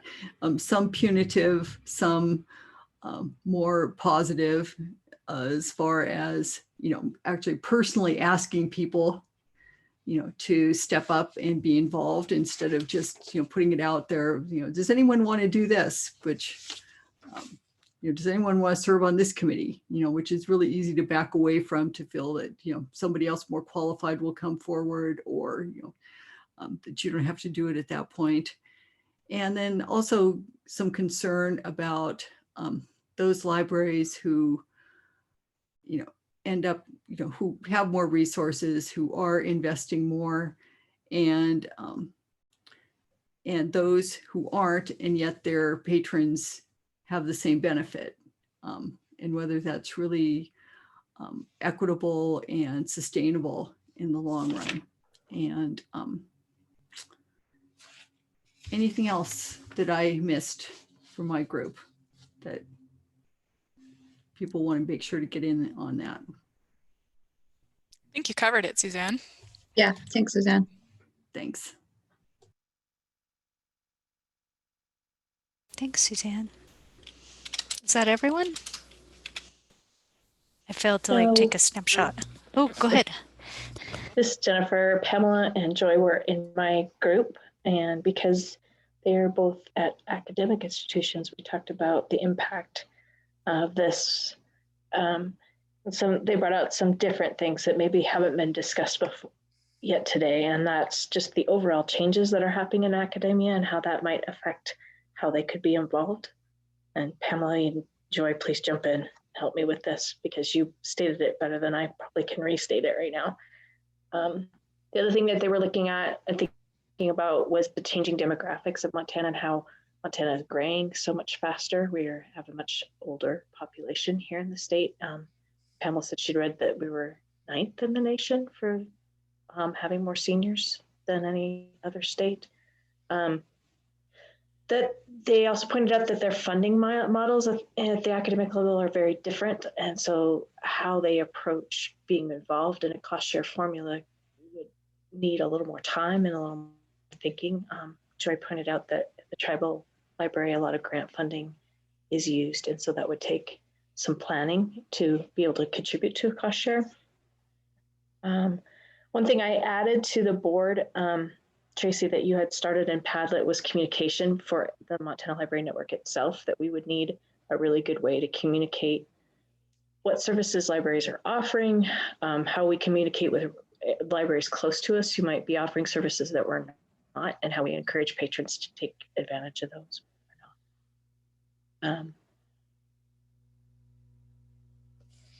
We talked about how smaller groups would increase the number of voices being heard, and that in this large setting like this, it's really hard for some people to speak up. So we don't ever hear their voices, even though they have really good thoughts, and that in a smaller group, it's much easier to have those conversations. And then Joy brought up, I think what was a really good point was the thought of a universal library card for the state of Montana, so that we could utilize if a library close by offers something that our community library does not, that we could encourage the use of another library within our area. And she pointed out how important that was during the pandemic. When they were closed, people were still, from their area that were in Havre, were still able to use the Havre Public Library. And when they were in lockdown, being able to call the Havre Public Library and renew books and do different things because their communities were closely tied, and how that worked out for them. But I missed you guys. We talked about a lot of stuff. We did. We also noted that, if it'd be easier to have cross library cooperation if we were all on the same, like LMS, URM, whatever you want to call it. Certainly that would be helpful, but that may or may not be the case. Yeah, the academic world is completely going to be undergoing shifts. Maybe not right away, but I suspect sooner than they wanted to. So that article from the New York Times, or the opinion piece, I went through it like at least twice, and it really resonated. And I think they're spot on. What that means as far as how we work with other libraries, I don't know, there are opportunities there possibly. We talked about this before, but that learn to work, work to learn, never ending cycle, it's going to be completely different, all modular. So how does that play in with us working cooperatively? Again, the public library is more accessible, more approachable, more everything, I think, than the academics are. And I'm definitely got concern about the graying of the state and the fact that you're going to have so many older folks, not that many younger folks, and the in-between generation that support both is going to be like this. So tax base is going to be, I would think, an issue. On the other hand, you've got a lot of people moving in, so I don't know what that does. But kind of a high level view, I think, it's advantageous to have all of the different library groups working together to give us a more leveraged voice. In general, I don't know, alone, how much oomph do we have, but together that might be pretty helpful.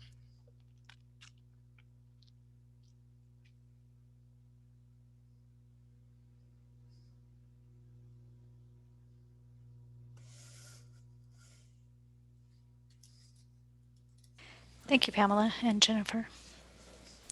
I think that's everyone, right? I believe we heard from all groups.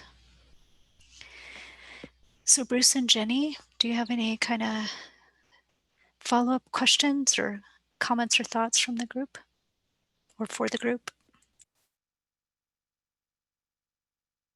Well, in terms of thumbs up or thumbs down, should we, the State Library Commission, pursue this?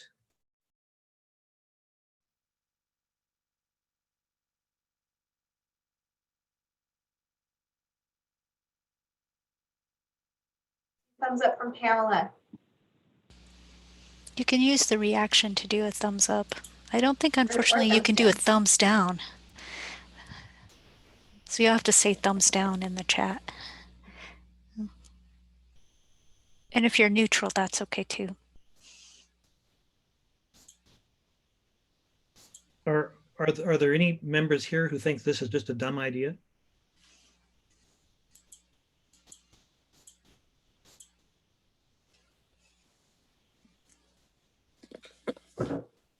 So Jenny, what's your read? I think, thanks for the applause, darling. I appreciate that. I think it's worth continuing to have a conversation. I want to go back and debrief with staff and commission. I did want to let you all know that I plan to talk about this as well as the public library standards process at our website chat tomorrow at noon. So anybody's welcome to join us for the website chat for more conversation.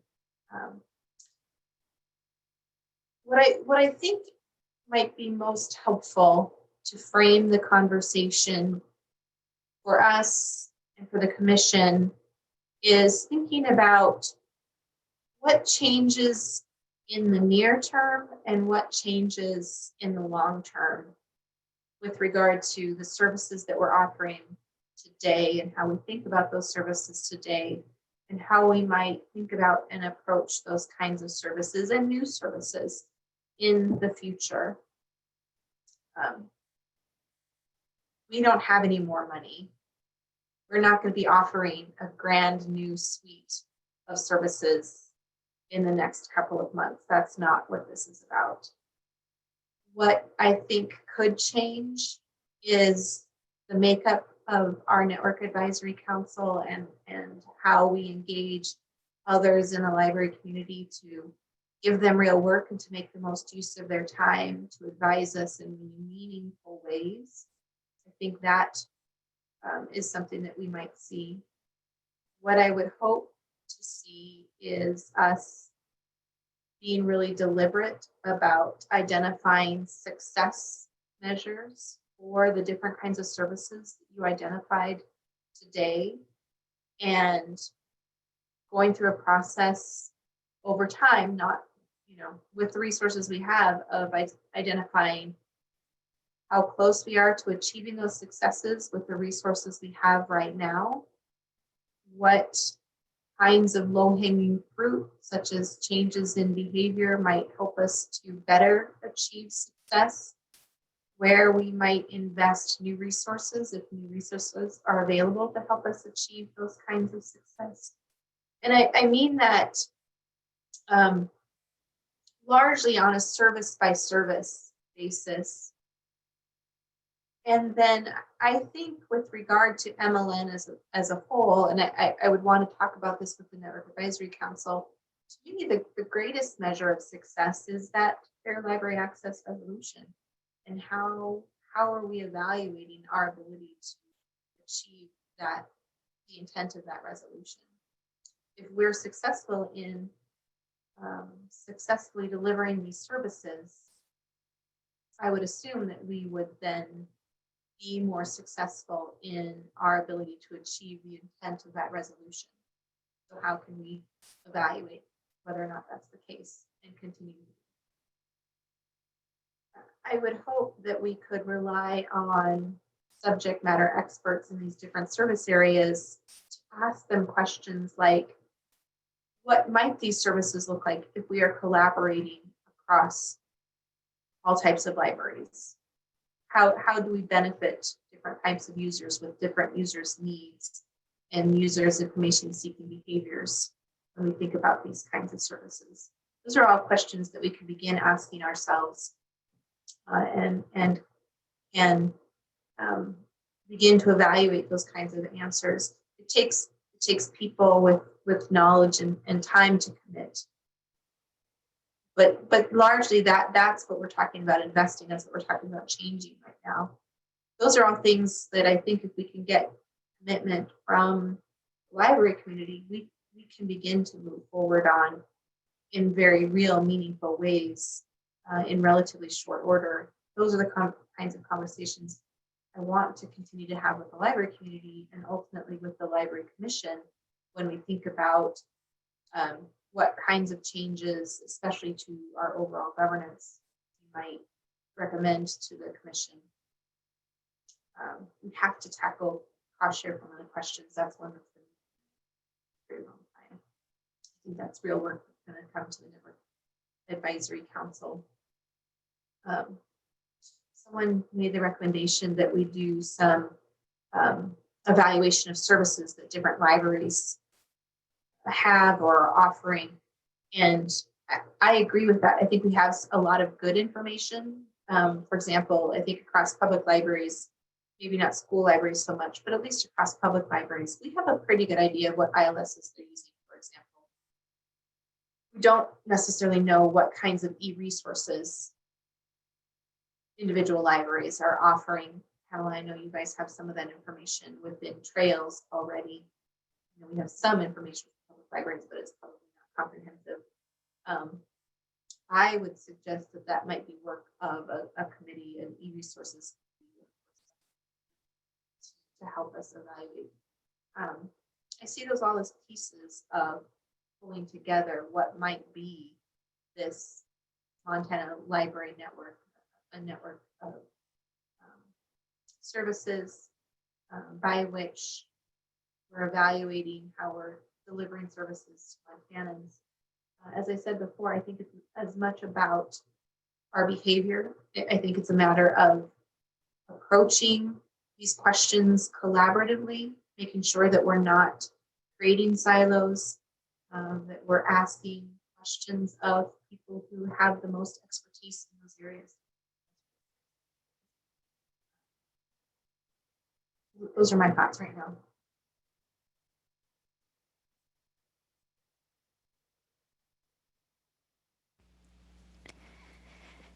Any other questions or comments? I've been taking notes as the groups presented and as Jenny and Bruce spoke.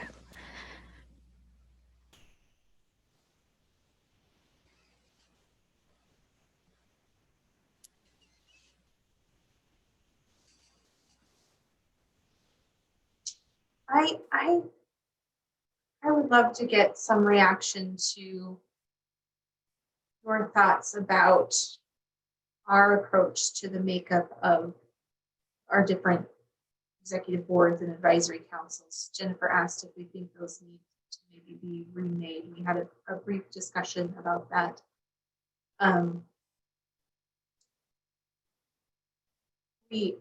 Especially with the Network Advisory Council, we have a large advisory council. We try to be as inclusive as possible. I don't know that we're always very good about giving the NAC real work. And I hope with a rethinking about the NAC's focus on MLN that might change just a little bit.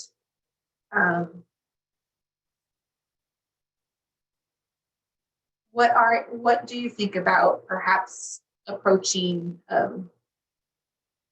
the questions of cataloging with a smaller group and having a committee that would make recommendations back to the Network Advisory Council, or about e-resources, including databases and ebooks, for example, where a lot of the work would go on within the committees, and we might have a smaller Network Advisory Council that is ultimately making recommendations to the State Library and the Commission.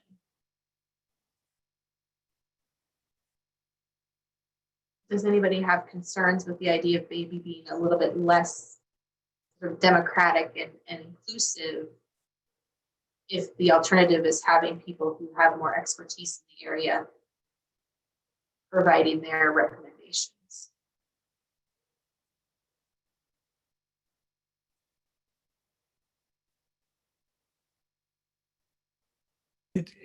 It strikes me that what this has the potential of doing is giving more power to the NAC. Basically, decision making, providing advice to the commission would be done by a smaller group. And then there would be focused task force that may be permanent, may be formed, and then they go away when their work is done, reporting to the NAC. It strikes me that while the NAC might be smaller, that the participation in the work of the NAC would be larger because we'd be pulling in more people to work on the task force. It might be really key in terms of sort of a fair distribution of people on the NAC in terms of library size and type and geography, et cetera, to think about the terms for people on that. How long do they have to be? How long does a member have to be on to have enough experience to provide good advice, but still get cycled through so that there's the voice, the collective voice of the NAC is broadly representative over all of Montana libraries. I think if we do this, we need to make sure that we're actually increasing participation and increasing input to the State Library Commission filtered through the NAC, so that the work in terms of deciding what are the prioritized items is made by this small group of really capable, really gung-ho, eager people. From the commission point of view, we're giving up, from just a politics point of view, we're giving up power to the NAC so that there are better decisions being made with less gap between libraries' work and the commission's decision making. Does that make sense? Could Yes. people on the NAC be made up of, instead of representing different kinds of libraries, representing different groups, like one person on the NAC would represent cataloging and one would represent e-content, that sort of thing?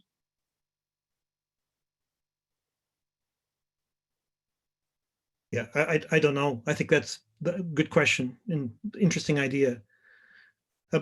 Just to make sure it's understood, this is actually a proposal that returns to the way that we used to do business. In large part, the NAC did have a huge voice in steering the State Library and the State Library Commission's decisions. And so this is basically returning to that.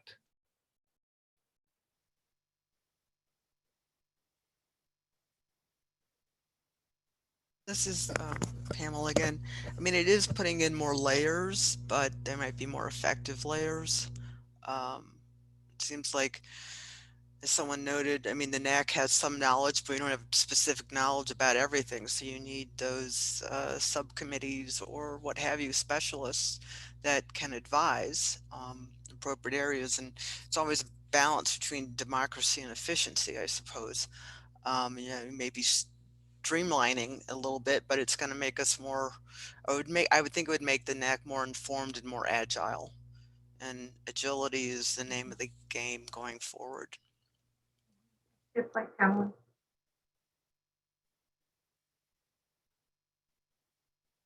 Somebody said earlier that this approach might actually increase the number of voices at the table in a meaningful way. And I think that could be exactly right. And I would hope that would be the case. So that a larger group of people be sharing their expertise, sharing their recommendations in ways that is really influential. They might not be the ones directly voting or making recommendations on how the state library is spending their LSTA funds. That decision might be left to a smaller network advisory council, but really well informed by people who believe strongly and feel deeply about the questions that are being asked. And Rebecca had a very good question. Can you please clarify the relationship of MLN and the NAC? Is the MLN a reimagined version of the NAC, or would the NAC report to the MLN? And Sarah asked that. I want to say this again. I feel like this is one of those things that bears repeating many times. I don't think the MLN is who, I don't think it's an organization. I think it is what we do. I think it's how we think about what we do. It is those services. So I don't think there is a separate body that is MLN reports to the NAC. That's my view. That's my vision. That's what we're talking about today. But I don't think we need to create more layers of bureaucracy. What I hope is, I was thinking about what Bruce said about the FDIC stickers. You know, that the sticker on our doors of our libraries means that we all collaborate with one another. We all support one another's services. We're all our own libraries, but we all benefit from that collaboration. That's what we're conveying to our patrons. Better through collaboration. Better through collaboration, yeah. Cooperation, oh my God, cooperation. So, you know, I think Bruce said before the Network Advisory Council was sort of the library board over these kinds of services.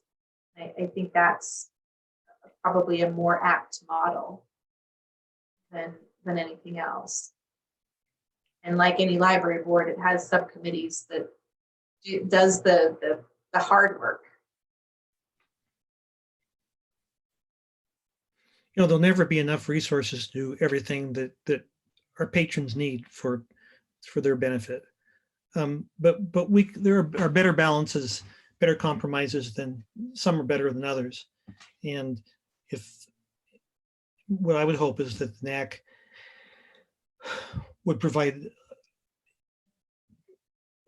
more better informed, more agile, wiser, more risk-taking, more patron-centric advice to the commission about ultimately how we spend our bucks.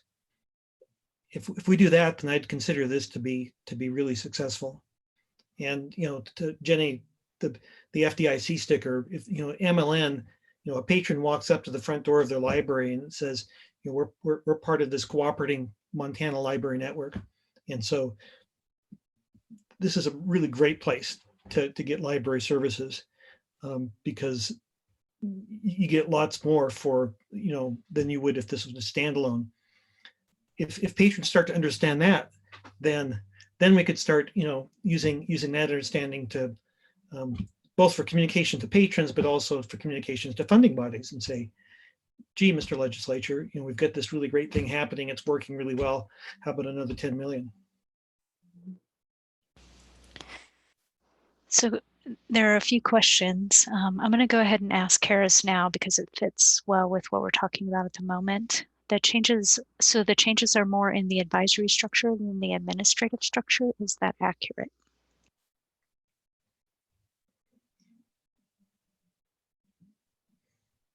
I'm not sure I understand the question. Yeah, Kara, when you say administrative structure, I want to make sure I understand that. I mean that we are, what is being proposed is that we are reorganizing the NAC to be more focused on different areas of service, not necessarily siloed programs, but areas of emphasis such as e-resources or programming and so on. That advisory structure would change to inform the way that we administer programs. Is that what is? I think there are some of us who are not entirely clear on what is being proposed.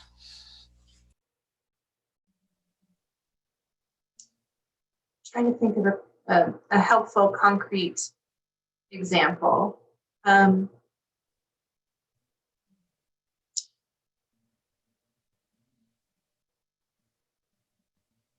So we went through a process of identifying services that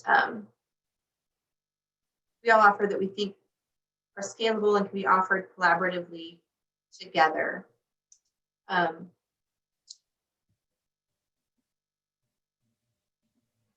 What I would hope is that we could have a small group of dedicated librarians for each of those service areas that are sort of our go-to group of professionals who are thinking about policies and recommendations that pertain to those services, that keep an eye to the future of those services, that can help advise and recommend where we might invest funding resources, where we might spend more money to have more benefit. They're making those recommendations to the Network Advisory Council.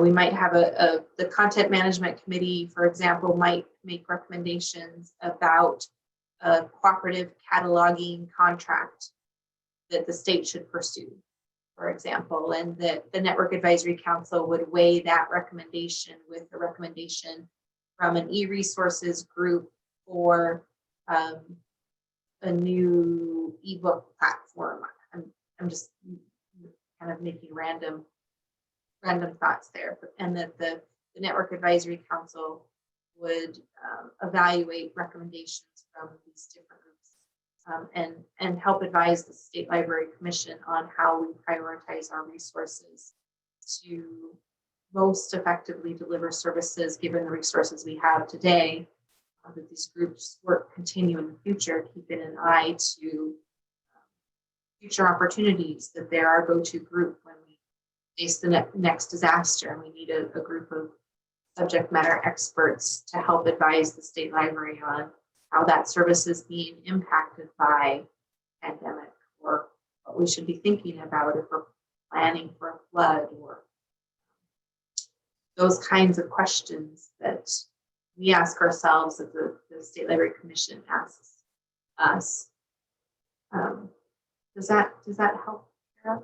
So I think in that way it is more advisory than administrative. I think the State Library still plays a role in managing contracts and doing the RFPs, although we have, I hope, dedicated professionals that help us with that work, and that we know who those professionals are.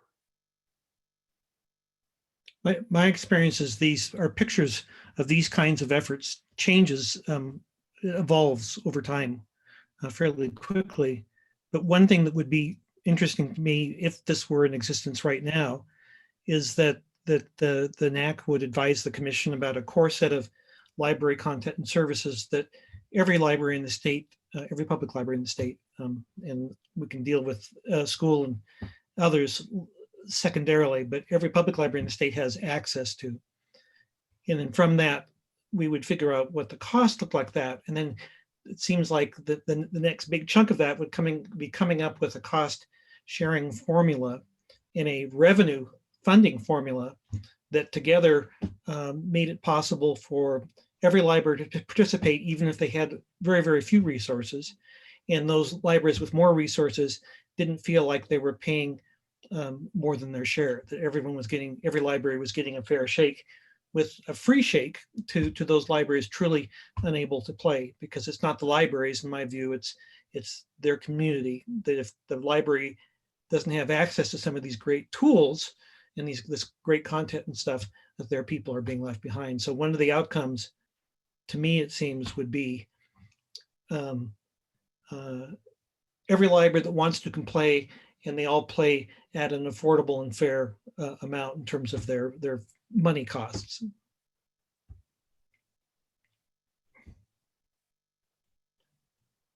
Nothing to it.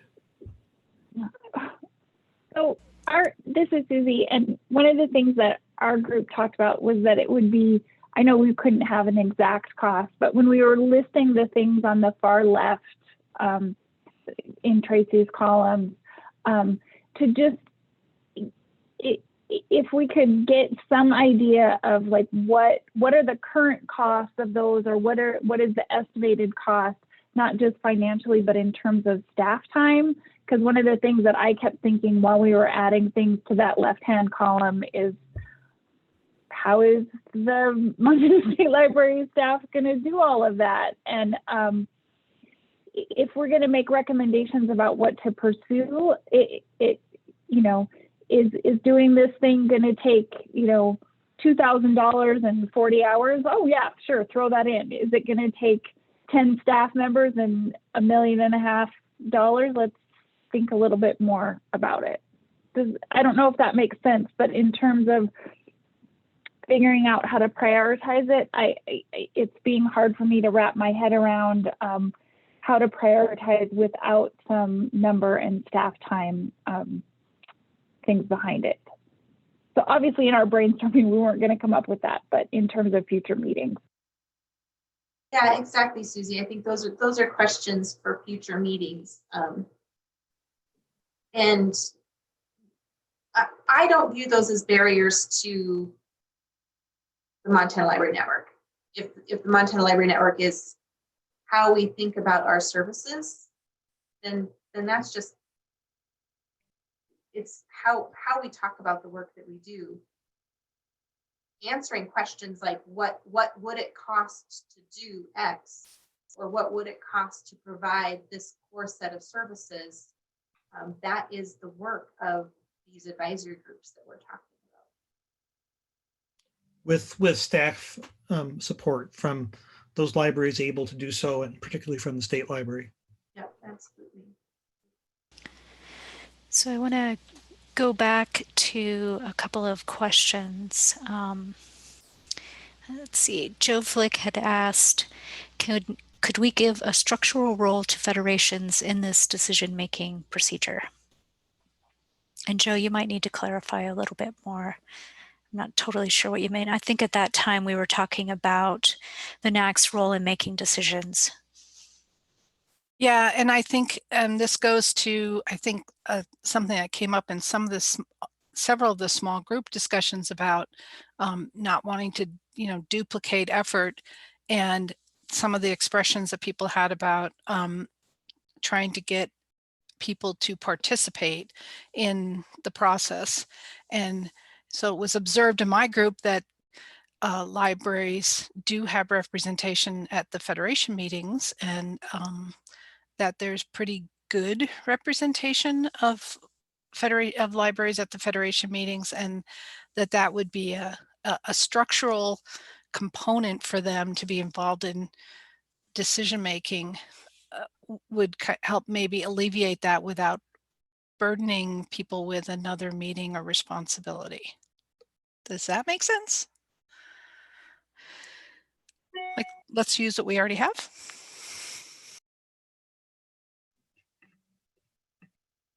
That's one I have to give a little more thought to. Not that I want to be exclusive of federations by any means, but let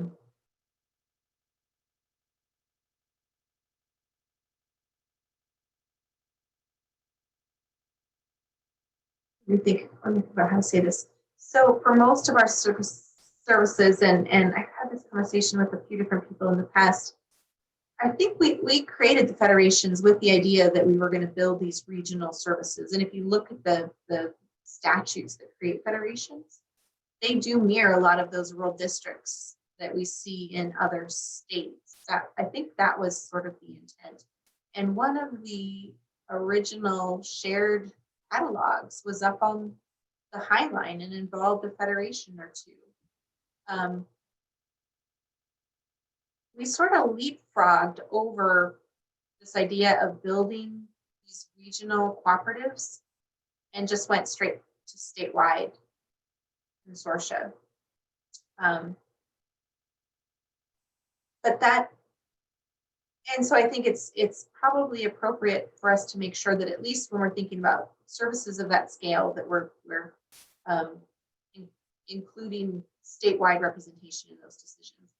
When we think about services that might perhaps scale more appropriately to a federation level, then I think thinking about how the federations play a role in that structure is really important. I don't know if in my way of thinking, I don't know if that's true for all of our services or not. And other people might have other ideas about that.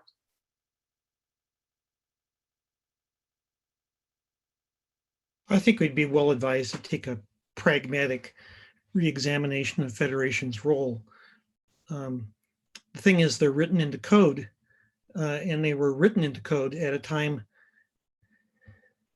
when the internet was not thought of, the web was not thought of, and network services were not something that anyone did in libraries, with the possible exception of maybe OCLC and manually of maybe Pacific Northwest Bibliographic Center and then WLN.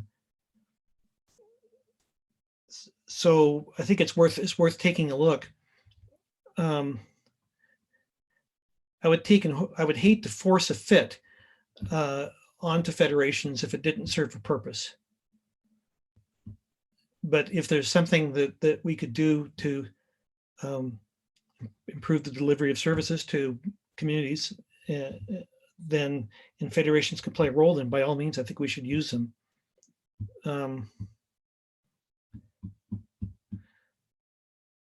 The kind of services we're talking about are generally scale at least to a state level, and as someone noted earlier in this discussion today, perhaps beyond state borders. And we don't need to reinvent OCLC, but there are lots of things that we do that might be improved by working more closely with our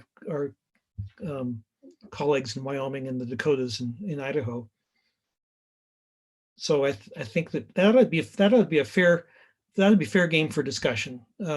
All of the above, and thinking about federations should be fair game for discussion. But I would hate to take and form statewide services necessarily around the mold of federations if that's not the best possible fit. I'd like to chime in if I could. This is Jennifer. It seems to me like, and maybe I'm oversimplifying this, but I think this discussion is making the organization more difficult than it needs to be. So we have the NAC, which stands for Network Advisory Committee. If we think of the NAC as the Montana Library Network Advisory Committee, it's the same thing. We already share a lot of these services. We aren't creating a lot of new services. We're thinking about how we share them and how we utilize them. So if we think of the NAC as a different organization as a whole, as the Montana Library Network Advisory Council, who has committees, the Montana Library Network committees, who report to the NAC to inform them to make better decisions. I think we could simplify it. I think it's just a lot of, we're trying to make it too difficult to describe a body, if that makes sense. And then key to me, Jennifer, is every library who wants to play able to play?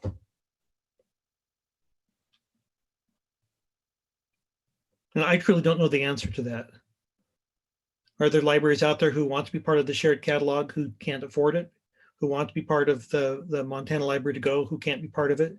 Who would like to participate in some of the Montana Memory stuff, but just can't get it together and could stand a little help? If there are those libraries, then that to me is a role for, the other thing is the MLN is not about libraries.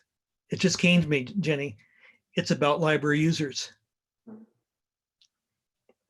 Our library users are members, whatever that members means, of this larger cooperative culture, cooperative system of libraries throughout Montana. And that means we get the really great library service and the really great library materials.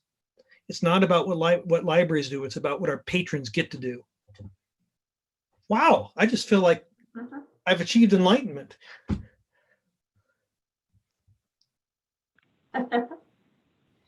Thank you, Bruce. Okay, we have a couple more questions. I think Susie's question about could we do some focus groups with a range of libraries about specific questions when necessary. Susie, were you referring to just kind of ways to ensure that we hear everyone's voice if we're going with a smaller structure? Yes, if we were going to do a smaller structure, then if we had a specific question, like if we were looking at the cataloging piece and, we have fewer of us here, well, maybe we just pull together a couple focus groups and ask them about that specific question. And then, it's a one-off where we make sure we're representative by asking the questions to who we need to. Yeah, absolutely. Yep. And the final question from Rebecca, would it be accurate to say that library participation in the MLN then would mean that you subscribe to one of the centralized collaborative services we described earlier in this meeting? In my view, that's really what it is. And like I said before, I think it's fair to say that every public library in Montana already does subscribe to or participate in at least one collaborative program. Many of the school libraries already do have trails. You can think about what trails in MLN are. That's a bigger question to think about too. But I guess in my mind, I already view all Montana libraries as part of the Montana Library Network.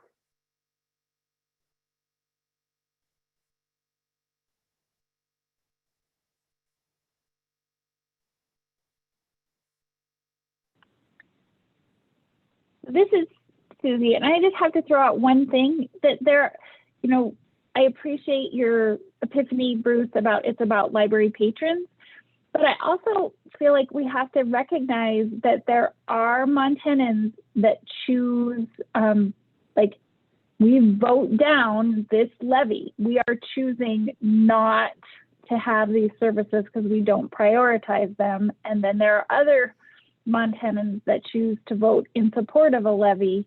And I don't know how that plays into this, but I feel like if my patrons are telling me they don't want to pay for this stuff, then it doesn't seem fair that that other community members, other districts have to support my patrons that don't want to pay for it. I take your point. I think that needs to be talked through. But to me, when I think about this, I keep coming back to the patrons, and just a sense that every Montanan ought to have access to library content and services sufficient to their needs. That's just sort of an equal rights level of thing with me, which is a matter of faith and et cetera. So I could be wrong, and I understand that that may not be shared. I understand that some people would say the opposite, that if a community decides to support this service, then their community members deserve access to it, as opposed to a community which decides it doesn't want to pay for this, so their community members don't get it because the democratic process happened locally, and there, in one hand there was participation, in one hand not. And I understand that. My gut feeling, Susie, is though that when push comes to shove, leaning on sort of the precepts of our Bill of Rights and stuff in the state, and ALA Bill of Rights and all that stuff, that people do have a right to library services that meet their needs, and that without that our democracy suffers, and that people's rights are being abrogated. So I think that's my answer to you, when I understand that may not be a sufficient answer. I'd love to discuss this over a beer. I don't drink beers, but I do drink margarita.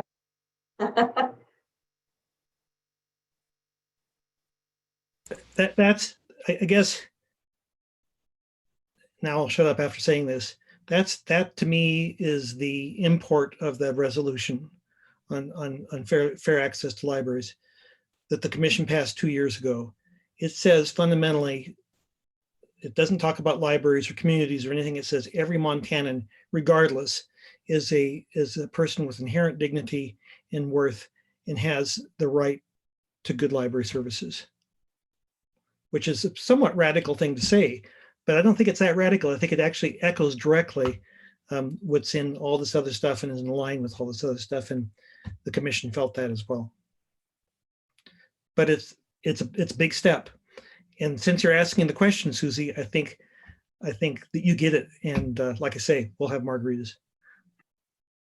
Yes, and it's not that I don't want people to have that. I just feel like it's unfair that my people tax themselves at a much lower rate than Lewis and Clark, and that just I don't know what we do with. Well, and I think what other libraries have found is they've been afraid to ask the question. But when they have asked the question of the wider community, the community has voted yes. Which, living in your community, Susie, I understand why you might think the question will be no.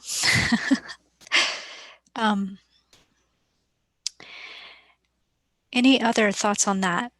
Kind of Bruce and Susie's mentioning of, I think, fairness and equity. So Pamela had 2 questions. She thought she heard Bruce mention that K through 12's role may need to be considered later. Can you expound on that? And will LSTA funding be made available for this? I can jump in on both of those. I think to the extent that we can include K-12 and academic in all of these discussions, we should.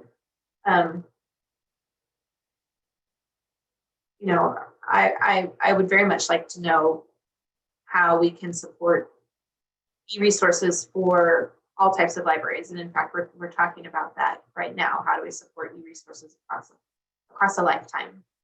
I think it might depend a little bit on what kind of service that we're offering and what the needs are to better understand how we engage K-12.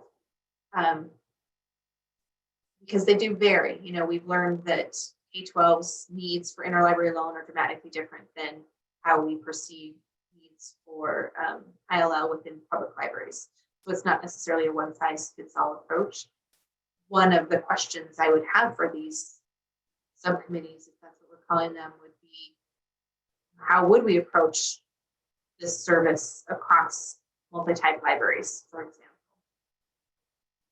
With regard to LSTA funding, so LSTA funds fund most of the work from the state libraries. Most of the work that the state library is investing on these services and the staff to support them right now is LSTA funded. We come to the NAC every year with budget recommendations for our LSTA award. And I would hope that if we're successful in thinking about MLN in this way, through the work of these committees, advising or making recommendations to a network advisory council or an MLN advisory council, if that's what we choose to call it, then that council is recommending to the State Library Commission where we are investing those LSTA dollars to maximize our investment in these kinds of services. I don't think that necessarily changes our investment right now, but hopefully as we continue to grow our LSTA dollars and other sources of funding, that we have more and more funds available to support this kind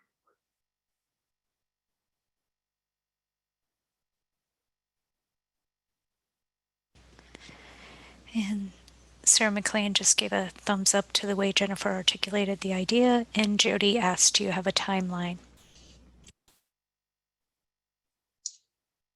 With regard to a timeline, like Bruce said, this is going to be talked about at the December commission meeting. I don't know if we'll be ready to recommend, to make some concrete recommendations at the December commission meeting, or if it will just be a discussion item on their agenda with further discussion to come at a later meeting. I do think we're hoping to consider if this is a realistic idea, a realistic approach, making some at least changes to our advisory structure in the next few months, if not sooner. Is that fair, Bruce, do you think? Yeah, I think so. And I think to work with this group and likely others, but this group primarily towards coming up with a list of core services, core content, and then deciding to what degree that is made available to all libraries in the state. And if that is the course that we wish to pursue, what that does to cost sharing formulas and what that does to current or hope for streams of additional revenue. I think, and from the commission's point of view, that's sort of, those are logic, that those kind of stack up logically, and then go from there. I think the other thing that's missing is this is at the end of the discussion, we're getting down to the really hard questions, which tells me that this is good. But the discussion clearly needs to happen in every library in the state before, I think I would encourage the commission to take and come down hard one way or the other. The success, I think, of MLN before was because everyone had a voice, everyone had a say, and that everyone's say changed the nature of what MLN was. For instance, the shared catalog wouldn't have been had it not been trotted around the state, and that suggestion had been made by the Lewistown librarian. So I think that there's miles to go before this becomes real, but I do see it. If everyone says this is a good deal, let's look at getting these core services into every library, and you know, this is how we can juggle current cost allocations. This is the additional money we have. I can see that feeding into the 2023 legislative session. I don't know how you feel about that, Jenny, but that's kind of been my thinking, is that that's kind of how the money discussions would go. Mm-hmm. I think that makes sense.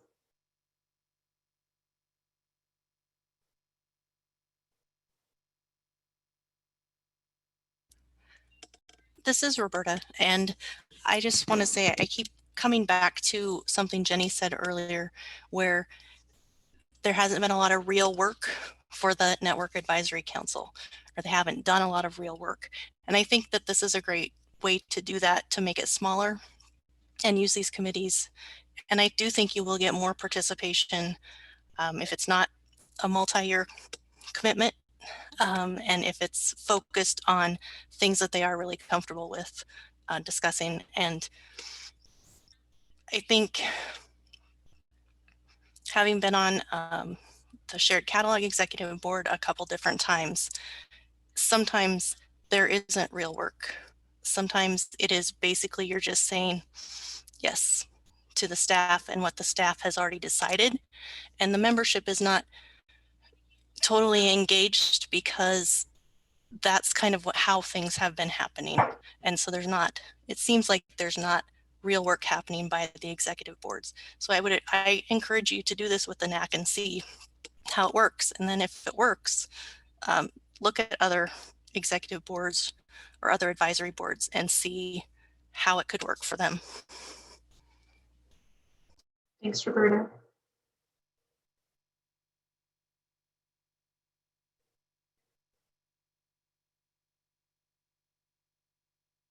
With regard to the other advisory boards, I think this is a conversation we need to have with them. And I'm sorry Sean Anderson wasn't able to join us today. I thought that he was going to, a representative or the chair of the MSC exec board. We have Jonna from the Montana Library to Go board. Sam, thanks for joining us from Partners. I think those are conversations we need to have with those groups to understand what is important about their work for the membership of those sortia, and how that work might change if we are asking them to think beyond the silos of the Montana Shared Catalog and beyond the silos of Montana Library.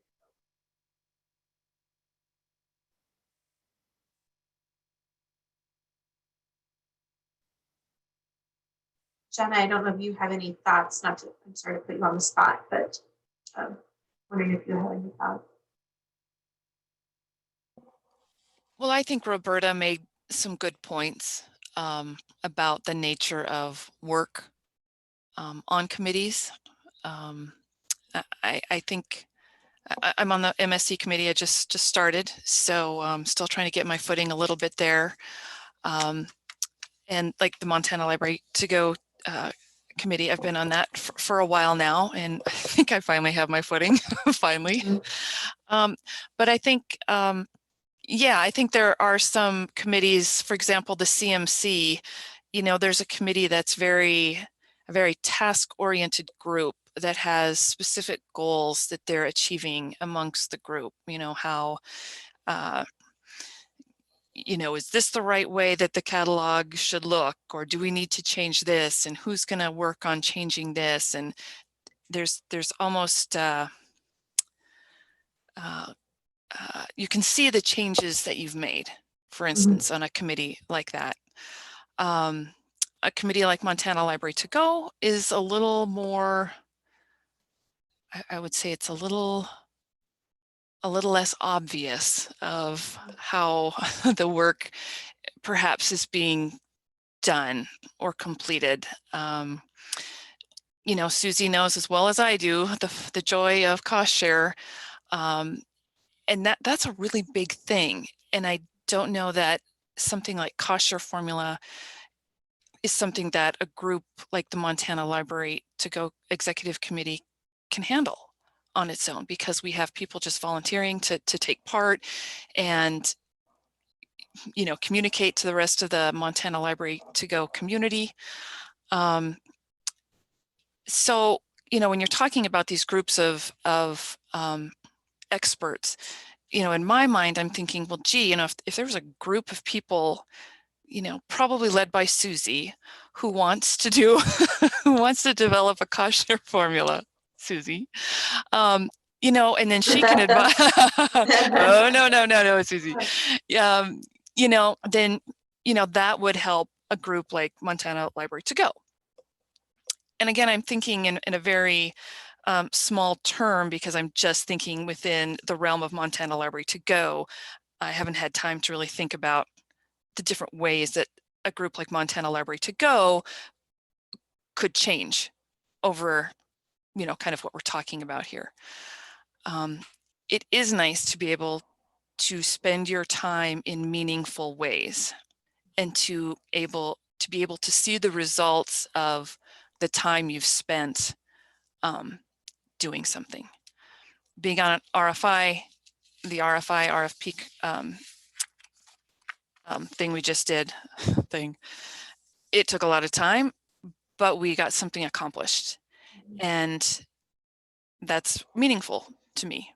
And I think that type of work is meaningful for others too. So I rambled on too much, but getting back to Roberta, yeah, she kind of had that one. I think what both of you summed up is, generally speaking, when a group has a specific thing they're trying to accomplish, it's more successful. Like I think about my work with the Public Library Standards Task Force, that group had a specific thing that they were doing, and that's what we are talking about. The other thought that just occurred to me as you were talking, John, and especially about the cost share formula, is I'm struck sometimes by how much we act like these services are only used by a few libraries, when in fact, the majority of public libraries are participating, and an awful lot of our school libraries are participating. And so when Montana Library to Go is making a decision, there's conflict sometimes between what you're making a decision on and what's happening at the Montana Shared Catalog level. And yet, actually, in many cases, the same group of libraries is in both, or a pretty big chunk of that group. And I think our structure was built for the days when we had just a small group of libraries that were like trying to get these things started. Well, they're here, they're mature, they need a different model to reflect that, which I just wanted to share that thought. Now I'll shut up and be a good facilitator. Kara says, I feel pretty strongly that funding and revenue have to be sorted out before we can develop a really sound cost formula. And Bruce agrees with Kara on that. And Kara said, thank you to the RFP committee members. It was a long haul. I would just add a couple of comments. I suspect members of the Montana Library to Go Executive Committee care very deeply about meeting their patrons' needs for ebooks and creating really successful models for that. And based on Susie's reaction, the idea of coming up with a cost share formula is drudgery and not why we want to be members. I would really hope that we could take that kind of work away from these committees and really help them think about how we can successfully deliver e-resources to our patrons and have that be their priority, that be their not cost share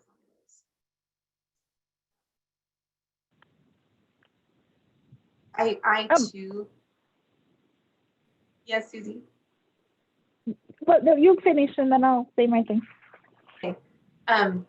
I agree we have to understand where the money comes from. I don't agree that we have to figure out a funding source to pay for everything that we're trying to do before we can have that kind of cost share formula discussion. As long as libraries are willing to pitch in pitch in financially to help make these services successful.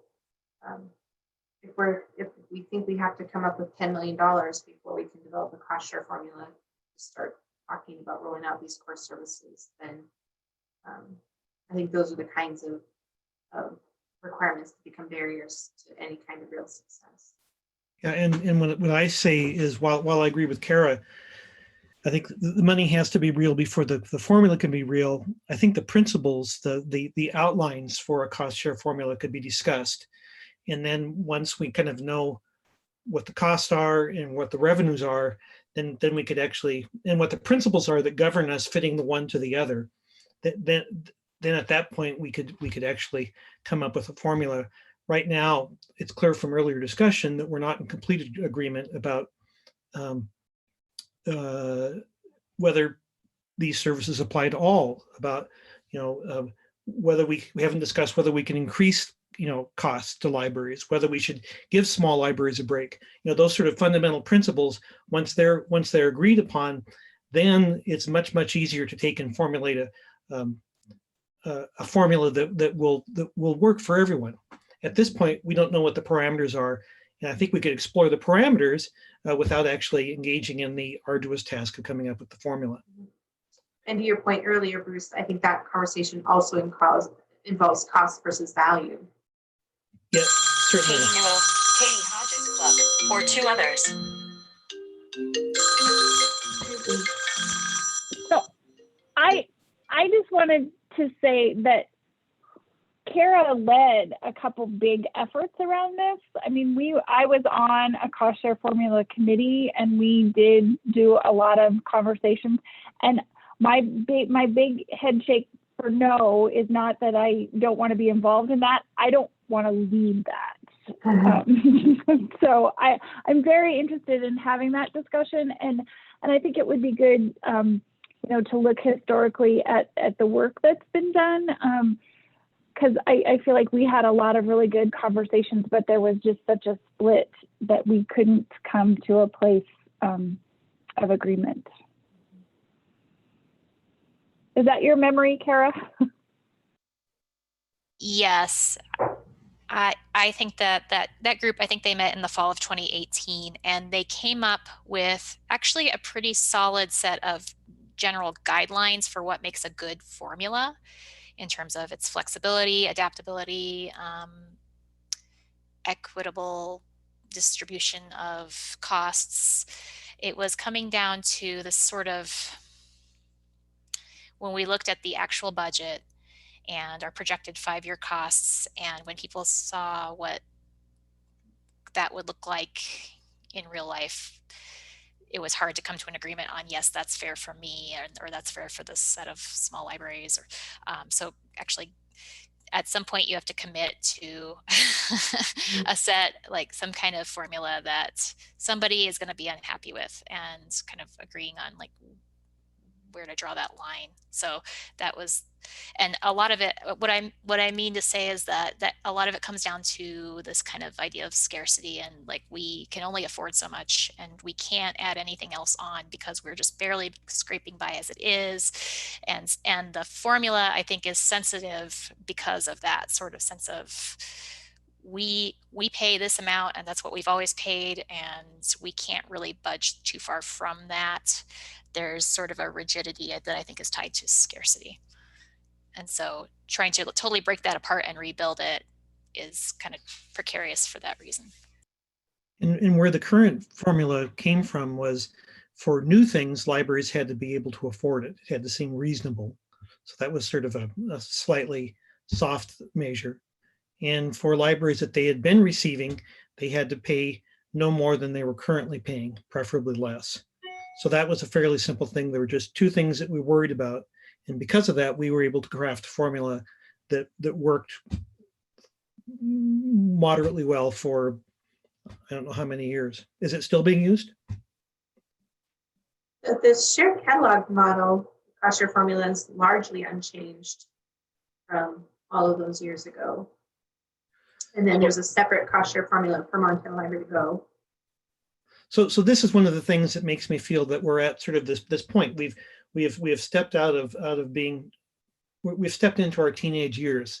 We maybe not have a completely mature formulation for what this thing looks like, whatever this thing is, this MLN thing, but we're no longer at the beginning. We're somewhere between the beginning and sort of a more sort of enduring, mature form of this, whatever that is. And so our task is to, an indication that that is true is because the cost share formula no longer fits comfortably. And that's one indication. So to me, I don't mean to be overly pragmatic or Pollyanna, but so we know what the problem is, so we'll just figure it out. We're librarians.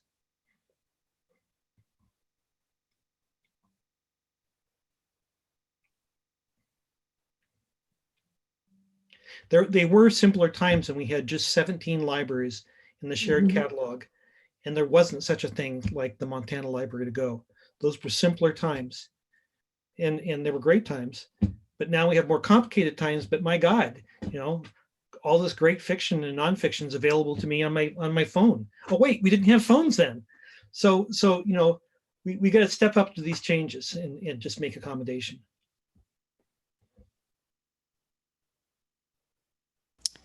Any other final thoughts or questions from the group?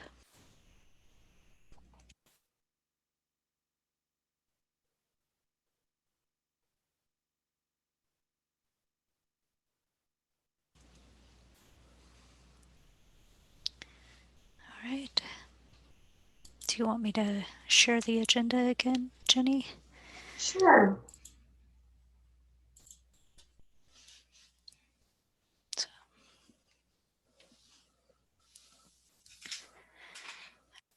I think we've kind of worked through a lot of the next steps. I captured, I hope, everyone's questions we need to answer, what we want to know, what we want to communicate, and the timeline. And I will try to pull together a document that better summarizes everything. And again, if anybody's able to join me tomorrow at the website chat at noon, that would be much appreciated. I think the Zoom link for that is available through Graspin through our events calendar.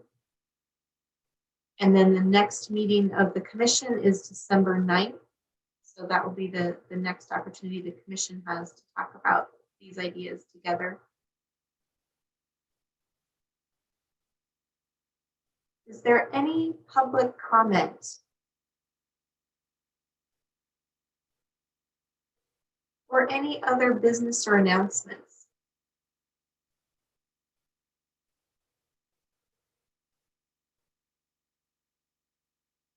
All right, you guys worked very, very, very hard today. Obviously, many more discussions to come, but thank you so much for bearing with us and sharing your great thoughts and ideas and suggestions and worries and concerns. They're certainly nothing we take lightly.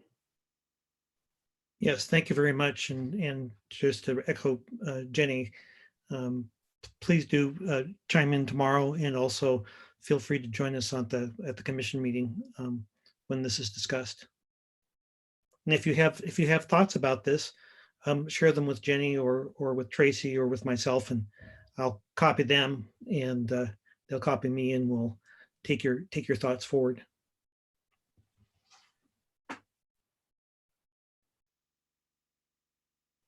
All right, thank you, everybody. Go ahead and adjourn.